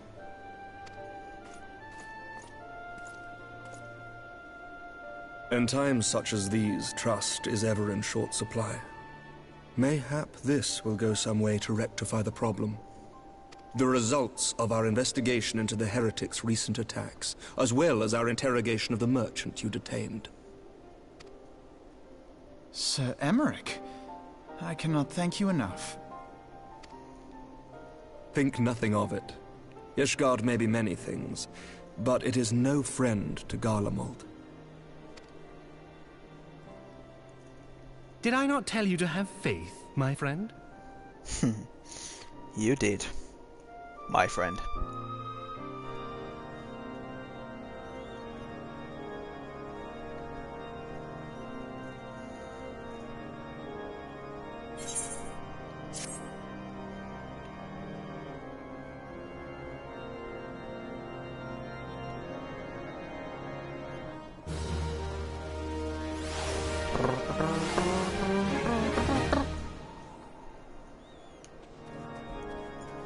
So, what's next? It would seem we have much to discuss with our friends at the Rising Stones. If what you say is true, Isard's method of summoning Shiva defies all precedent. It necessitates a complete reappraisal of the primal threat, and of our approach to combating it. Moreover, there are grave ramifications if word of this incident reaches Imperial ears. The Garlean Empire believes that primals are an insufferable menace, that their mere existence is a threat to this very star. As such, they deem any action taken against the beast tribe to be justified by default. Imagine then, if it became known that it was not only the beast tribes of Eorzea that could summon primals, but her civilized peoples as well. Any lingering objections to the Eorzean campaign would vanish overnight. Where before we had to contend with a single Imperial Legion, we could find ourselves facing the combined might of all Garlemald. I speak unadvisedly. Come, Leo, it is better that we continue this conversation in Mordona. Alrighty.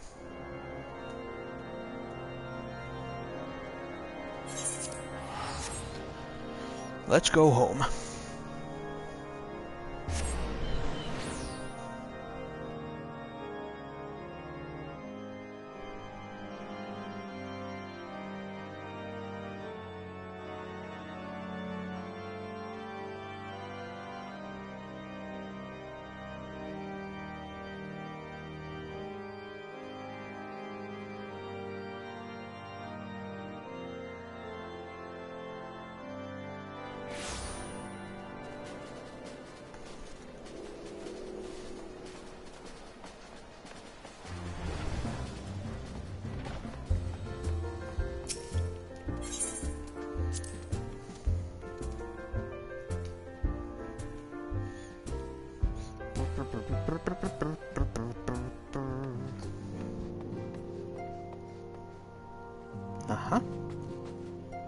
Anything new? I do not fault Sir Emmerich for being less than forthcoming with his beliefs. Not even the Highborn are beyond the reach of the Inquisition. True, young leaders can be more amenable to the new ideas. Then again, their lack of experience and influence can hinder their ability to enact reforms. There's little fortune and far less fame in being a receptionist, but one must be realistic. Also, it would seem that I was grossly misinformed regarding the average earnings of a street performer. Unless doing anything on the side, then yeah. Forgive me, Leo. I thought I prepared enough meals for everyone, but the others were most hungry. Our stocks of wine have nearly run dry. That Charlie and Scholar is drinking us out of the house and home. Really?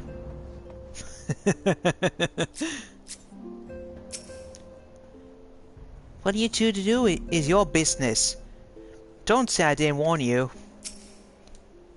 Hey, I just gotta say, yeah, pretty, but you're alright. Trying to turn the table now, are we? Don't give up yet, boy. Ida, line him up. A sip before practice, a sip after practice, and all too often, a sip during practice. I do believe Moonbreeder is having quite a bad influence on you. Calm yourself for today. It's just a little sip after a practice. It clears out the cobwebs, no end. Uh-oh.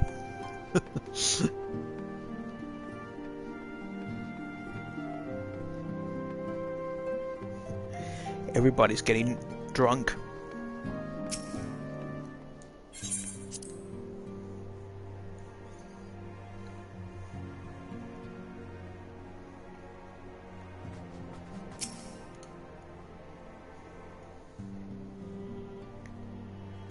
Words cannot well express how glad I am to see you return to us hale and whole. As everyone. Needless to say, I am most eager to hear your account of that which occurred in Kurthis, assuming you're ready to speak of it. Yes, let me use my non-existent voice. Excellent. I shall summon the others at once.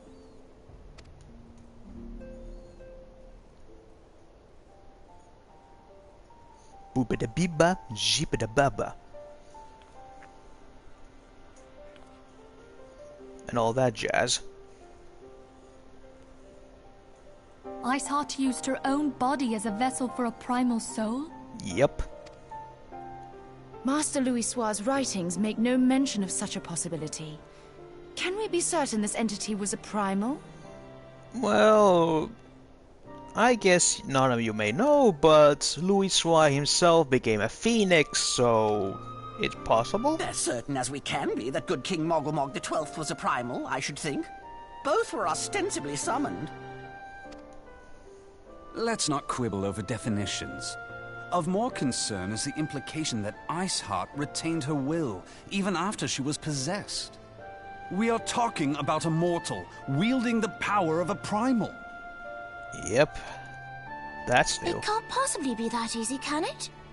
There must be some sort of sacrifice required. Or maybe she's just special?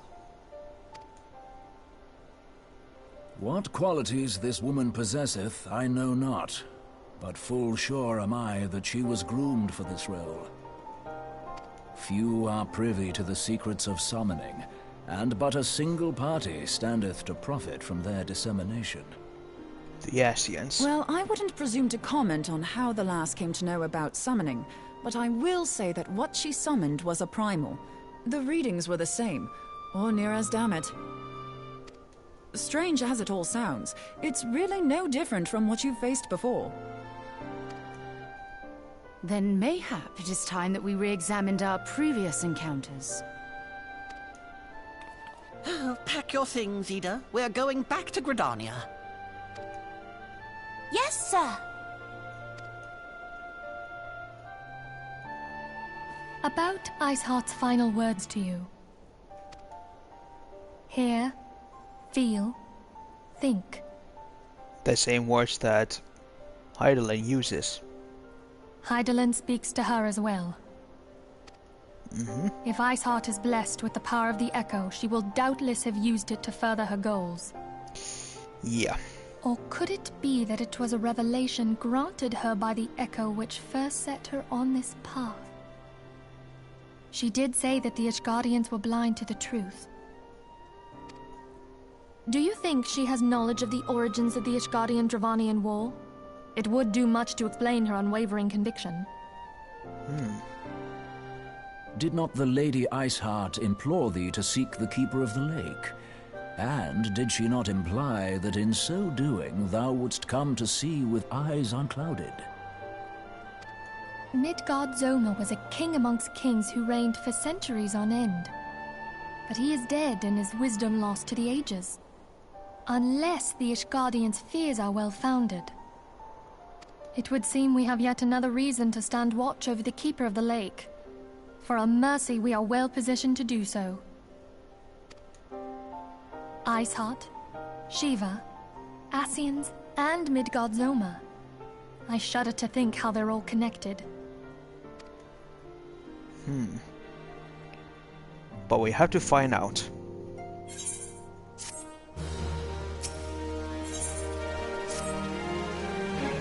I mean to scour the annals of knowledge of Midgard Sumner.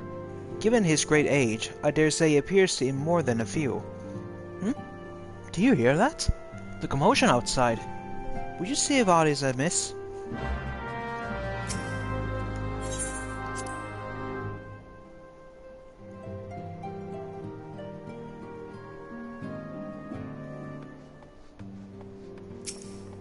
What's up?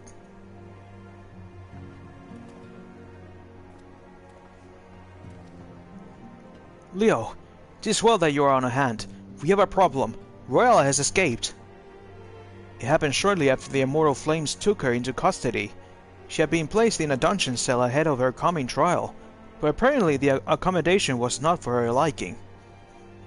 The turnkey was found slain along with 2 guards, displaying she received inside help. Citizens report seeing Royale quitting the city via the Gate of Nuld, with a bloodied spear in her hand. She makes for Castra Meridianum, I'm certain of it. With her fate in Orzia as good as sealed, what recourse has she but to flee to her imperial masters? Even as we speak, Captain Ilbert and the First are hot upon Royale's heels. Pray make haste to Camp Blue Fog and join the hunt. Oh crap.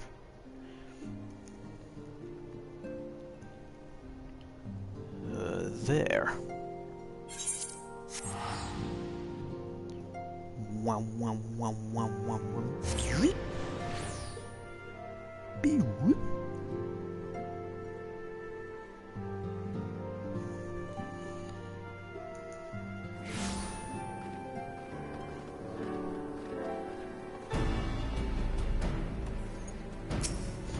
Hey, Ilbert. My thanks for coming, Scion. I have spoken with the soldiers here. They say that Royale walked through the camp not a bell ago. Aye, she walked right through. You did not mishear. We have Raoban's decision to keep the matter secret to thank for that. Bad for morale, he said. As a result, not a single flame in the garrison made any attempt to detain her. And so, here we are. Royale must now be allowed to reach Castra Meridianum.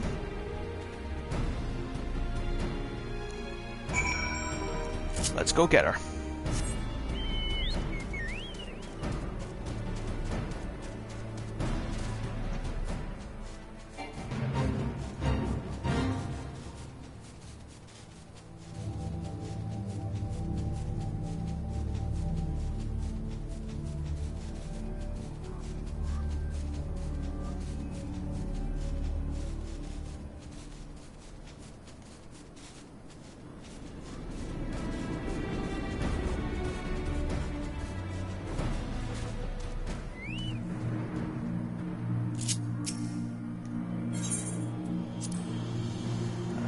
Guess we are about to be on a battle.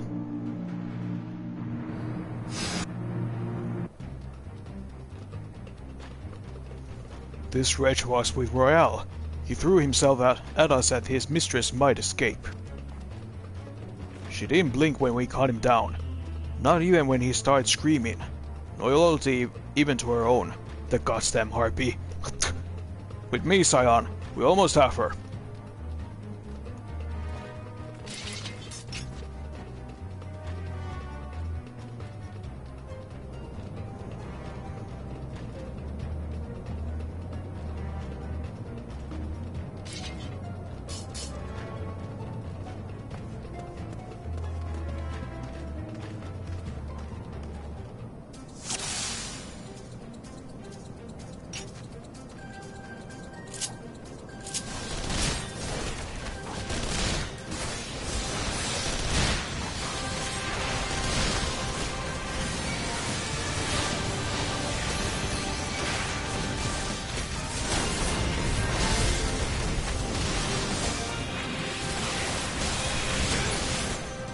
Go.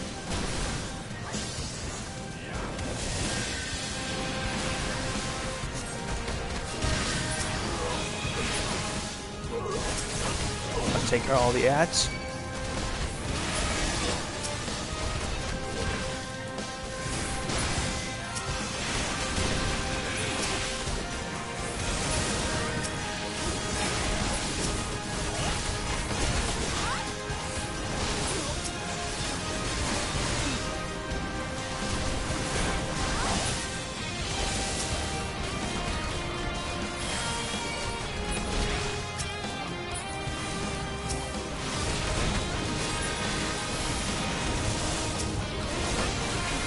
Oh crap.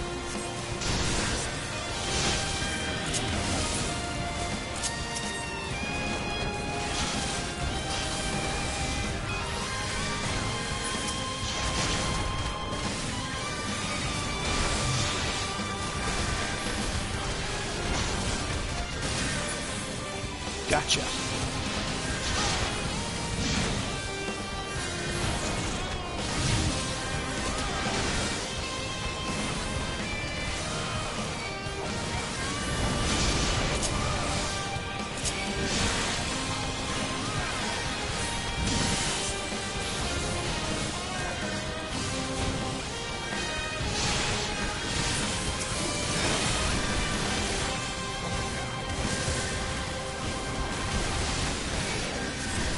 Yugiri. Great timing.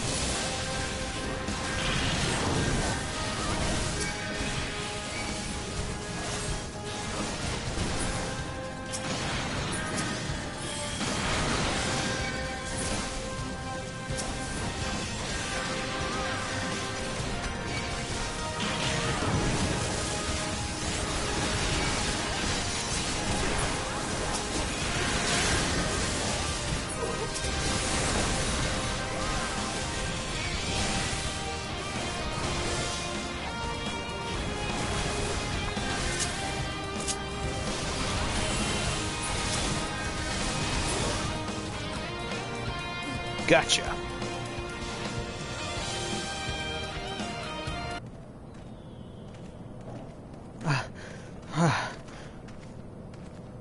Bind her, and do it tight. Yes, sir.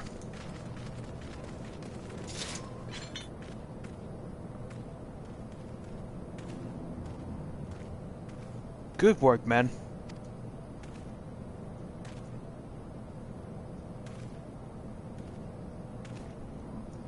She and her Imperial cronies pushed us close, but we were better. Behold, a respected officer of the Immortal Flames. People looked up to you as one of their order's founding members, one of its pillars. It saddens me to see you fallen so low. What would you know of low? You, a spoiled little lordling who has never known any want. People such as you take wealth and birth for granted. You think you're gods given right to rule over others? You know not of our plight, the injustice that we low-born Ishgardians must endure. To the noble lords and ladies, we are not people, but resources to be consumed. I did what I had to survive, stealing, killing, even whoring myself. It is no fault of mine. If fools imagine me a paragon when I joined the flames. To hear you tell it, one would think you the only person to have suffered. In case you have forgotten, Reborn himself was born into poverty, as was I. We lived hand to mouth, with little more than the shirts on our backs. Hunger was our constant companion. Yet, never did we bemoan our lot in life, nor do we begrudge others their fortunes. We accepted the hand that we had been dealt, and played it to the best of our ability. Life was a battle, but no matter what the fate threw at us, we took it on the chin, and came back for more. Everything we have, we fought for. How are we any different then? 'Tis true that we were both mercenaries of lowly birth, and 'tis true that we both had our fair share of struggles. But whereas I sold my sword, you, Marshal, you sold your comrades. If life has taught me one thing, it is that you never betray your own. I would sooner cut off my own arm than raise a hand against a friend. But enough talk. You will return to Ul'dah to face justice, and the people whose trust you have dragged through the gutter.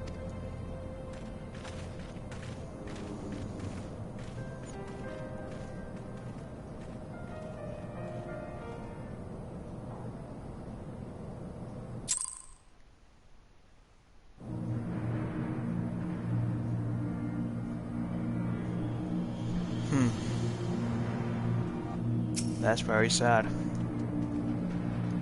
Not so much as a hint of remorse. Tis well that this sordid business is finally at an end. A friend's betrayal cuts deeper than a steel. We must hope that we have chosen our own allies more wisely than Reborn chose his.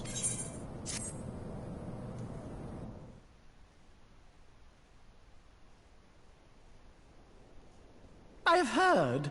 Truly bothersome business. No, I do not foresee a problem on that front. The main concern is Reborn. There is no telling what the brute might do. Have the blades watch him in the flames day and night. You may leave the Sultana to me. I shall personally attend her grace.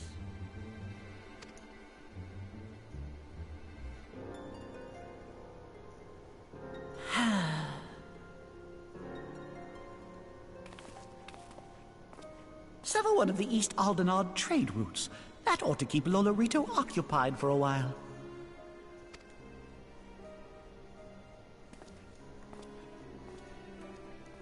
Nanamo Ulnamo. For my sake, pray be a good little Sultana to the last. What are you planning, little man?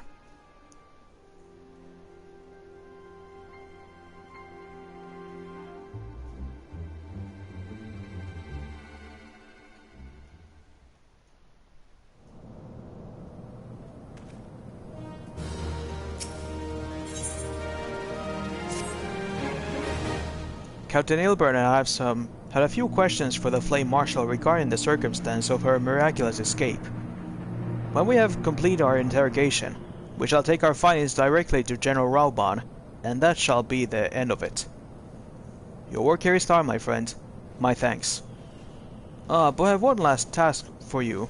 Return to the Rising Stones and apprise Minfilia of all that has happened. I'm aware that the Adenseten held Royale in high regard. For better or worse, she will want to know how this tale ends. Will do.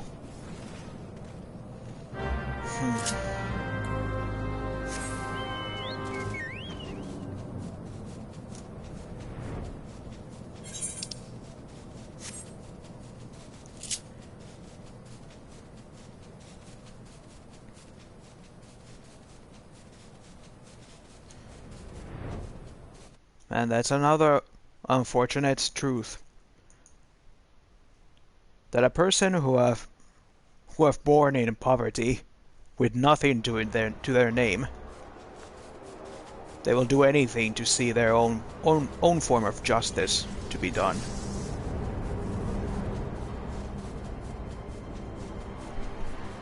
But at what cost and how many lives for their own justice to be finally bearing fruit.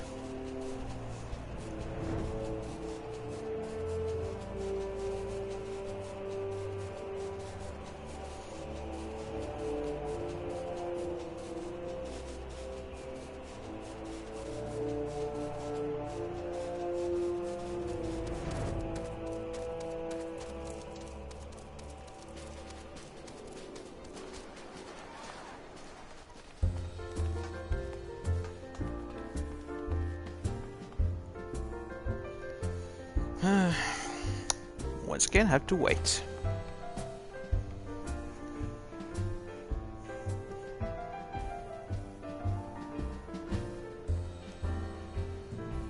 Do you think I'm able to move faster than the whole game is able to load? Okay, there we go.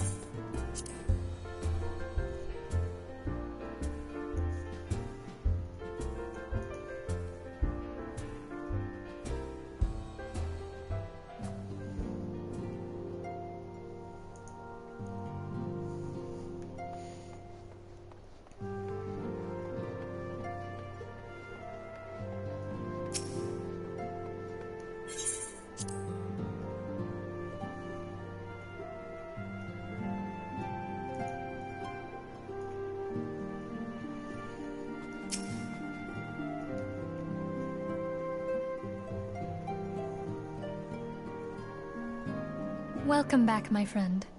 I have already received word from Alfino. Okay. To think that Flame Marshal Huayu was the Garlean agent. I know not what to say. Huayu? That's how you say her name? Huayu?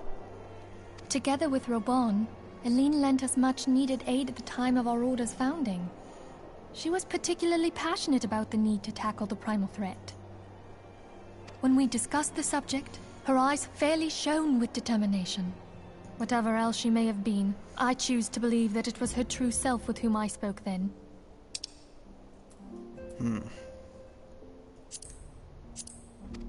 But now is not the time to dwell on such matters.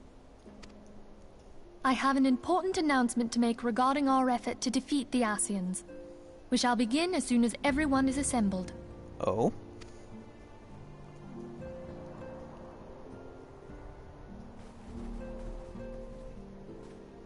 My thanks for coming, friends. Moonbreeder, the floor is yours. By now, I'm sure you're all familiar with White Auracite, the miraculous material that'll allow us to capture Ascian souls. Yes? Back at Snowcloak, we verified its ability to absorb vast amounts of ether. Alas, it leaves something to be desired in the area of stability. The stone can only store ether for a short while before expelling its contents. In addition to Auracite's inherent limitations, we must needs be wary of our enemy's strength. Our foe draweth upon an infinite wellspring of power. Even should we succeed in entrapping him, the stone will not long contain his wrath. Meaning that, if we want to kill the swine, we'll have to be quick about it. 'Tis our belief that an Ascian soul may be permanently undone, if smitten by a sufficiently concentrated burst of pure ether. The only trouble is, we can't say for sure how concentrated the burst needs to be. Without knowing how much ether an Ascian soul is composed of, we're basically guessing. Our sole clue lieth in thy struggle with La Habrea. During that encounter, Heidelin bid you forge what she called a Blade of Light, a weapon which took the form of a luminous stream of energy. Yes. Based on your description, we believe the blade with which you vanquished your foe was composed of ether. Right. Admittedly, your victory proved ephemeral, as La Habrea was able to use a crystal of darkness to flee into the space that lies between our world and the void. The fact remains, however, that Heidelin placed the means to destroy the Ascians in your hands. Be that as it may, it would be unwise to assume that you will do the same when we next encounter such a foe. Quite so, my lady. We must needs find the means to forge our own blade of ether, one to equal that which Hydaelyn did benevolently bestow upon her champion. That is all well and good, but it seems to me that producing such a blade will require a prodigious quantity of ether. Whence will it come, pray tell? Oh, what if we had 2 pieces of white orosite? One to trap the Ascian, and the other to store the ether for the blade. Oh, nice try. But it's as I said, the stone won't hold ether for any length of time. We'd still need to collect the stuff there and then, sorry to say. And therein lies the rub. Finding a way to create the blade whenever and wherever we choose. 'Twould seem more research is in order. I'm going to linger a while, perform a few more tests on the Orosite. And I could do with some help. Urianger, why don't you lend me a hand? Mine apologies, but I am required at the Waking Sands. Lady Minfilia hath given me sole charge of the premises. 'Twould be unseemly to leave them unattended. Sole charge, you say? So you're basically alone there, then? Well, that settles it. I'll just have to come to you.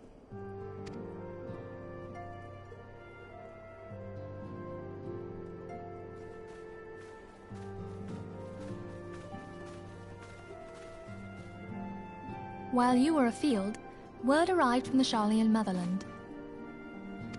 You will recall that a survey party was dispatched to investigate the incident of the Isle of Val. What they discovered was troubling, to say the least. According to the report, the isle has been erased from existence. 'Twas as if a hole had been torn in the very fabric of reality. Aye, yet the mystery endeth not with the isle's disappearance. It hath come to light that a number of scholars in various other locales were reported missing at a similar juncture. What's more, they all had something in common with the head of the students of Baldessian. Every last one of them was researching a phenomenon called dimensional compression, or the rejoining as the ancient texts call it. I'll be damned if that's a coincidence. All indications suggest Ascian involvement. But I sense that a force greater still is at work. The entity the Dark Beings call the One True God. We must pray that my dear friend Kryl regains consciousness soon. If she bore witness to the Isle of Val's final moments, she may be able to shed some light on this mystery.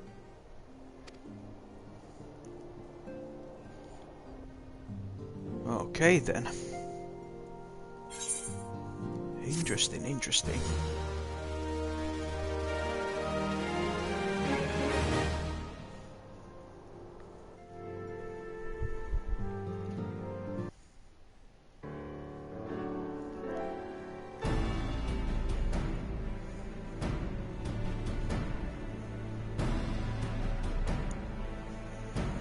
Meanwhile, in Ul'dah, the forces of the 14th Imperial Legion entrenched themselves in strategic locations across Eorzea.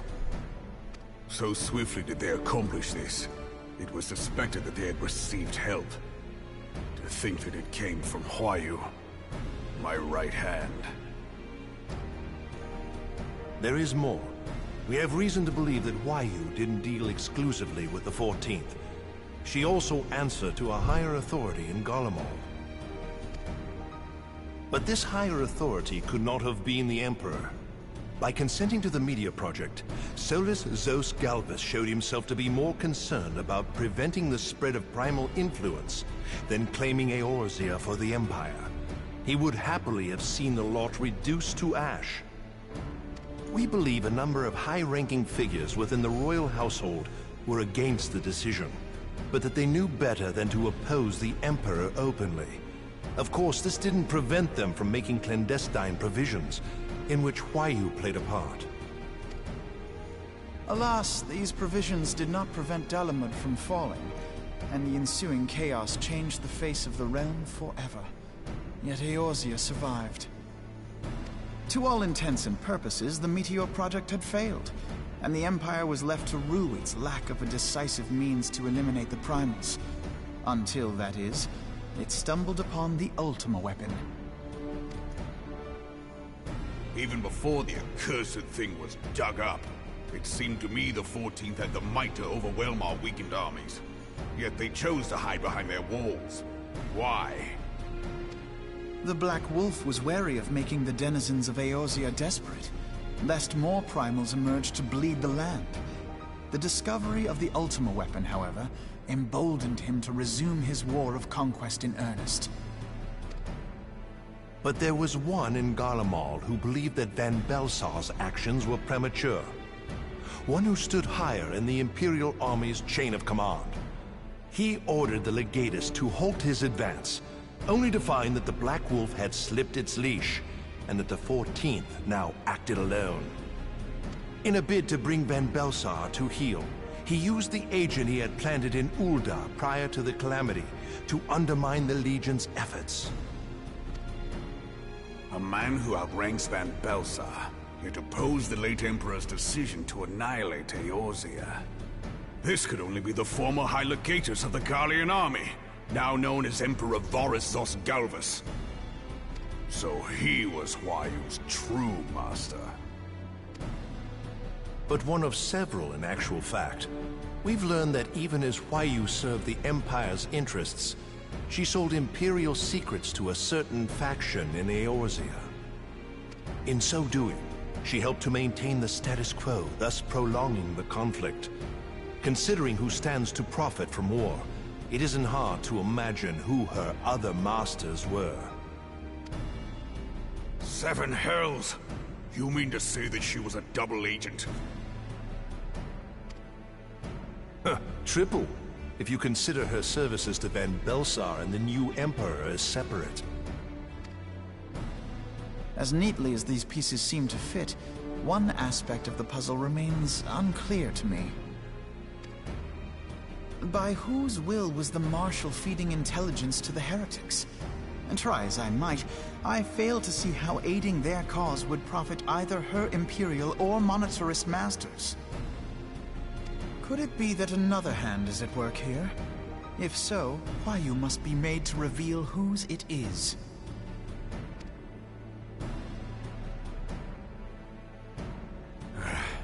Not only have I lost a trusted friend, now I must interrogate her as a stranger. Not a pleasant task, I grant you, but a necessary one. Unless we weed out the ivy, root, stalk, and stem, it will simply grow back. I know that full well.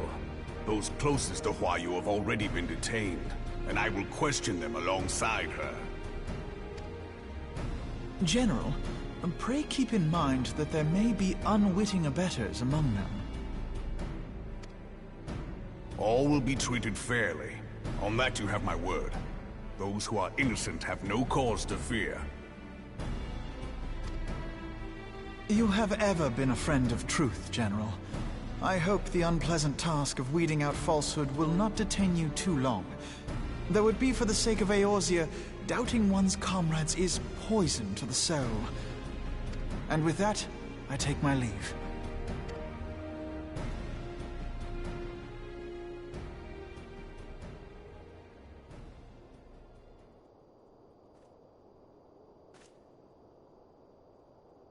All these years, I've been made to dance to their tune. How could you, Huayu? How could you side with them? Those cankers who take from this land and give naught in return, who use their power to disempower and grow fat while the people starve. I know you can hear me, monetarist scum! Your crimes will not go unpunished! Today I will purge this land of your sickness! Before the eyes of the 12, I swear it!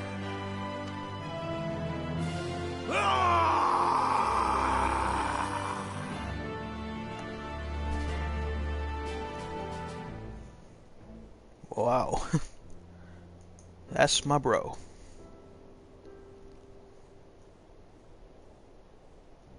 I shall have no further need of you this day. Your Grace.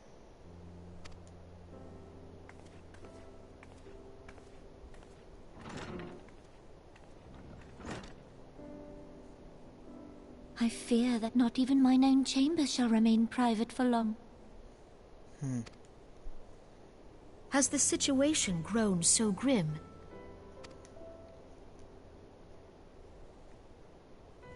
Ever since he proposed the Cartiner Reclamation Bill, Teleji Adeleji has risen to greater prominence upon the backs of impoverished refugees.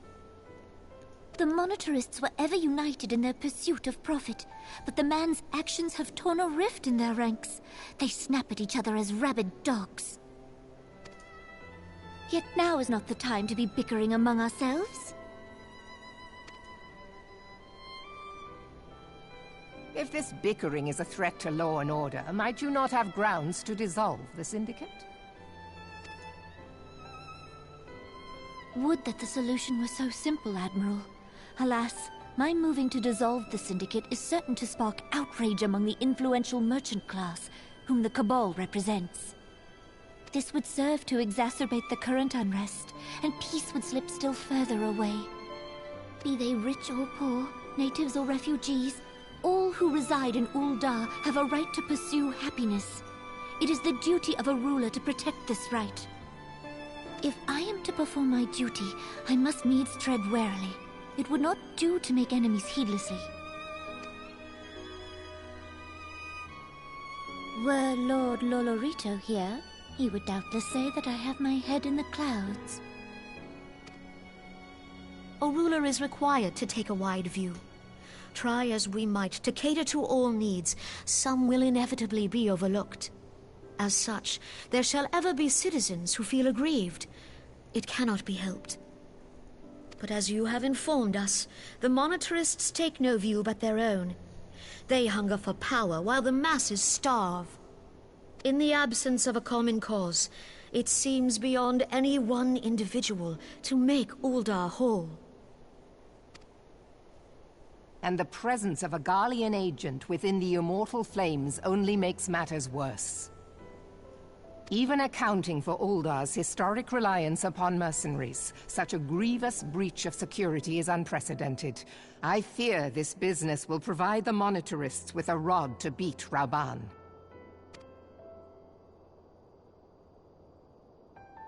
Eorzea can ill afford for the Immortal Flames to be dampened now.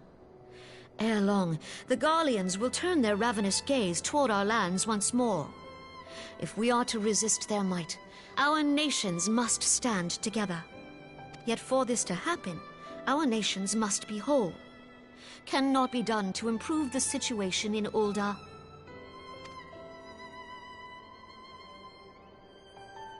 The true wealth of Ul'dah lies in the health, happiness, and hopes of her citizens. Alas, the citizens shall never know these things, so long as their lives are ruled by the ambitions of the few. The monetarists claim to represent the best interests of the people, but in sooth they desire only to manipulate them for their own selfish ends.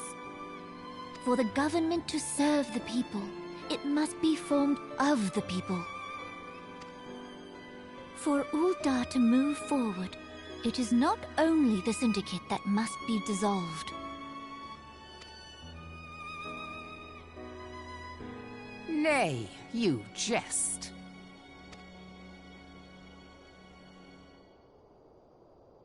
My friends, it was for no other reason than to make known to you mine intent that I requested your presence here.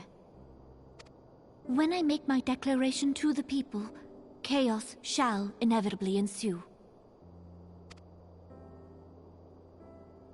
As the last monarch in the line of Ul, I make unto you this request. Help Reborn to preserve order, and protect the people. Forsake them, and you forsake yourselves. For a strong Eorzea will ever have need of a strong Ul'dah.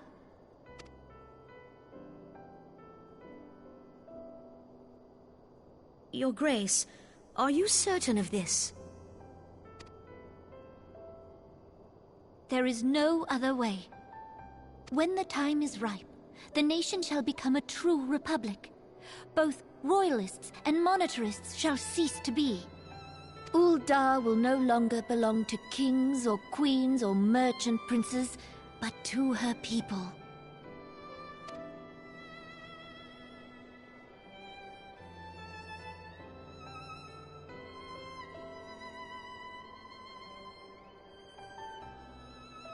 Reborn, forgive me for casting aside all that you have toiled for in my name.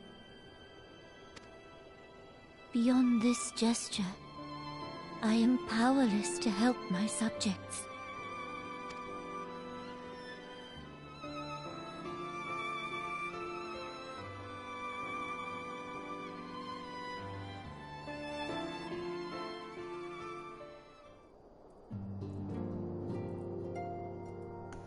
Wow. That was heavy. But I shall now take a quick bathroom break. Same for you. Time for a piss break.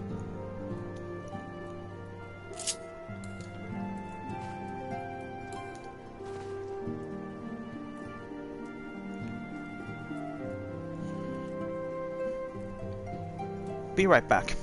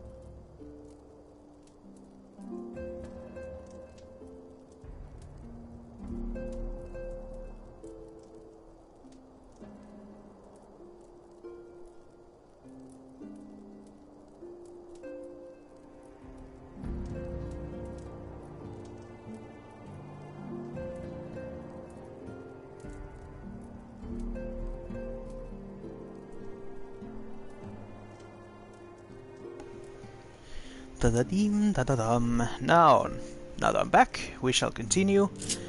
And while my tea water starts to heat it up, we shall continue. So, the Sultana wanted to stop the royalty. I am most eager to address the ASEAN threat. However, we dare not neglect our other pressing concerns. We both know full well that Saint Shiva will not be the last primal we face, and our relationship with Ishgard is still tenuous at best.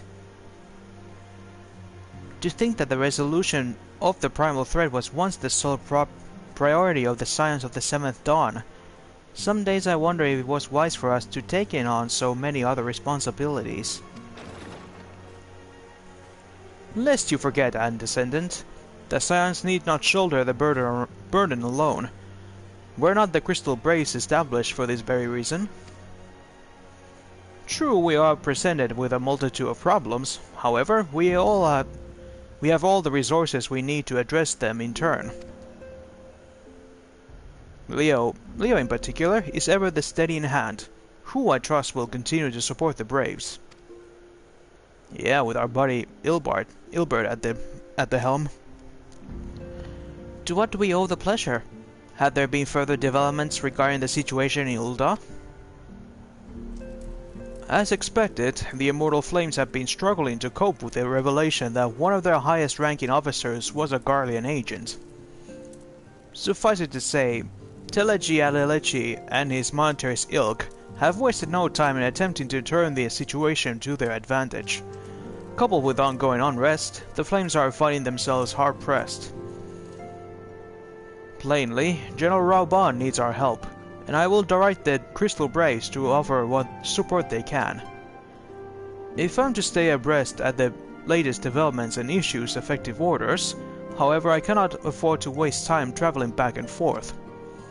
And so, for this foreseeable future, I think it would be for the best if I were to remain in Ul'dah, unless you have an objection. None whatsoever. We have matters here well in hand. Moonbreeder's research is proceeding as planned. So she tells me, though I'm not familiar with the details. Orianger is poring over his tomes at the Waking Sands, and the others are contributing in their own ways. Alas, the key problem, how to form an ethereal blade at will, remains unresolved. Nevertheless, it is only a matter of time. Leo, while we focus on that task, maybe you could assist Alfino and his Braves with theirs? It would do so much to restore faith in the Immortal Flames, if the Warrior of Light has been working on their behalf. Never forget that your esteemed status allows you to act in ways that those more tightly bound to organizations and nations cannot. As ever, I implore you to do so. Not that your response was never in doubt, but I humbly thank you once more for aiding our cause. Hey, it's my duty. Now then, there are preparations I must attend to before my departure, but as receiving Riel's latest report. He has proven to be quite skilled at gathering information others wish kept secret, hence why I placed him under my direct command and ordered him to investigate the Ul'dah riots. When you are finished here, join me outside. Depending on what he has to say, I may soon have a favor to ask. If there are any developments in our front, I shall inform you at once in the usual fashion.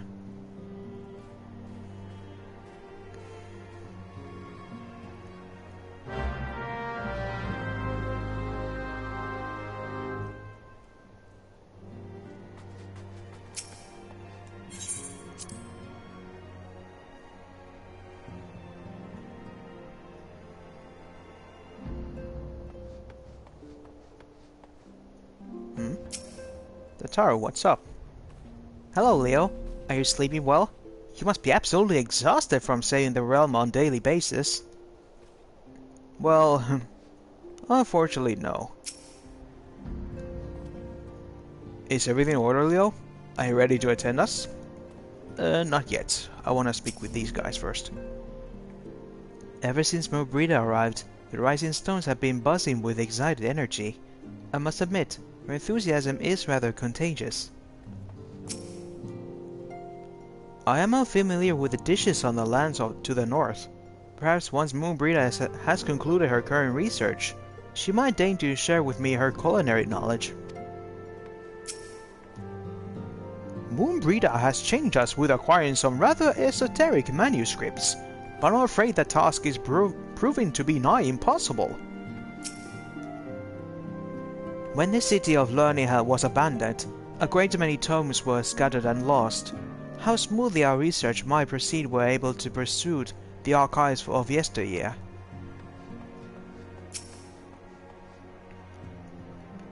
We need a rare ore to modify the white auracite, and Thancred solved the problem using only his link pearl.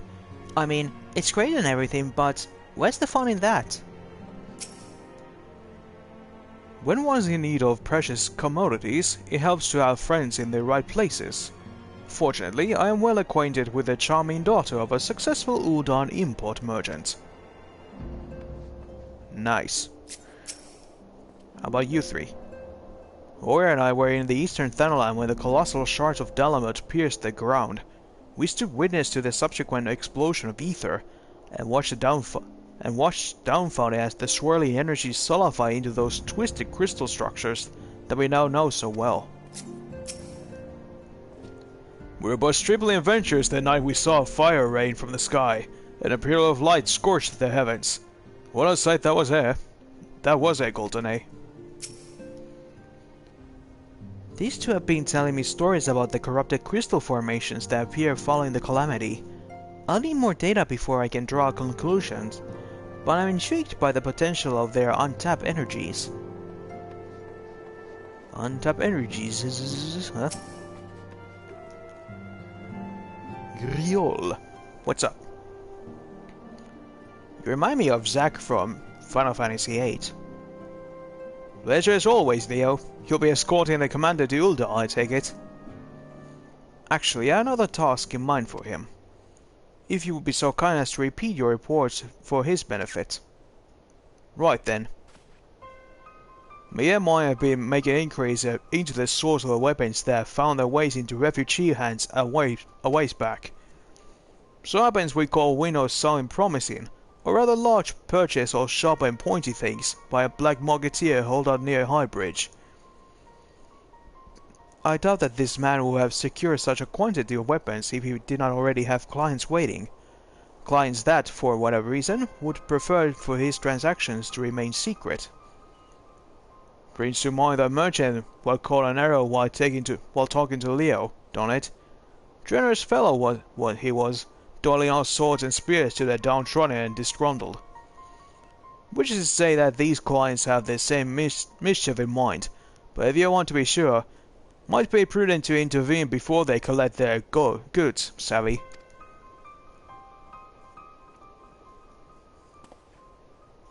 Seizing the weapons before they fall into the wrong hands would be of the best. However, if we strike at the appointed hour, we might capture the black marketeer as well as his clients. What say you, Leo? Sounds good. Then it's settled.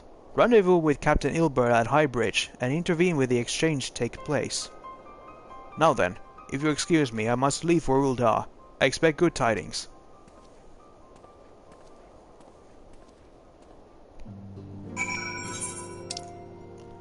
Okay, thanks Riol. Now off to Thanalan. To High Bridge.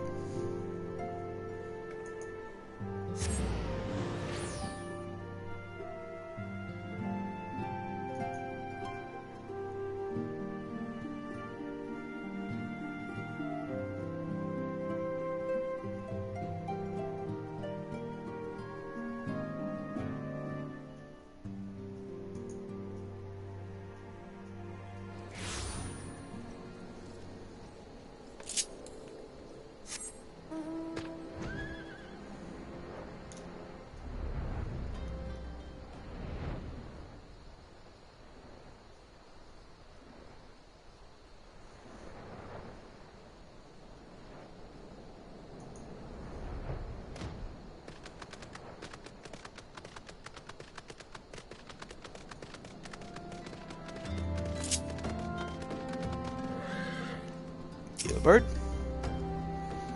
Ah, Leo. My scouts have been keeping a close eye on the black markets here, and it would seem that his guests have arrived. It would also seem that he has hired more than a few men to stand guard. Common thugs of no consequence, but they nevertheless pose a threat. Even so, I feel compelled to apologize. This is far beneath of a man of your standing, and Commander Levieux didn't have dispatched you hither. But powerful men have ever need of a loyal, able-bodied friends. Having found one in you, it is only natural that he would only come to rely upon you without hesitation. Yeah, I have a... That's my whole shtick. Now then, we should make for the burning wall without delay and secure those weapons. The first unit will ensure that the clients do not escape. With me, Leo. Hey, don't flip me off.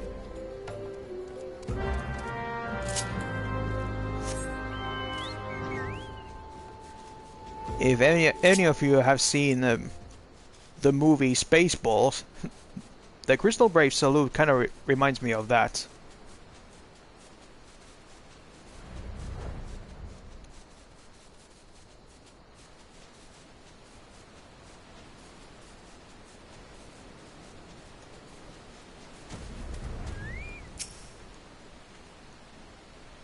I spy the one man, but there are sure to be others.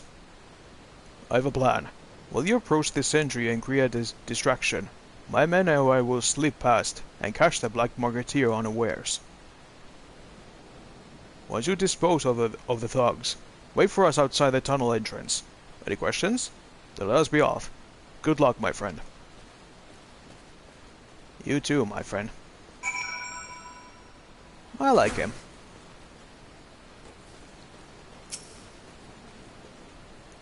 Hello, hired thug.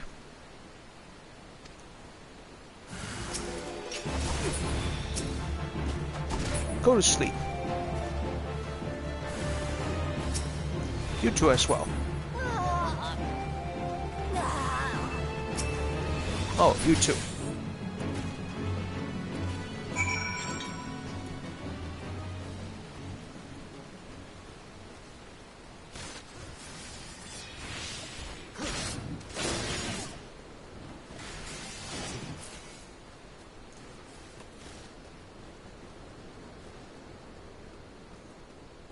Aw, look at them, they're so cute. The golden fleece. Hold on, I must pet it. So fluffy.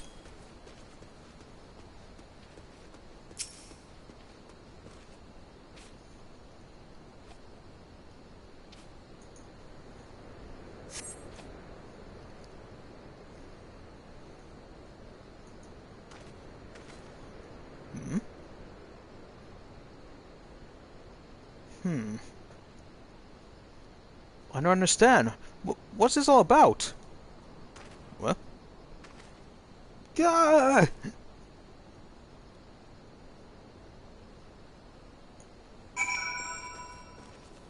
What was that scream?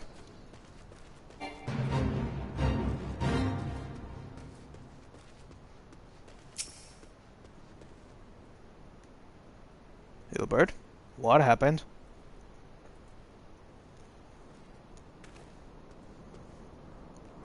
As you can see, this is a fine mess. When I tried to restrain him, he drew a hidden blade and lashed out. But before I could disarm him, one of my subordinates panicked, and this is the result. How foolish of me to underestimate the bastard, and to bring an inexperienced recruit. Commander Levieux will be most disappointed. Damn it all. A golden opportunity wasted. As for the clients, though we know not how, they slipped us past our perimeter. At present, the first is currently tracking a party of Duskwhite sellswords we suspect may be them. Would that we could enlisted the aid of the Immortal Flames or the Brass Blades. Alas, we are here to aid them. They're in no position to aid us. Well, at the very least, we have secured the weapons. Yet even that accomplishment is lacking, when the information we received indicated a massive shipments, and this is anything but.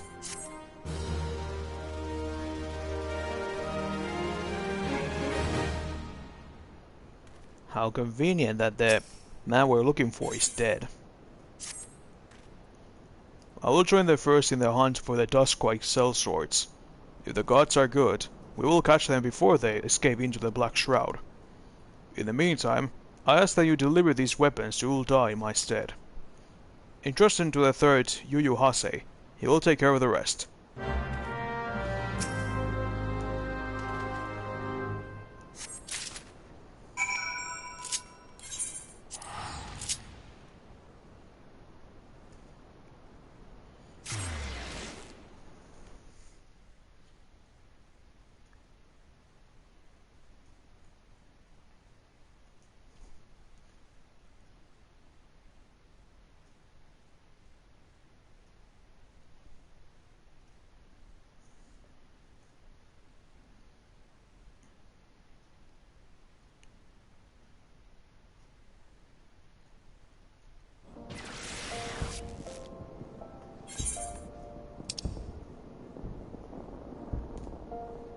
Now where should I meet him? Over there? Should be then go to Weaver's Guild, the closest. There.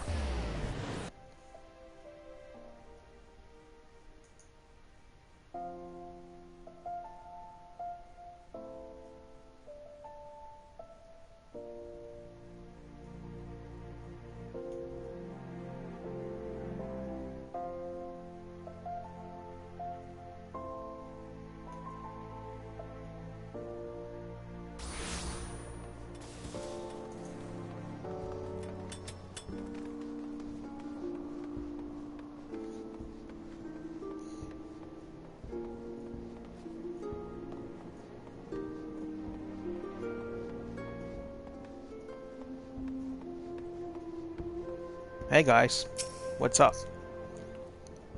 Ah, the Warrior of Light, ever reliable friend to the Crystal Braves. You have my deepest thanks for your assistance in Korthas. Now, what brings you to us to this day? This confiscated great. Ilbert told me to give it to you. A gift of weapons from a certain black marketeer, courtesy of Captain Ilbert, you say? Understood. Once we catalog the contents, I'll have them delivered to the Hall of Flames. This cannot be everything, can it? Riel stated that with the confidence that there will be a far greater quantity of weapons. A blatant falsehood. Clearly, Riel is unfamiliar with the ways of Ul'dah merchants, whoever strive to present themselves as greater as they are. We should be thankful that this information was not completely erroneous, and that we managed to achieve anything of worth at all. It's still something worth celebrating, isn't it, Lieutenant? Besides, we got more important things to worry about, like fighting those guardians up north. There'll be no fighting if I have anything to say about it. Our orders are to stand watch, not to seek glory in battle. If you have no further need of us, then I shall take my unit to the cerulean processing plant. Time for the fourth to earn their keep, huh? Fight well, Alian, for the freedom of all.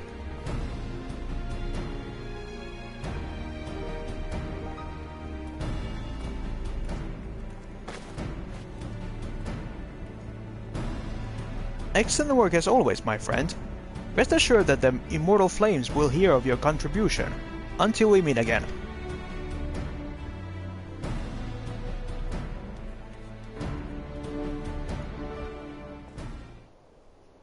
Real. Leo, a word if you please. Not here. Look for me at the Sapphire Avenue Exchange. No need for whistling this time, don't you worry.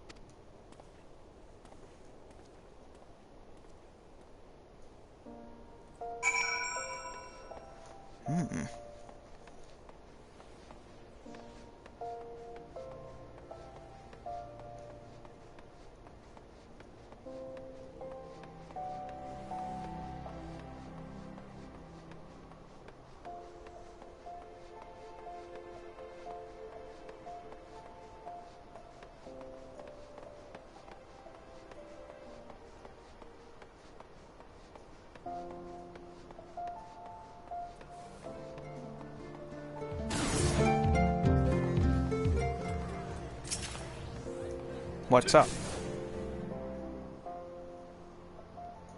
Thanks for indulging me request. Few places better than a market for privacy, I find. All the hustle and the bustle of commerce means most conversations go unnoticed. I'll get to the point. The burning wall, where you and the captain interrupted the exchange. What happened? Tell me everything. Leave no detail out.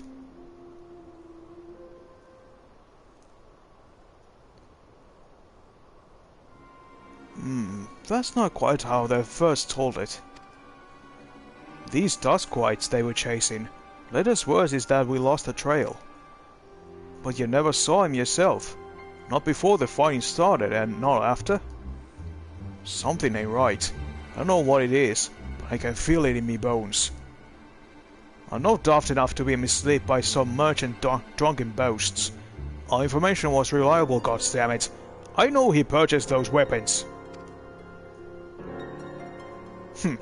As if I never deciphered a moneylender's books. I had to follow a transaction back to its source. Did plenty of that back when the Braves were getting started, believe me. The commander wanted the assurance that we weren't taking guild from the wrong sort of benefactors. Of course these days the money flows like water, and the first and the third get the shiniest new toys. Forgive me, friend. A lot of me mind these days, and I appreciate you lending an ear. Right then, let's get back to it.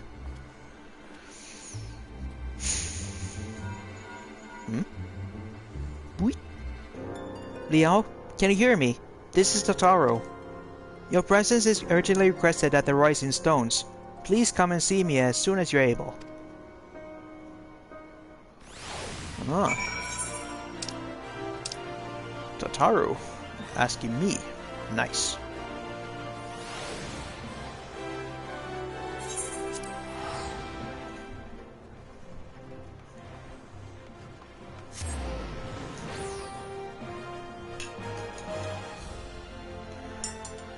Just a sec while I go pour myself some tea.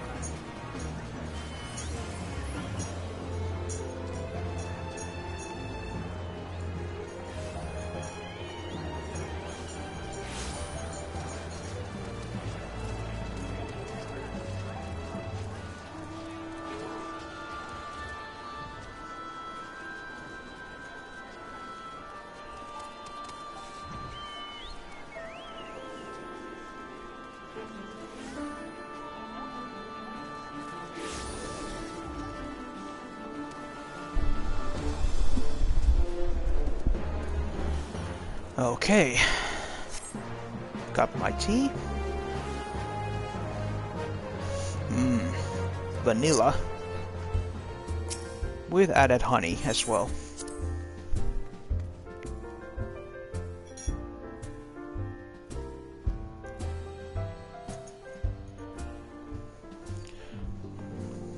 So, Tataru, you wanted something to say? Thank you for coming so quickly, Leo. We have a guest from Ishgard who wishes to speak with you. A most, determined lady by all indications. A lady?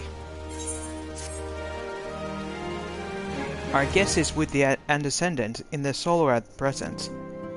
Let's not keep them waiting any longer, shall we?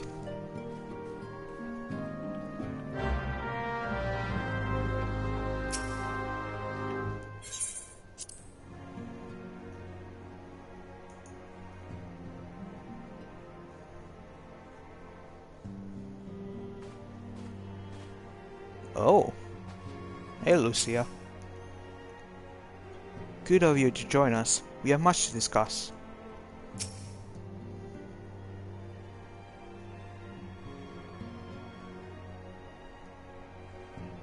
We have a guest from Ishgard who wishes to speak with you.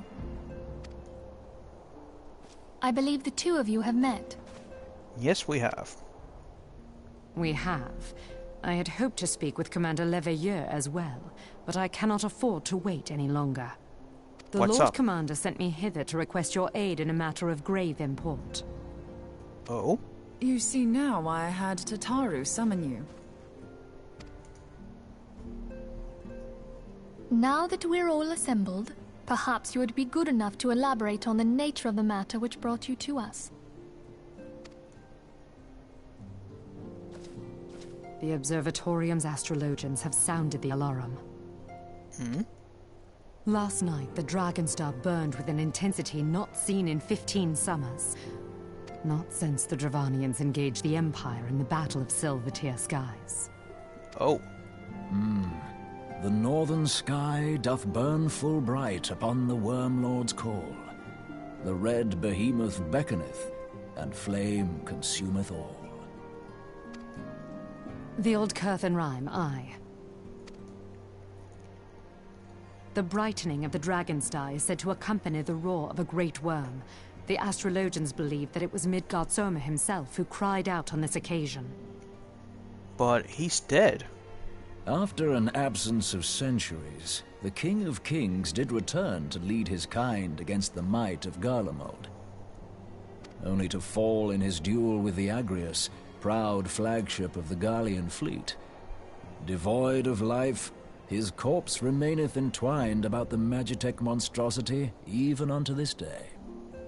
Yeah, I've seen it. Ariange has the right of it. Whatever this alteration in the Dragonstar portends, the Great Worm has shown no sign of life.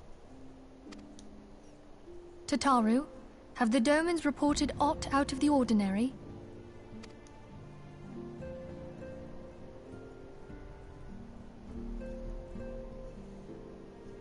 Correct me if I'm wrong, but if Midgard Zorma had roared, wouldn't we have heard it here in Revenant's Toll? Yeah. Roar is but a figure of speech. Dravanians can communicate in ways beyond our ken. It is for this very reason that we are forced to look for signs in the heavens. We cannot say with any confidence that a great worm roared at all, much less that it was Midgard Sorma. Only by directly examining the Keeper of the Lake can we be certain. However, it will take too long to gain the Holy See's approval to dispatch the Temple Knights. Therefore, Sir Emric would entrust this task to you. Do you accept? Will do. We knew you would not disappoint us. Now, if you would excuse me, I must return and assist the Lord Commander. We have precious little time to prepare. To prepare for what, pray tell? I was about to ask that. When a great worm roars, his brethren cannot choose but answer. We prepare for battle. Oh.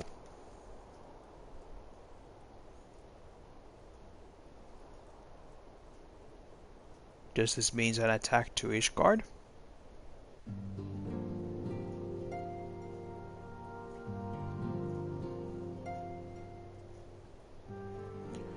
Forgive me if I state all of which you already know, but I will ensure that you understand the nature of your destination.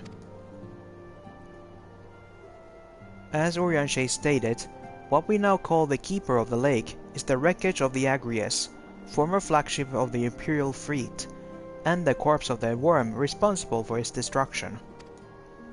15 years ago, as the next step in his campaign to subjugate Eorzea, Gaius von Balthasar attempted to seize control of Mordona. So massive was his force that all thought his victory as foregone conclusion. But an unlikely ally came to Eorzea's aid that day. Midgard Sommer, legendary guardian of the Silvertear Falls, burst forth from beneath the waters of the lake, and led a host of dragons against the Garlean airships overhead. In what would later become known as the Battle of the Silvertear Skies, the Great Worm felled countless airships before engaging the Agrius. In the ensuing struggle, the flagship's Caroleum engines failed, and it tumbled into the lake below.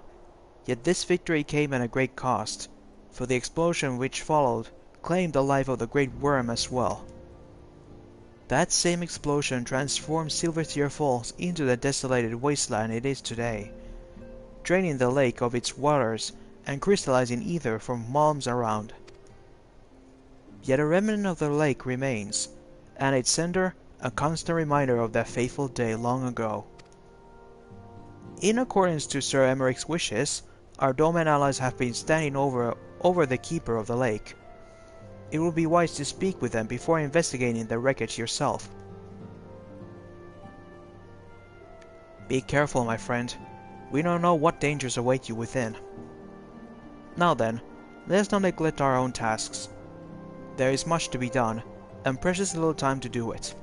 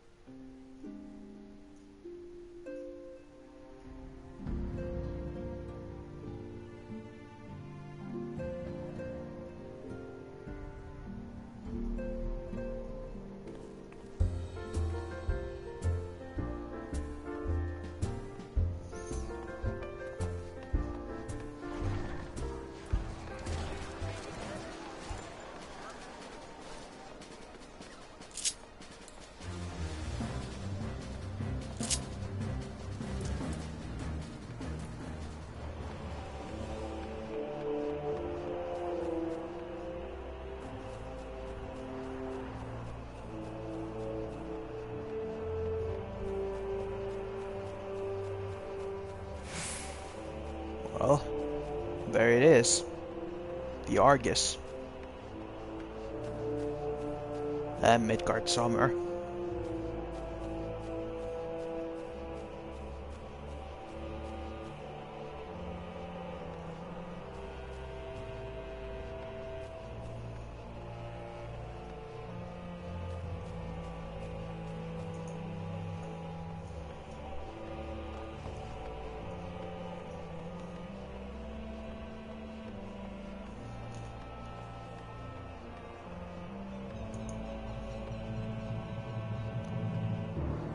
Ah, over here.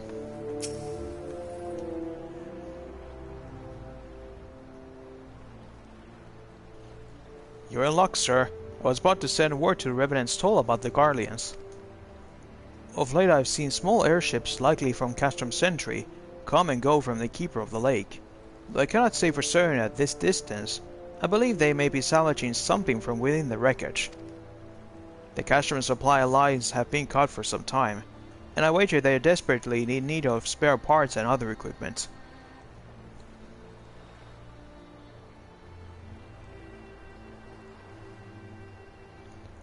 So it's true then. The Ashgardian honestly fear that the worm might rise again? Well, from here that seemed rather unlikely. But if it is assurance they want, you've no choice but to inspect the corpse in its entirety. Easier said than done, given the creature which inhabit the wreckage, and the aforementioned Garleans who won't take kindly to your presence. Be sure to fire upon an airship, so advise a more stealthy approach. Take this boat and a few of your comrades to the base of the Agrius. Then climb to the top. That's the only viable approach, I'd say.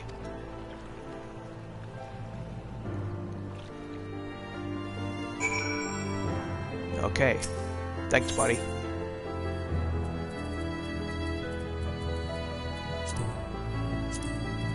Hear that? 15 years ago, in the skies above Silvertear Falls, the invading forces of the 14th Legion were set upon by a host of dragons. Leading the charge was Midgard Summer, legendary king of kings, who engaged the Guardian flagship, the Agrius, in battle. In the end, both Midgard Summer and his foe fell to the earth, and their tangled remnants stand as a memorial to that day. A ruined airship, and the charred corpse of the Worm Lord who brought it down low, forever devoid of life. Well, let's go inside.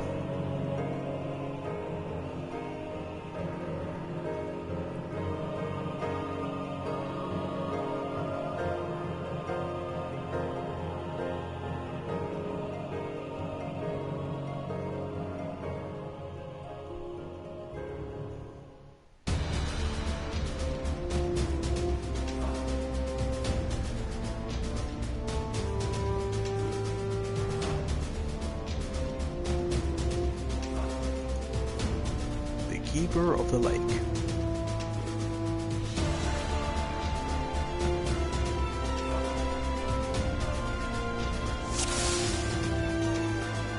Let's see what we can find.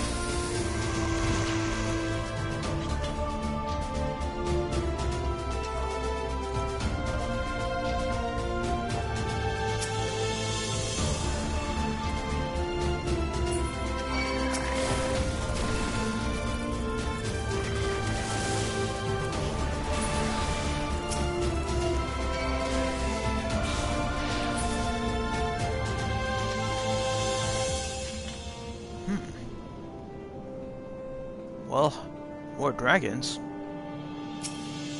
Hi, Hunter.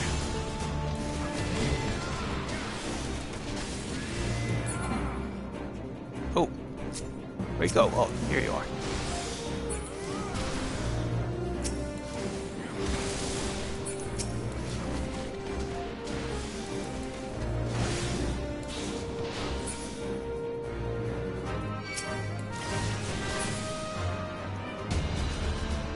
There.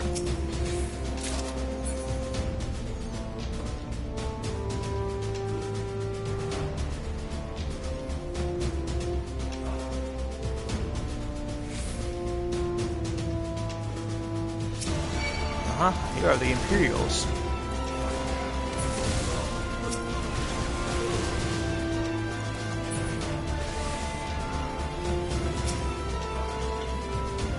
Thanks for the key.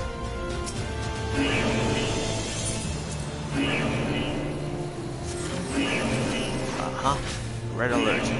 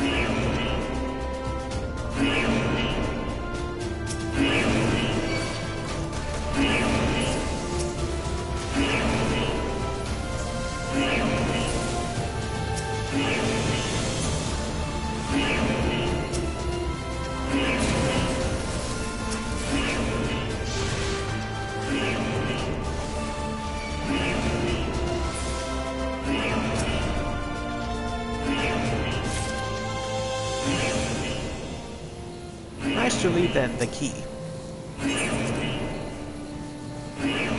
Now opening this gate.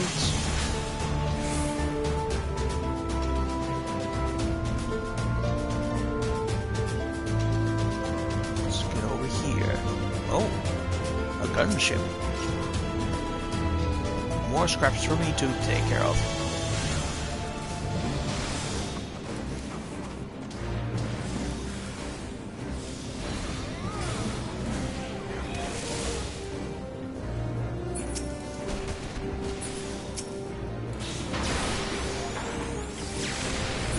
Kaboom.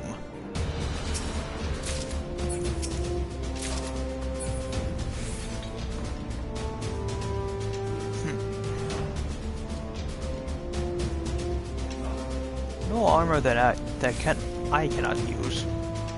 Boo.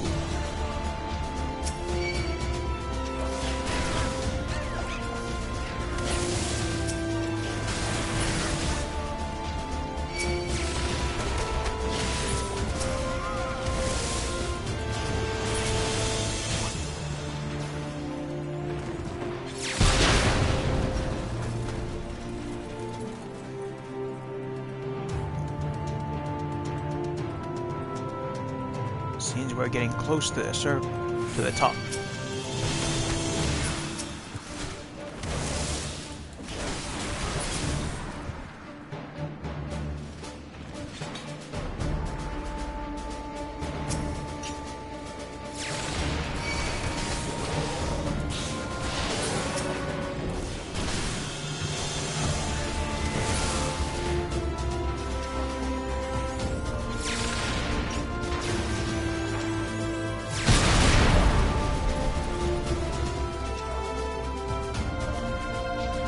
Here we are.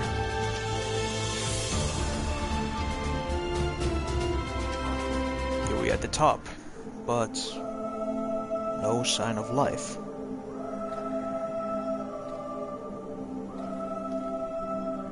Who treadeth now upon my bones, and waketh me from slumber sweet?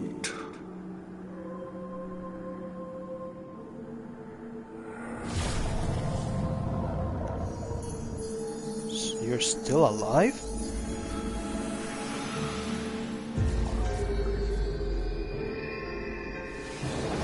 Thou hast forgotten the face of thy Lord. Remember, mortal, and fear me.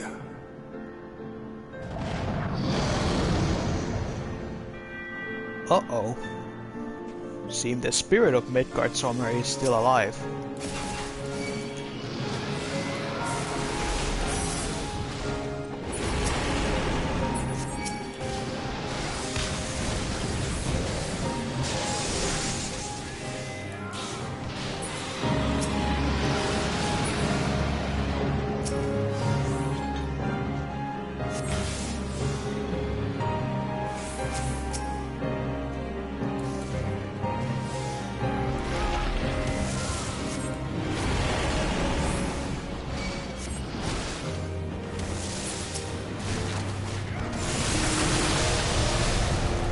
Ouch.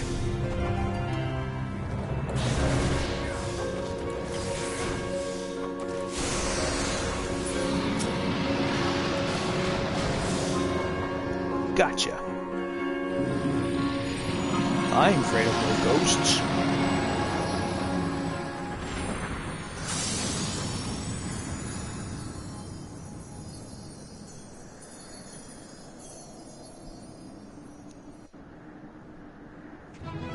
Yo watashi wa tatase.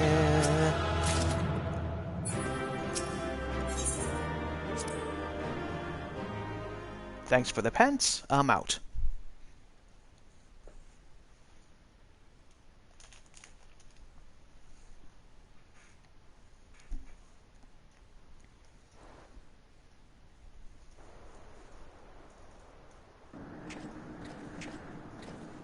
By her gifts hast thou earned a moment's reprieve.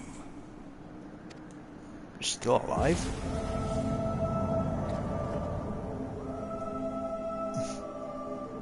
Speak, mortal, and I shall listen. Boobity-beepy, boobity-beepity-boppity-boppity. Guided by a star. What's so funny? My people have heard the song. Ishgard shall burn. What? Sons must answer for their father's misdeeds. We do not forget. We do not forgive.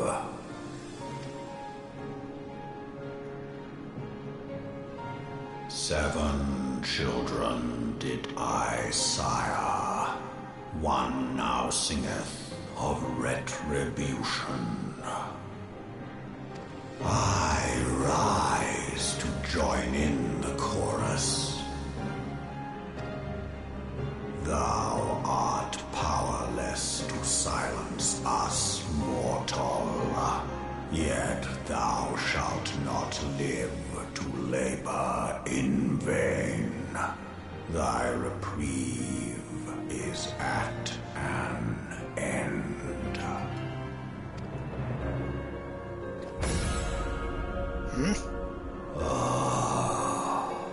Trickery is thy shield.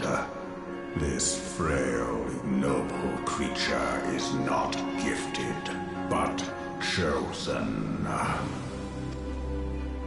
Hearken to me, Hydaelyn.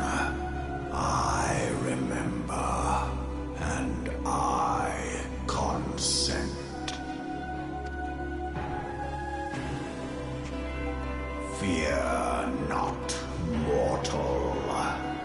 I shall not harm thee.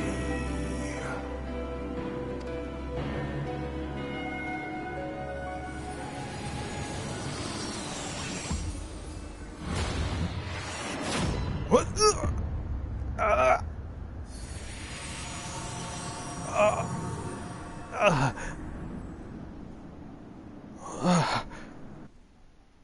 What did you do to me?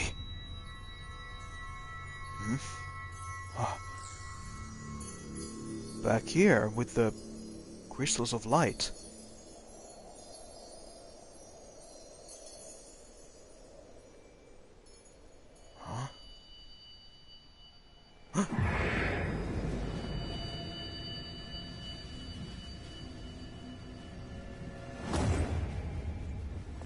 What the?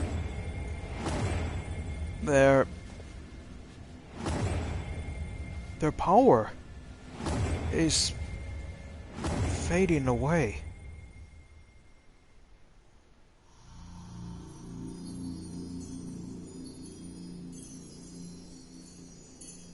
My power is gone.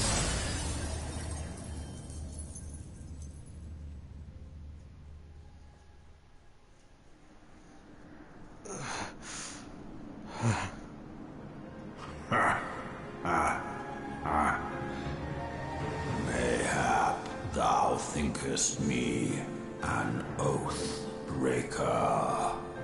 What did you do? Thou art mistaken. If thou comest to harm, it shall be by another's hand, not mine. I did but strip thee of thy mistress's feeble blessing. Thou didst profit much by her grace, but no more.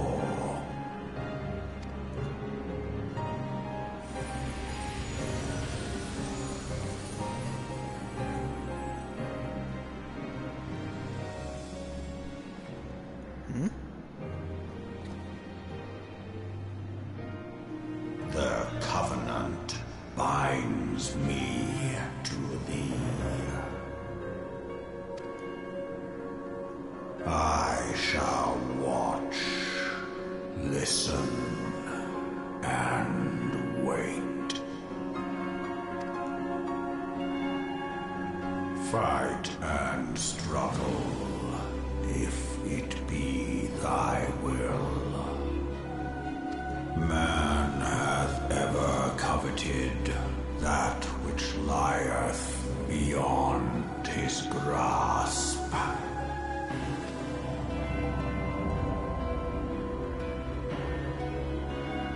I drink of her body, and thence doth mine own find new life. When it hath grown whole, the loyal and penitent shall rejoice.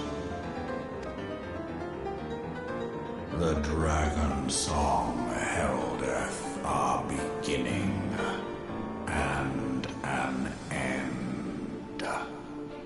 But end to who? To what?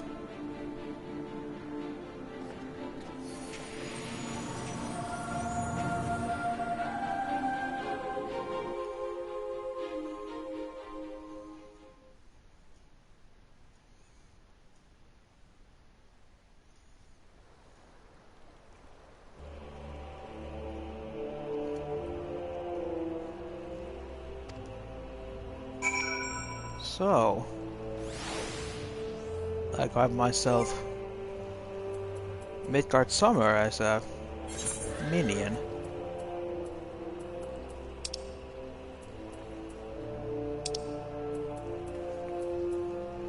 There. He's now watching over us. He stripped away our power. I was beginning to fear the worst. Were those explosions I saw? But you shouldn't waste time talking with me. Alfina left a message stating that you were to return to the Rising Stones at once.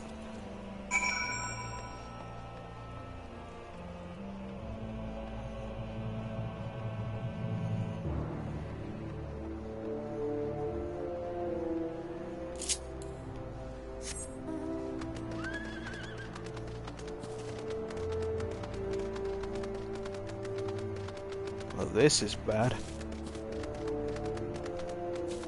I lost my protection.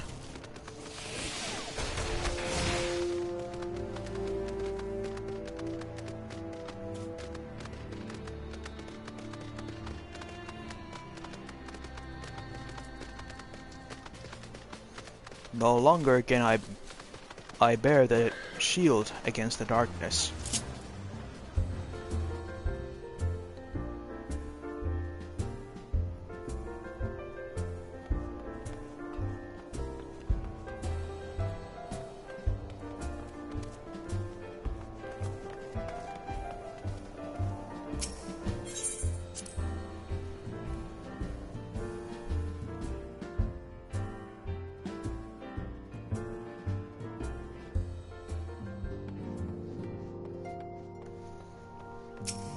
Hello, Lucia.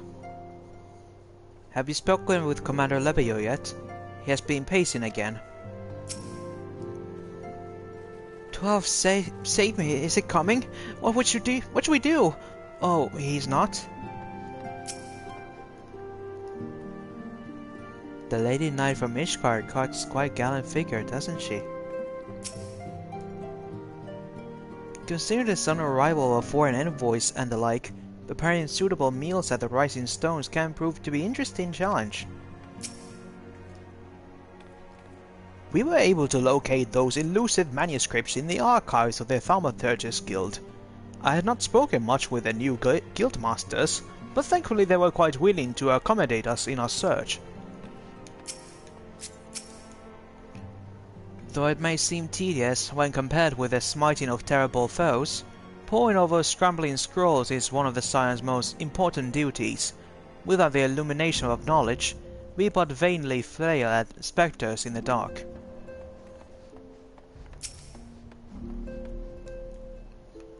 I traveled to Ul'dah to meet with Thancred's friend, the one who promised us that rare ore, and she began cursing me with words. I've only ever heard from mouths of pirates. I still have no idea what she was so angry about. In hindsight, mayhap sending a lady in my stead was not the wisest of decisions. Ah, pray ignore my ramblings.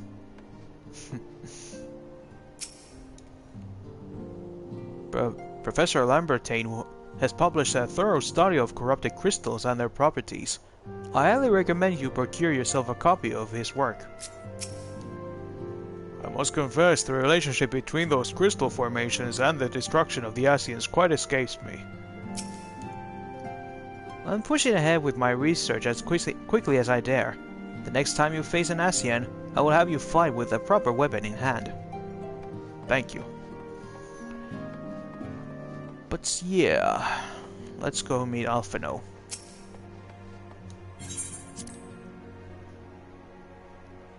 But I think I must inform them of the bad news.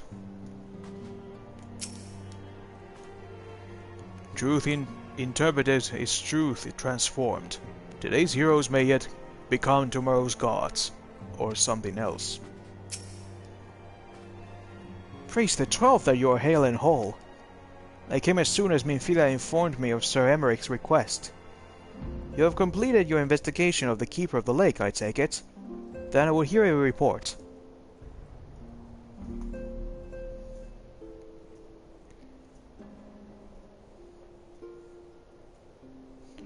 You converse with Midgard Summer? I swear, were anyone else to make such a claim, I would regard it with considerable skepticism. Are we to understand that the Worm Lord did not perish, but has in sooth lain dormant these past 15 years?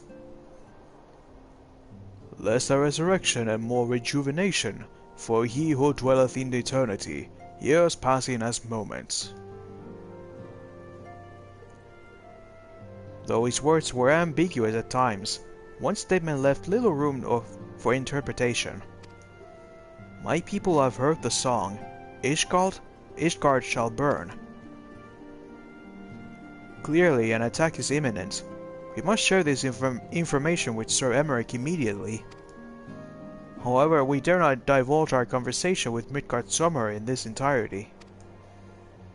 To even acknowledge that you heard the voice of the Dravanian is grave but necessary risk.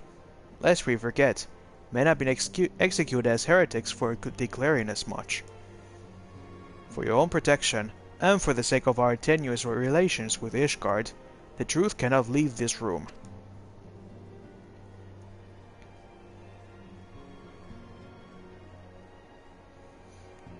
As for how we shall present our revelation to Sir Emeric's emissary, you may leave that to me. Pray remain here for now.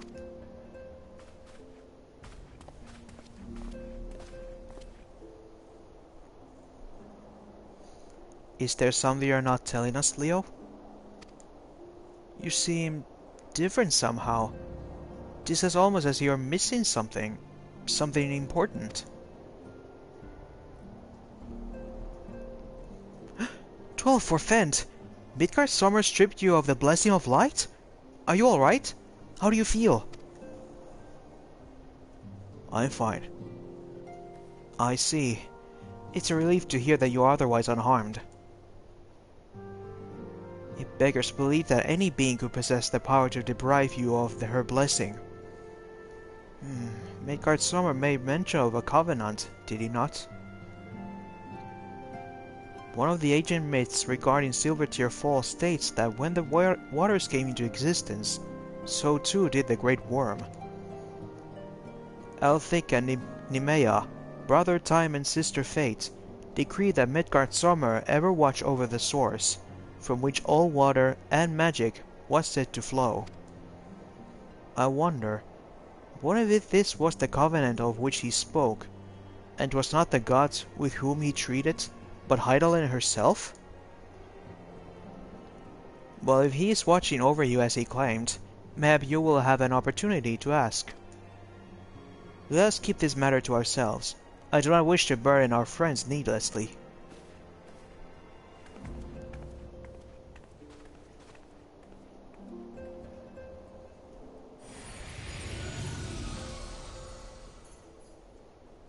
You. Art thou a pawn, or master of thy fate? What hast thou wrought by thine own hands, mortal?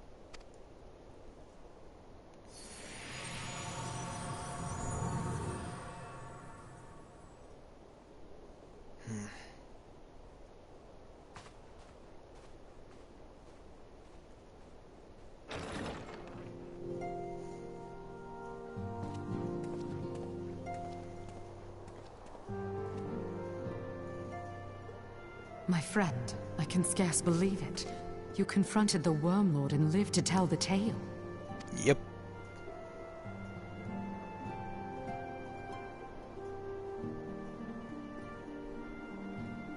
I give thanks to Helone for your preservation. It is our sole cause for gladness. Your encounter with the Keeper of the Lake served to confirm our fears. A great worm has roared, and it makes little difference if it was one of the two in Eorzea or any other. The Dravanians are coming. I am told that Ishgard has magical defenses against Dravanian attack, though I am not privy to their exact nature. Will they be enough to repel a massive force? Ishgard has weathered countless assaults over centuries. This will be no different. And now that you have confirmed the threat, none can ignore the Lord Commander's calls for the wards to be strengthened. I dare not presume to speak for him, but I expect the Lord Commander would sing your praises. I must away, but we shall meet again soon.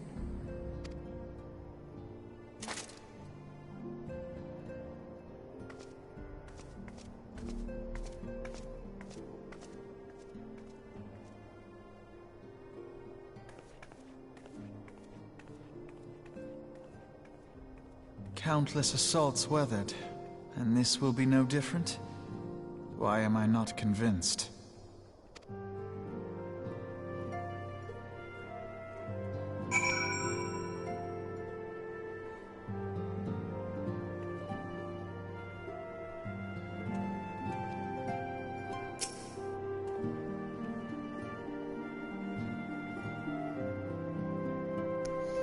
The Ishgardians have warred with the Dravanians for centuries, nay, nearly 1,000 years. In all that time, not once have their enemies breached their defenses and entered the city proper. Yet regardless of how strong these magical wards may be, I nevertheless fear that the Ishgardians are underestimating the gravity of the situation. Though it was not Midgard Summer who roared, a call to arms by one of the First Brew cannot be ignored.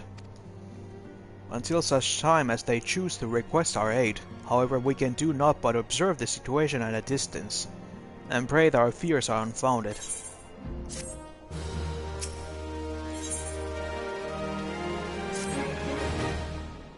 Ere I forget, I believe Moonbreeder has requested a gathering of the Scions.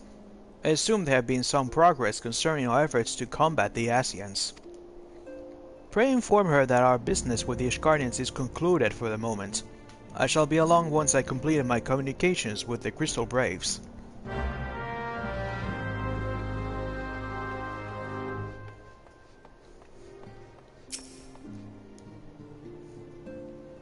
All done with your talk of dragons? Wonderful, because Asians are next on the menu. Let's head into the Solar, shall we?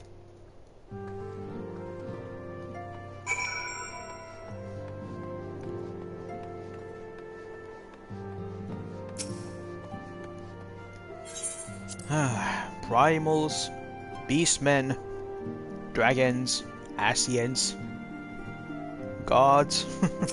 Seems everybody's against us.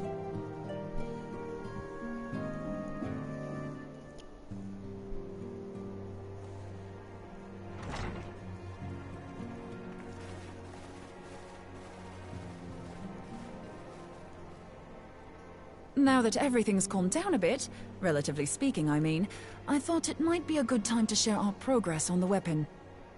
I believe we're on the verge of a breakthrough. Oh? Well, don't keep us all in suspense.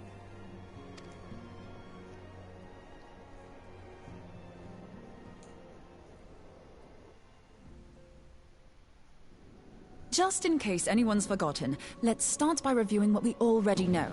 So, an Ascian is an immortal because its soul doesn't return to the ethereal realm when its host is defeated. Instead, it flees to the place that lies between our world and the void. Therefore, the first step to permanently defeating an Ascian is preventing its soul from making this journey. And if you recall, when we last gathered here, I had verified that white auracite has adequate capacity to entrap the beings, albeit only briefly. Mm-hmm. Which left the small matter of their extermination. Aye. To unmake an Ascian soul, one must needs smite it with a concentrated burst, or blade, of purest ether. However, we wanted for both the data and the means to forge such a weapon.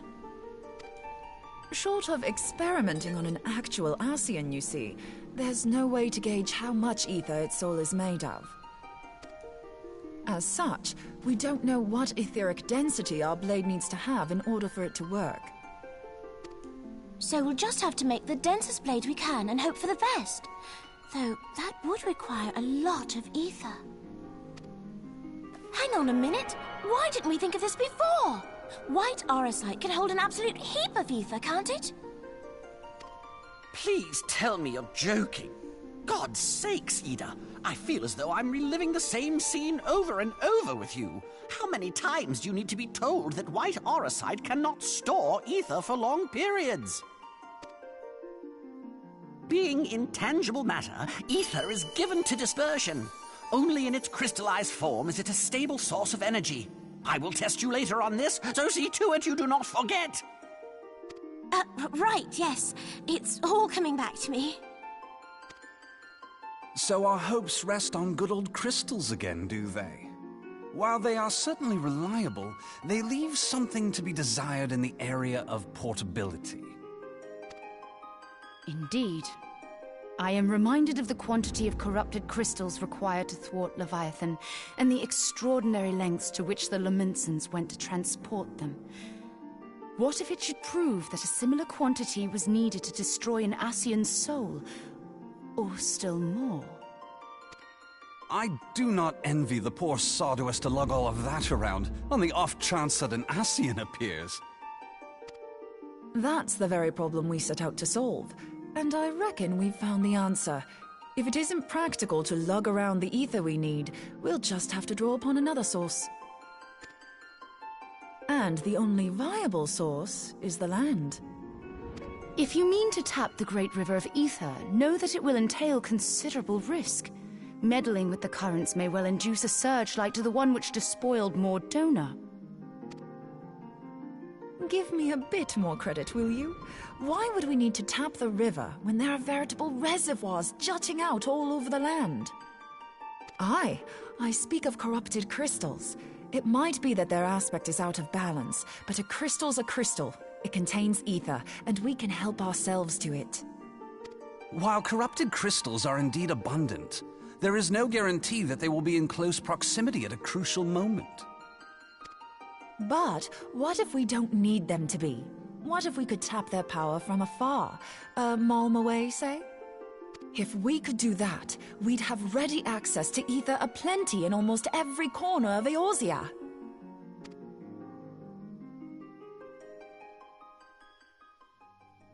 I've yet to put my theories to the proof, but I've got a good feeling about this. If no one has any objections, I'd like to see where this avenue leads. If you think it worth your while, you have my blessing. But tell us, what are your theories? I, for one, am most eager to understand the process, however vaguely. I thought you might say that, but no one wants to listen to boring old theories all day, do they? I know I don't. So with your permission, I'd like to try something a bit more hands-on. I've already built an etheric siphon especially for this purpose, and I've been meaning to try it out. How convenient. Thing is, the profusion of corrupted crystals in Mordona makes it something of a high-risk testing ground. If anything goes awry with the siphon, it would be better if it didn't happen within spitting distance of quite so much ether. Ideally, I need an isolated specimen. Does anyone know where I can find one? May I suggest northern Thanalan? There you will find corrupted crystals of middling size, standing a reasonable distance apart. Ideal for your needs, I should have thought. Oh, and if you do elect to visit the place, I should be much obliged if you would assist me in another matter while you are in the area. Has something happened? Movement has been observed at Castrum Meridianum. Oh? During Operation Archon, the Alliance dealt the stronghold a heavy blow. Its facilities were extensively damaged, and its garrison reduced to a fraction of its former strength. Not long after our forces withdrew, however, their ranks were replenished by reinforcements from Castrum's sentry. They now seek to rebuild, and to this end they have their sights set upon the ceruleum processing plant. Having lost the Empire's support, the 14th Legion lacks the resources to sustain itself. To them, this is a bid for survival, and they will doubtless fight like desperate men. Though I have dispatched the Crystal Braves, I fear their strength alone may not suffice to stay the Imperial assault. I would request the Scion's aid in the defensive effort. If I didn't know better, I'd say you were trying to inveigle us into fighting your battle with the promise of shiny crystals. Well then, consider me inveigled. I won't lie, the crystals you speak of sound perfect, so the Garleans have to go. Besides, Nice. we can't afford to beat about the bush. There's no telling when the Arceans will next appear. Thine eagerness to hurl thyself into the jaws of danger cometh as little surprise. Exercise due caution, I prithee. Though you have become a Crystal Brave, you are yet a Scion, Alphino. We could hardly refuse you. Pray, join the Crystal Braves and lend them your support. Thangred and Papalimo shall accompany you. Yay. Ida and Yashtola, in the meantime I would have you assist Moonbreeder. Scout out the crystal clusters, that the testing may commence as soon as the Garlean threat has been eliminated.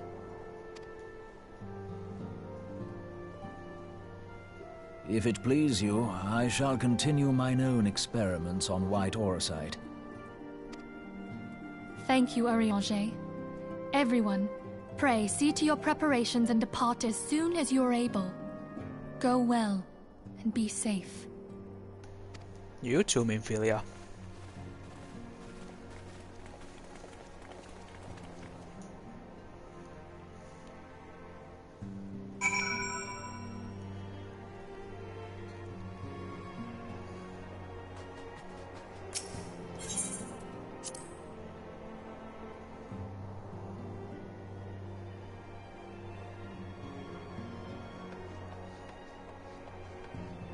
Oh.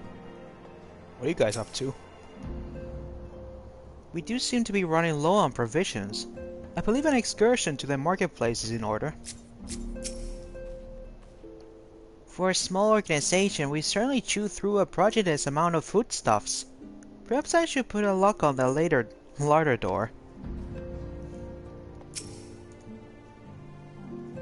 I see that the Scions once more ready themselves for the road. I too must make preparations for an absence from the Rising Stones. Ori was most eager to join you on the front lines of battle, but as the fate would have it, the Antecedent had other plans for our talents. It seems you have barely arrived before you must once more plunge into the fray. Duty is unforgiving mistress, huh?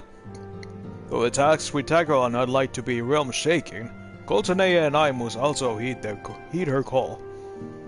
Hey, you're doing the people great. You make me great. You make me proud. It would seem that the events have once more conspired to rob us of rest and recuperation. Though I would wish it otherwise, I must ask that you head straight away to the processing plant. The 4th have already been deployed to the area, and await the arrival of the Scions. Wilred will brief you on the developing situation. Meanwhile, I must rendezvous with Captain Ilbert at our headquarters in Ul'dah. I shall take command of our forces there with lighter heart, knowing that you go to support the front lines.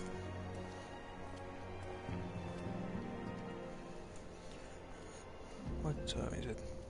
5 hours, okay. Your duties take you to Northern Thanalan, do they not? Yeah. We too must say our farewells to our Rising Stones for a time. Flamine travels to Ul'dah, and we shall serve as her escort. At my daughter's behest, I do contact certain old acquaintances in Gilded City. We are best at all sides by civil unrest and imperial machinations, threatened by primals and doubled by dragons. We all need all the allies we can muster. Many of my friends hold positions of power, you see, and it is my hope that they can provide to aid the Scion's cause. If past events have taught us anything, then we know that Eorzea must present a united front, or we shall fall. How extraordinary that my little Asilia is involved in such far-reaching affairs. I am proud that I might now stand at her side, not only as a mother, but also as a colleague. A colleague with influential connections, but I fear that Ul'dah has become a place of danger even for one so familiar with her streets. Bah, woe betide the blackguard that so much as glares in your direction, my lady. Oh.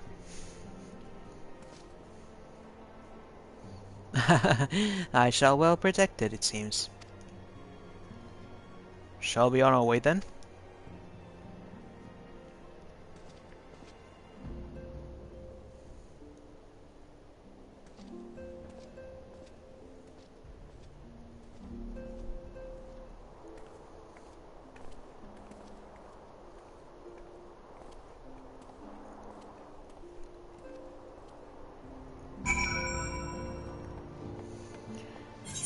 Now,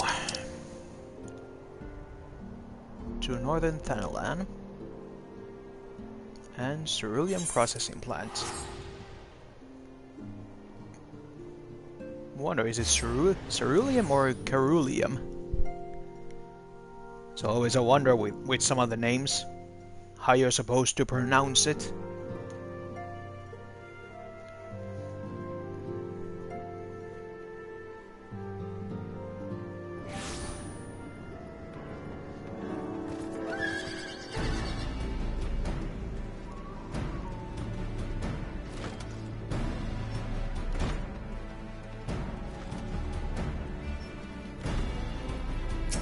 Hey, Wilred.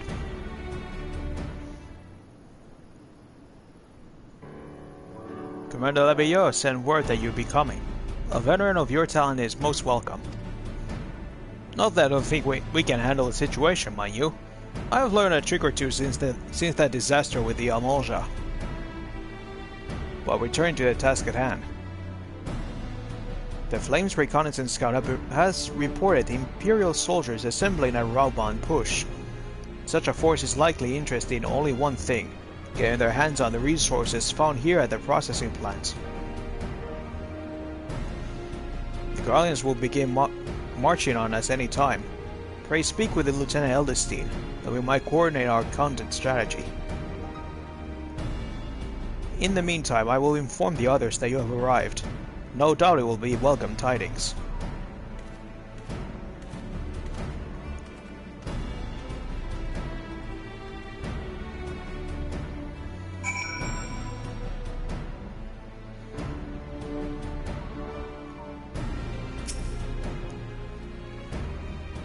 Lieutenant Platinum, my soldiers yet tell us the tales of your deeds during Operation Archon. Would that we could sit a while and reminisce about old times, but I fear more pressing matters require our attention. The civilian draftsmen, you see, have come across several highly suspicious crates within the boundaries of the processing plants. I had my sappers take a closer look, and our worst fears were confirmed. These boxes contain powerful explosive devices of Imperial design no less. By my order, the Flame Station here are conducting a thorough sweep of the compounding as we speak. Though it troubles me that we were unable to apprehend the Imperial spy behind this, I have faith that our men will be able to neutralize the threat for now. In the meantime, our scouts bring troubling news of the latest movements of the Imperial army. I would once again ask for your aid.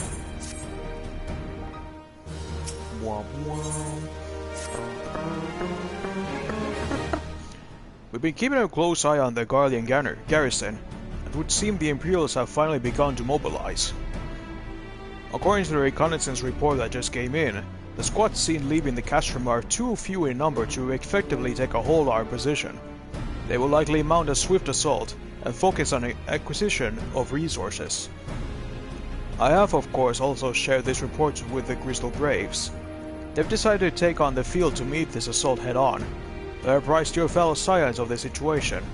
I'm heartened to know that they will be joining the effort.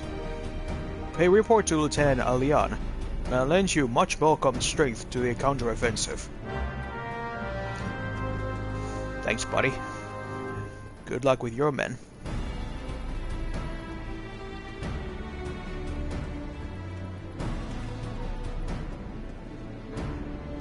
Oh. Moonbreeder is a warrior, it seems. Be it a squad of soldiers or some Magitech monstrosity, I shall allow no foe to harm the lovely Moonbreeder. Considering the weapon she wields, I don't believe the lady is in need of additional protection. Now that is an impressive piece of steel. Have you seen Moon swinging her axe? Swipe, slice, cleave. There's really no stopping her. Isn't it a beauty? A lady merchant in the Revenant's Toll simply gave it to me. Said she was investing in the future, or some such.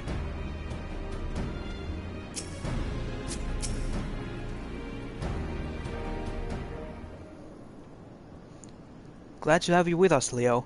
I'm sure Lieutenant Eldesteed has explained. The Garleans had deployed a small force from Castrum Meridianum. Their main column assembles to the north near Dalamut's Talons, but we also spied several squads attempting to conceal themselves on the approach to the west. They wish to rush forth and commit to battle with their main column, leaving the detached force free to raid the plant and pillage supplies. Not much of a strategy, but these are desperate men. Captain Ilbert.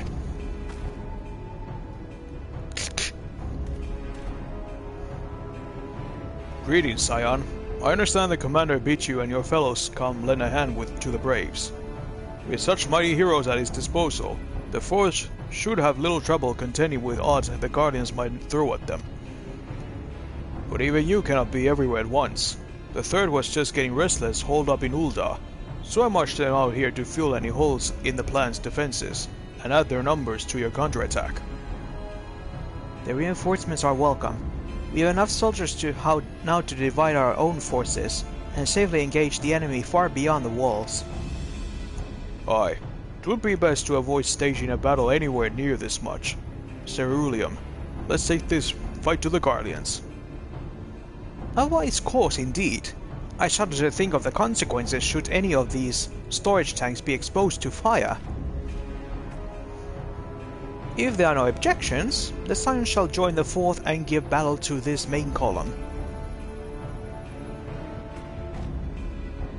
You're with the 3rd then, Warrior of Light.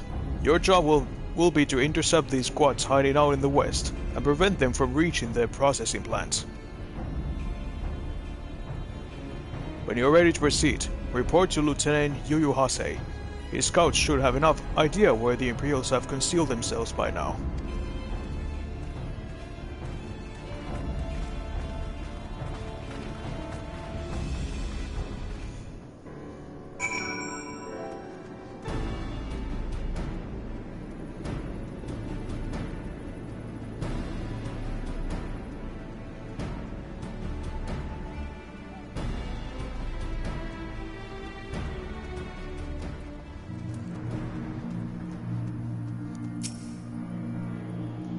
Hey, Yuyuhase. A pleasure to be fighting at your side once more, Scion. Operations invariably succeed when you're around, and victories are won to pave the road to greater coin. Now this detached force we've been sent to eliminate has split into smaller squads, the better to conceal themselves within the terrain hereabouts. I imagine we'll need to split ourselves up as well to cover more ground, and make sure we root out all these would-be raiders. And seeing as you're an army unto yourself, I assign you your own areas to scour clean of enemy soldiers. Aye, this will be a simple search and destroy. We'll rendezvous back here when the task is done. Happy hunting, Scion!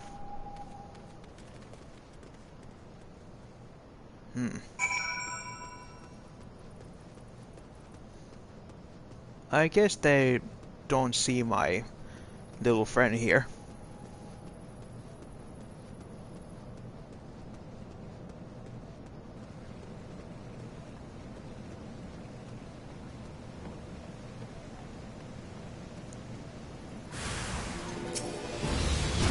Hey guys. Bye guys.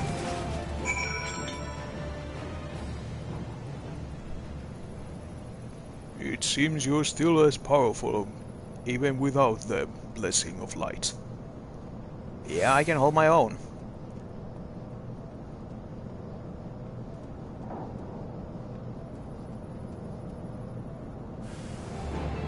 Here again.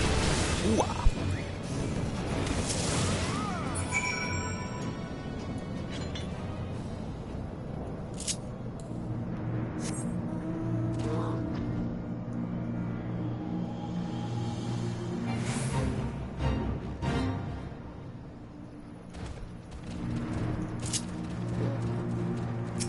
I'm back. You seem grim, Scion. I'll take that to mean that, between us, more than a few Gallians won't be making it back to the castrum. These Imperials, though, they certainly made us earn our pay. I wouldn't be a happy man if I never had to tussle with another of those Magitech horrors. It's time we bid this war-torn land a farewell. I will contact the 4th and let Lieutenant Alian know the west is now clear. I would appreciate if you would do the same when you report to Lieutenant Eldestein.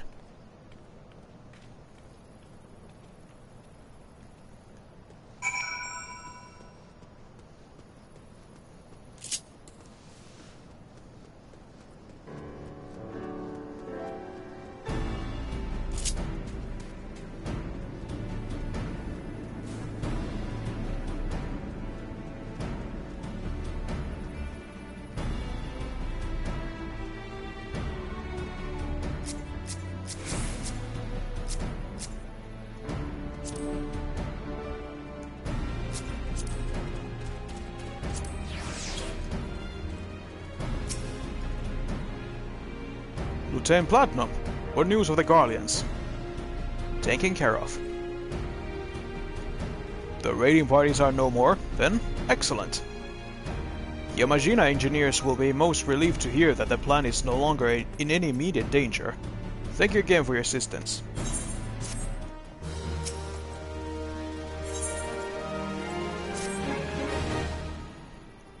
You must be anxious for word of your fellows.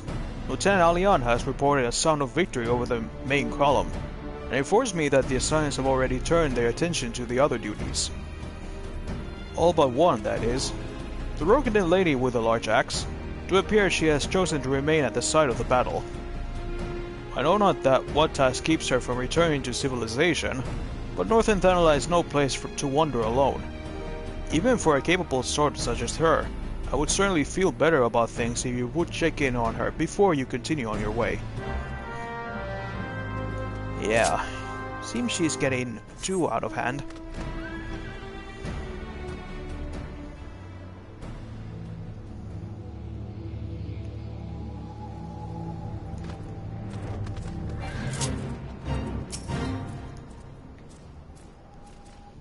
What's up, Moonbreeder?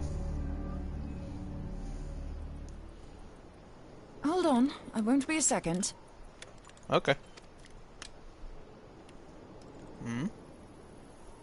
The beast seemed peckish, so I gave it a taste of my axe. I know. As Urianger never tires of reminding me. An axe ill becometh the hand of a scholar. What can I say? I like axes. To hear my mother tell it, I came into this world holding one. And it's not as if it stopped me picking up a quill, is it?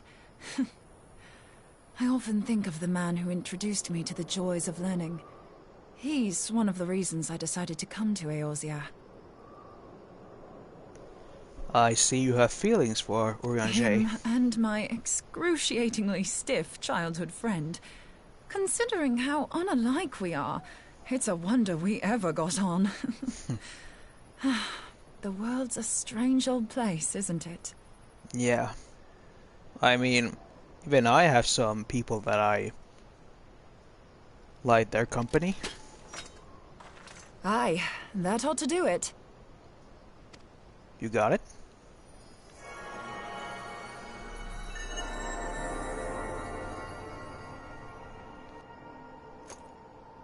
So far, so good. At these concentrations, it shouldn't matter too much if something goes awry. Just enough ether to make it interesting. I see. Did you see that? The way the crystal glowed? Yeah, it was pretty hard not to see. The siphon works, I'm happy to say.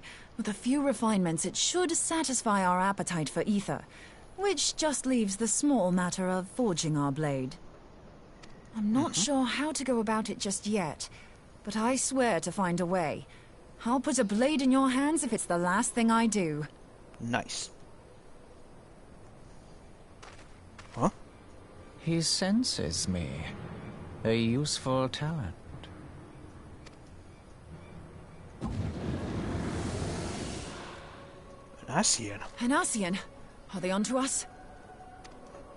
By your brand, I see you are an Archon of Sharlayan, keeper of knowledge, seeker of truth. Meddler. I don't know what the hell's you're saying, but I don't much like your tone. Your instincts serve you well. But come, be not unsettled on my account. That lovely brow was not made for frowns. But I waste my breath. Let me direct my words to one who understands them. We meet at last, warrior of light. I am Nabriales. And you have long been a thorn in my side. I suffered the overweening presence of La Habrea that men might host the power of gods, only for you to undo my hard work.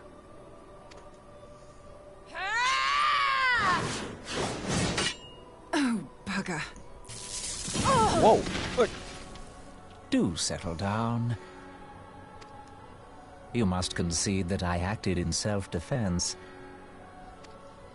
But what's this? I do not sense the blessing of light. Oh, dear. Could it be that frail Hydaelyn has forgotten her champion?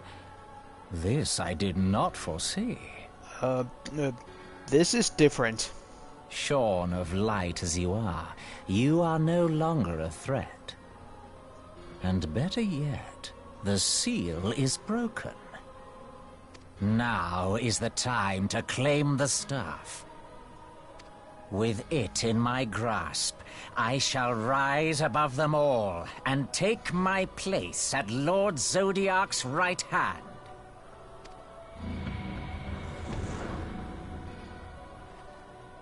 What did that bastard want with us?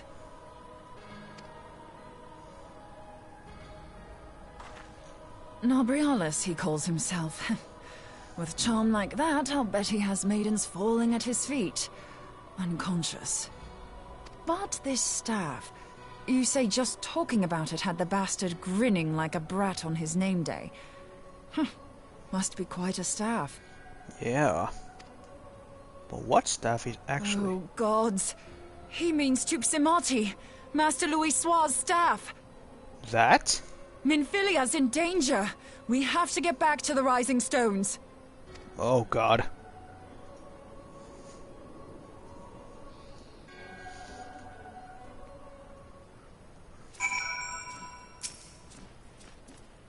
If I'm right, and the ASEAN is after Tupsimati, then we best make it all haste back to the Rising Stones. Minfilia must be warned.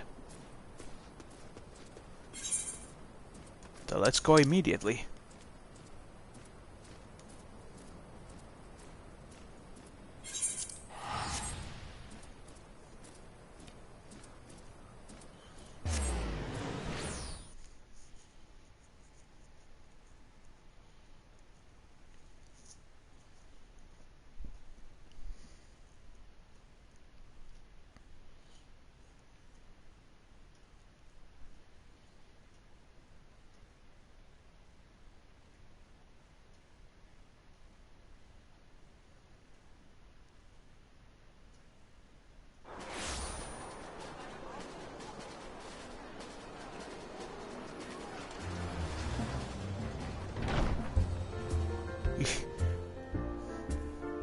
Come on, door. Let me in.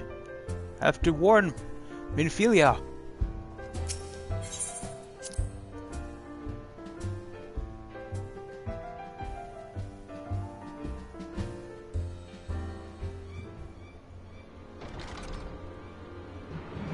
You're here.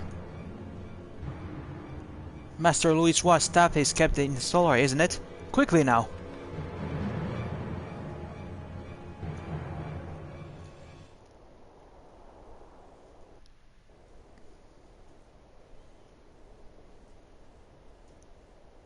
Uh-oh.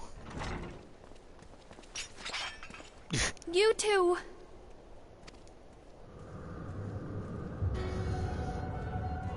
So, you were able to divine my intent. What now, warrior of light? Ah, but that name is no longer fitting. You have become decidedly dull, and quite incapable of barring my entry. What do you mean? You truly do not know? Then I suppose it is only right that I enlighten you. The blessing of light kept you and your fellow meddlers safe. It was that which prevented my kind from entering your domain. My kind, I say, though it had no power over the likes of Elidibus and La Habrea. Being of this world, they could come and go as they please, while I could only look on. But I need look no longer. Now that the seal is gone, I mean to act. Unlike the others, I am not given to waiting. I shall take that staff and bring about the next rejoining. Rejoining? Then it was your doing. The Isle of Val, the scholars, all of it. You destroyed it?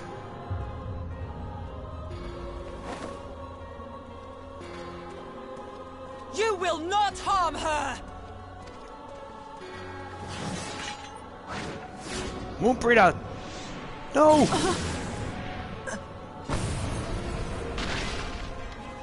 Oh. Moonbreeder! Why must you insist on forcing my hand?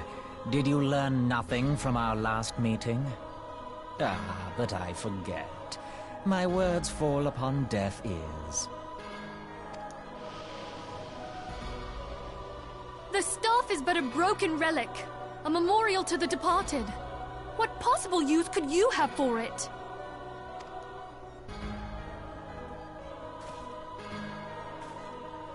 What use?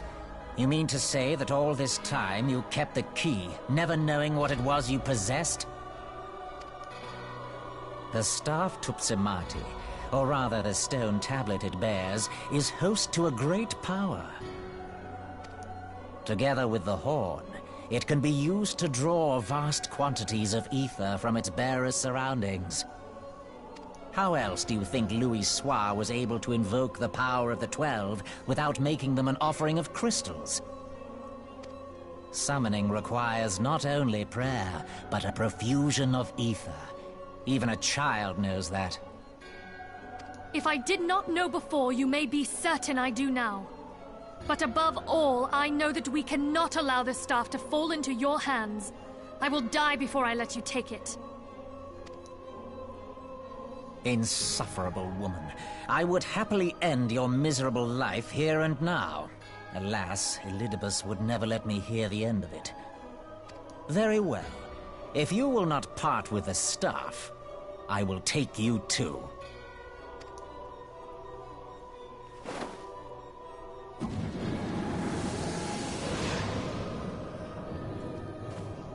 Minfilia.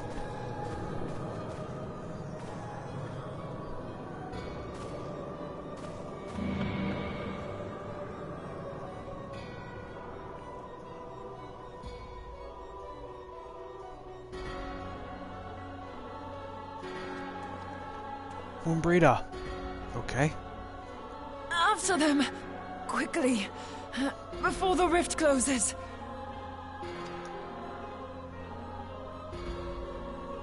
Okay. We'll go in.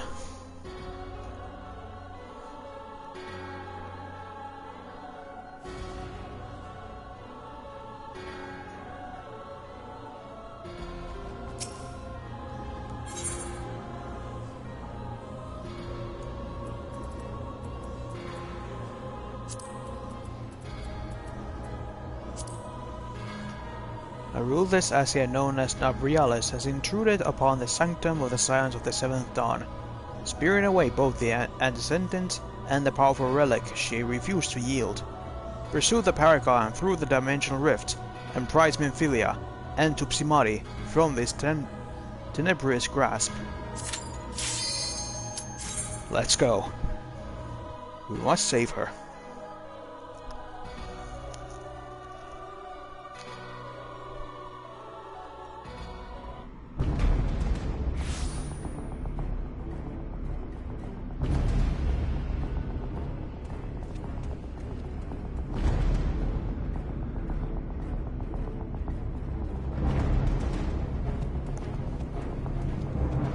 Minfilia!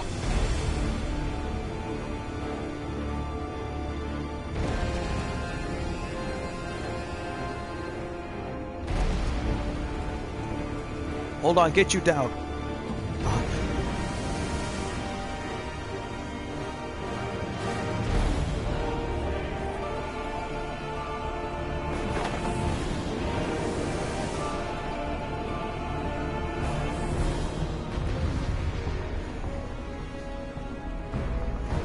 Okay then.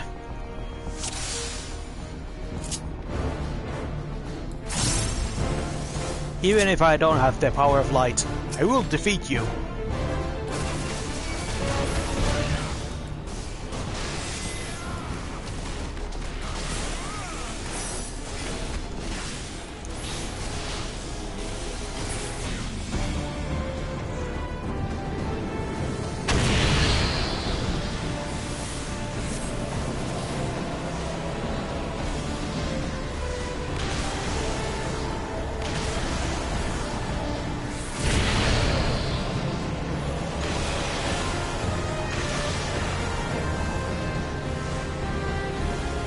Uh-oh. This is gonna be bad.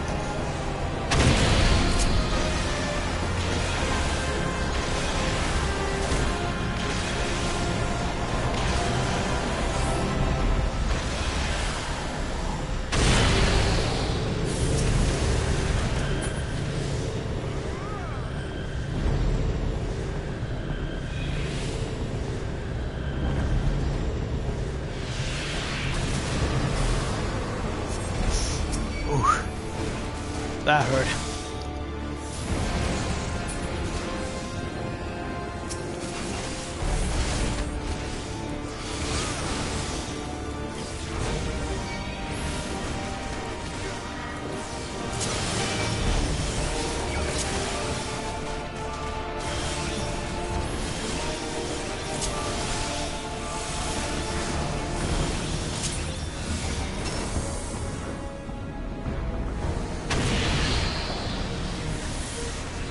Oh, another one of these. Right.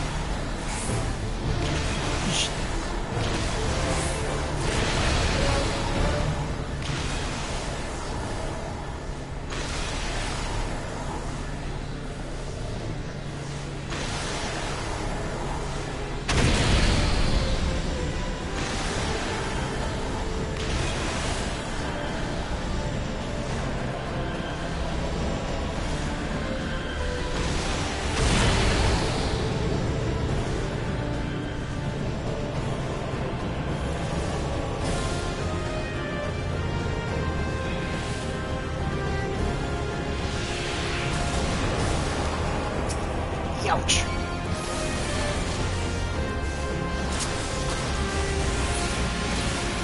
Gotcha!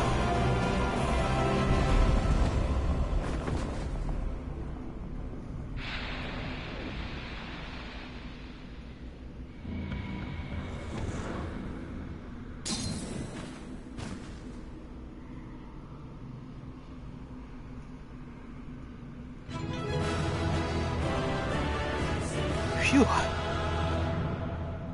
We did it. We're saving Philia.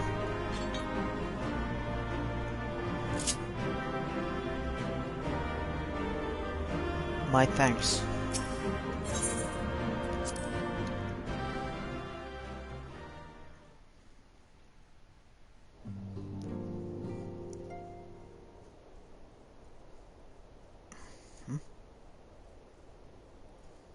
You're safe.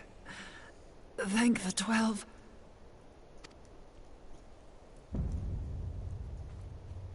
Huh?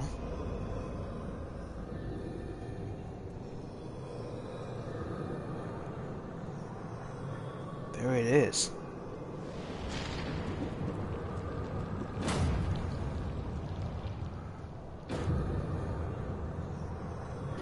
You may have bested me this day, but what of the next? What of all the days to come?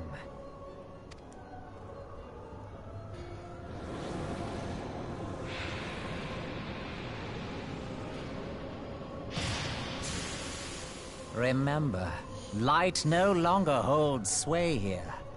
I may return whensoever I wish, again and again and again. Eventually, you will falter, and the staff will be mine. Until next time, Scions.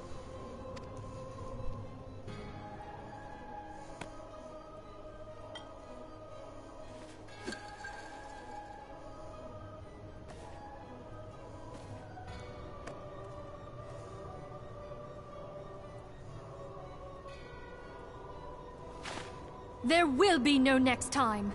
This is the end.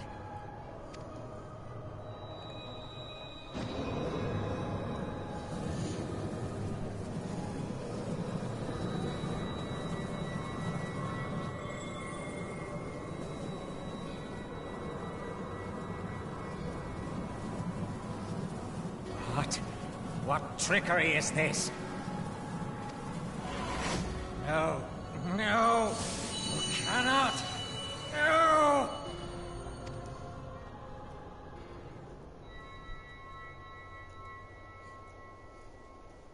Use Tube Samati to gather ether.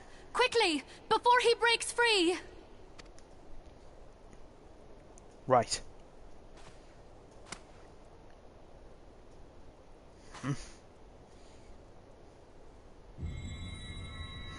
Concentrate! Call to mind the time you struck down La Habrea with the Blade of Light. Yes.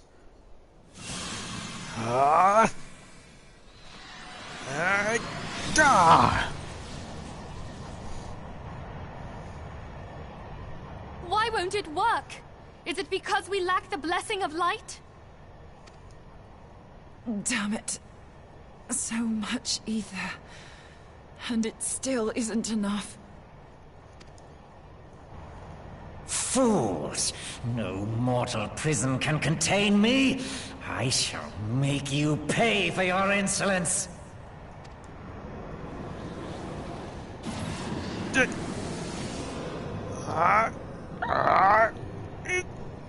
Please, Mother Heidelin, hearken to our plea. Lend us your divine light. Why can you not hear us? Do our words no longer reach you? Can't hold on. If only we had a bit more ether.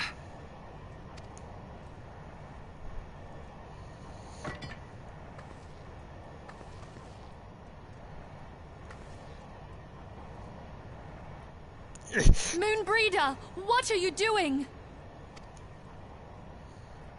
Master Louis Soir, I understand now. the choice you made. In death, there is life. Farewell, Urianger. You damned old coot.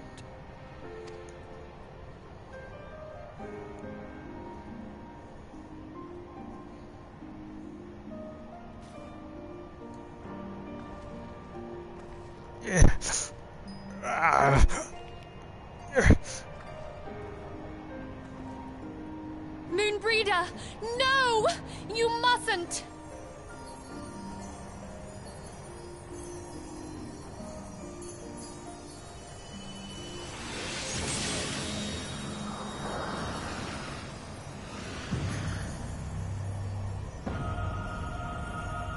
What? No! It cannot end!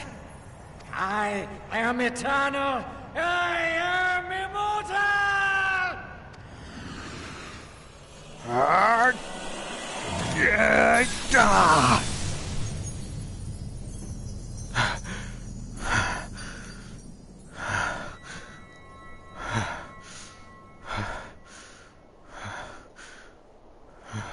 Moonbreeder. She's gone.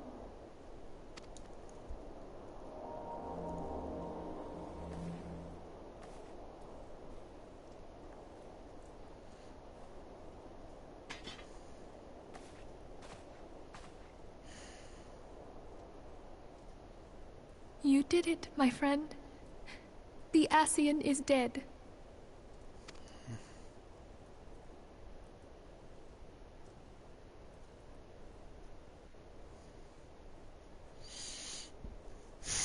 This device is a legacy of Moonbreeder's toils and sacrifice.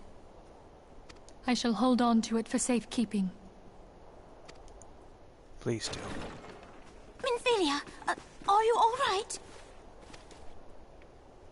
I am. Oh, we were surveying northern Thanalan when we received the distress call. We returned as swiftly as we were able. It seems you have everything in hand, however. Yeah, but... What happened here? Where is Moonbreeder? She's... no longer with us. She gave her life to temper the Blade of Light. I have no words. Rather than await the inevitable, she took her fate into her own hands. Does Urianger know?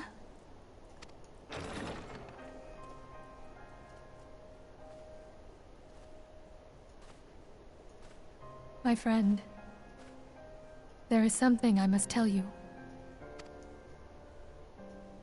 I heard all, my lady. The moon sinketh, taking her leave of the heavens, yet her passing heraldeth the coming of a new day. Moonbreeder hath fulfilled her destiny, hath she not?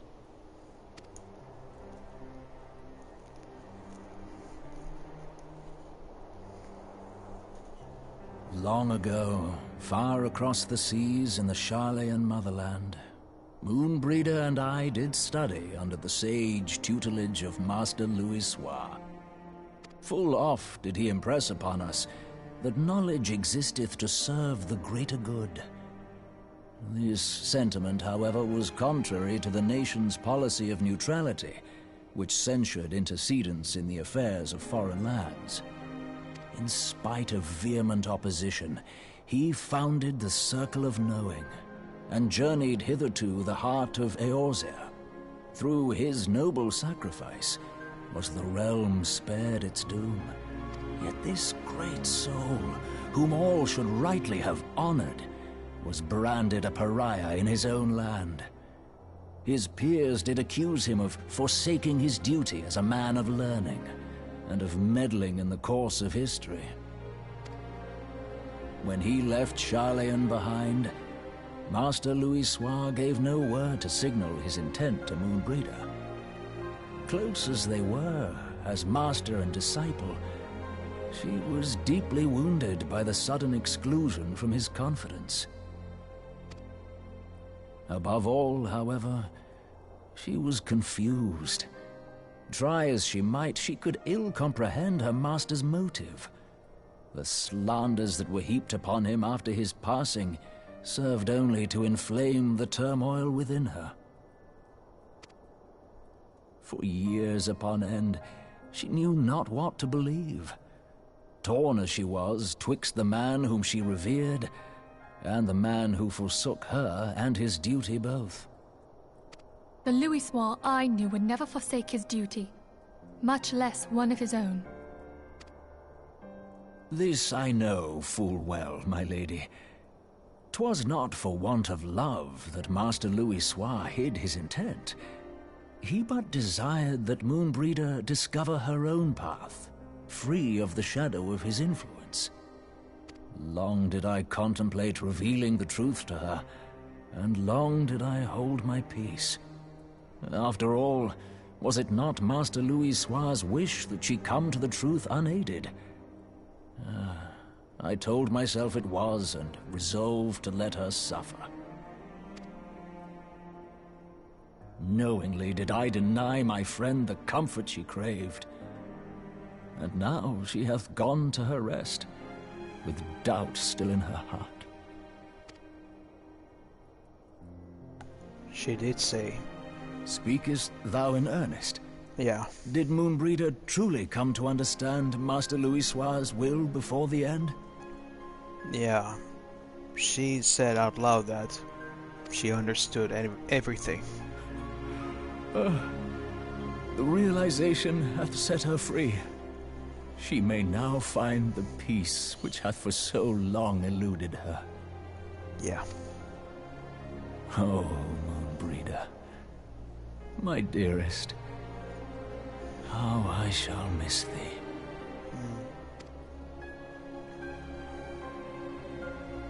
Moonbreeder gave her life that we might possess the means to defeat the Ascians. Her sacrifice must not be in vain. Let us continue her work on the Blade of Ether and see it to completion. My lady, I would mourn Moonbreeder in mine own way. I beg your permission to return to the Waking Sands. Of course, my friend. Take all the time you require. We shall be here should you have need of us.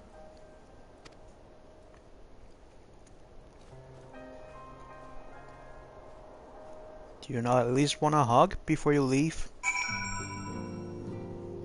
Oh man.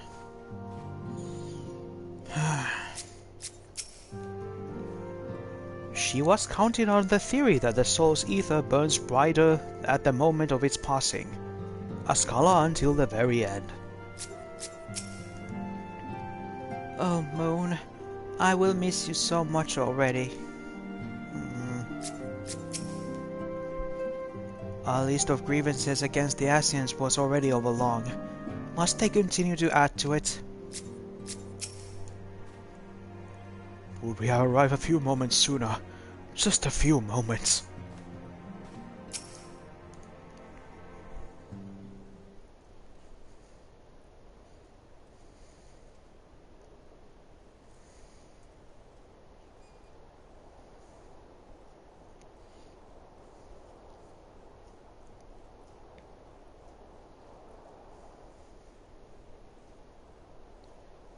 Never have I seen Orianche so utterly defeated.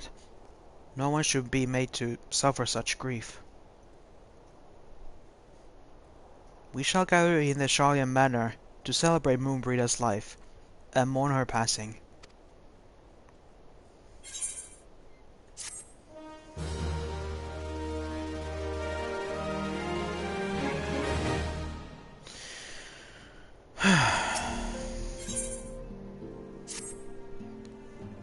As Moonbreeder was a native of Charlian, I feel it's only fitting that we gather before the Mark of the Scholar. Are you familiar with the stone? It is a monument found at the Rather Forest, and is sacred to Thaliak, guardian deity of the City of Learning. There we shall pray for our dear friend's soul, and bid her a peaceful return to the light of the Mother Crystal. Okay, let's go there. Moonbreeder.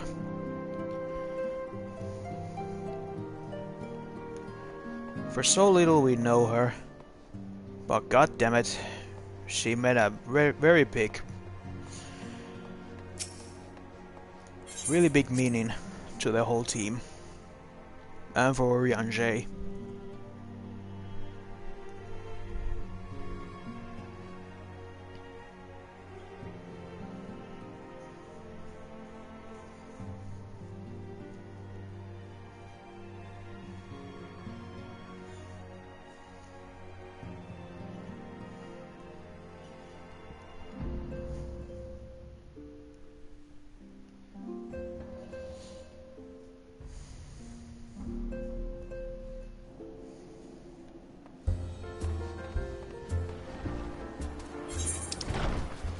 Oh, where's the stone? There.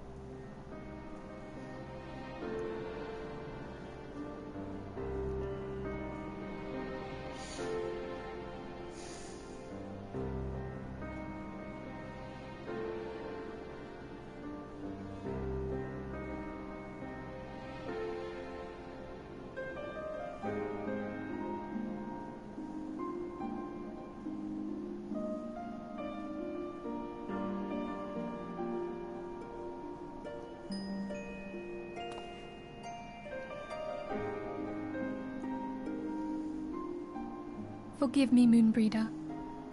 Had I been quicker or wiser, but I was not, and you paid the price. But you would not suffer us to wallow in our sorrow, would you? You would tell us to pick ourselves up and get on with it. And so we shall. We shall defend this realm and her people to the last.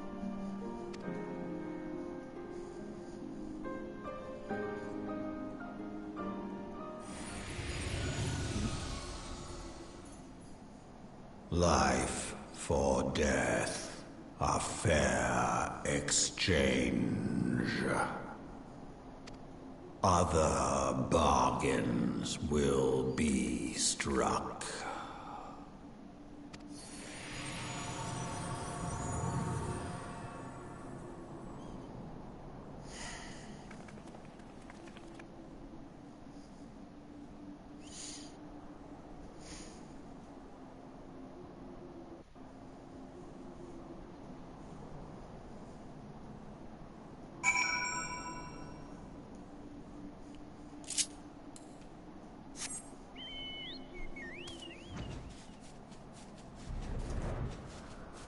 May you rest in peace now, Moonbreeder.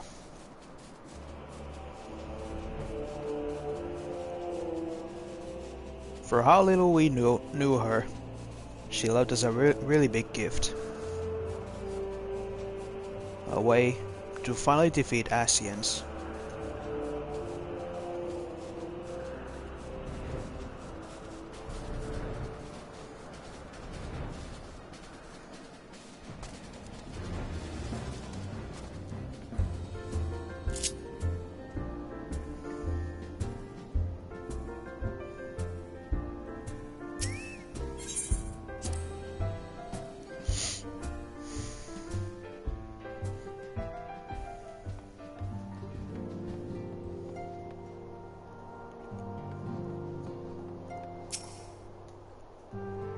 The rising stones feel somehow colder.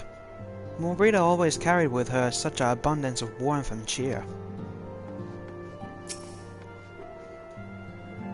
We must find some means to protecting ourselves from Asian intrusions. There must be a way. I don't feel much like training at the moment. If you could just give me some time. I loathe to see Yuta in such pain, but I've not the words to comfort her. Can you imagine it? I, Papa Limo, the one who has the eloquent comment for every situation. I'm at a loss of words.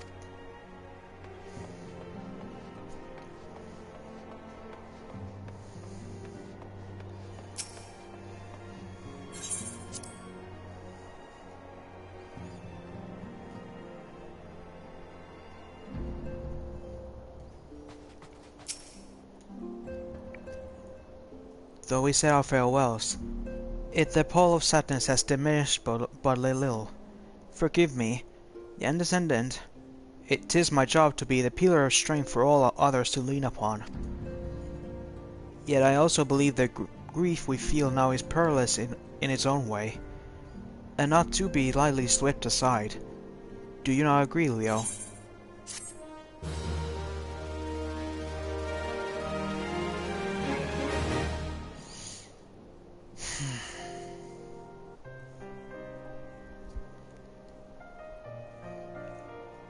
Tis as if a dagger has been thrust into my breast.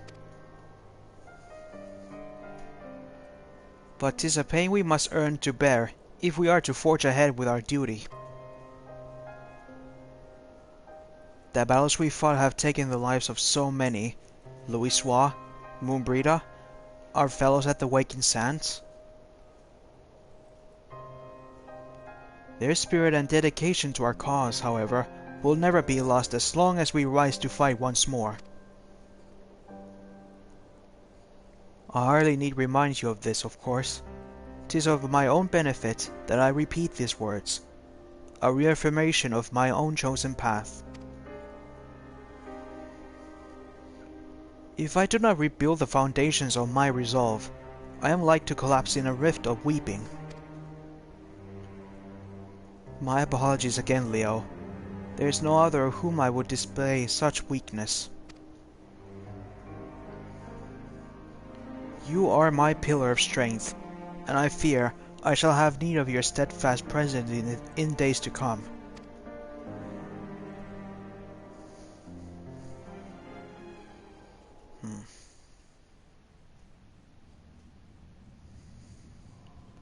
A victory won, a comrade lost. To honor the fallen, the living forge ever on, towards the light of a new day.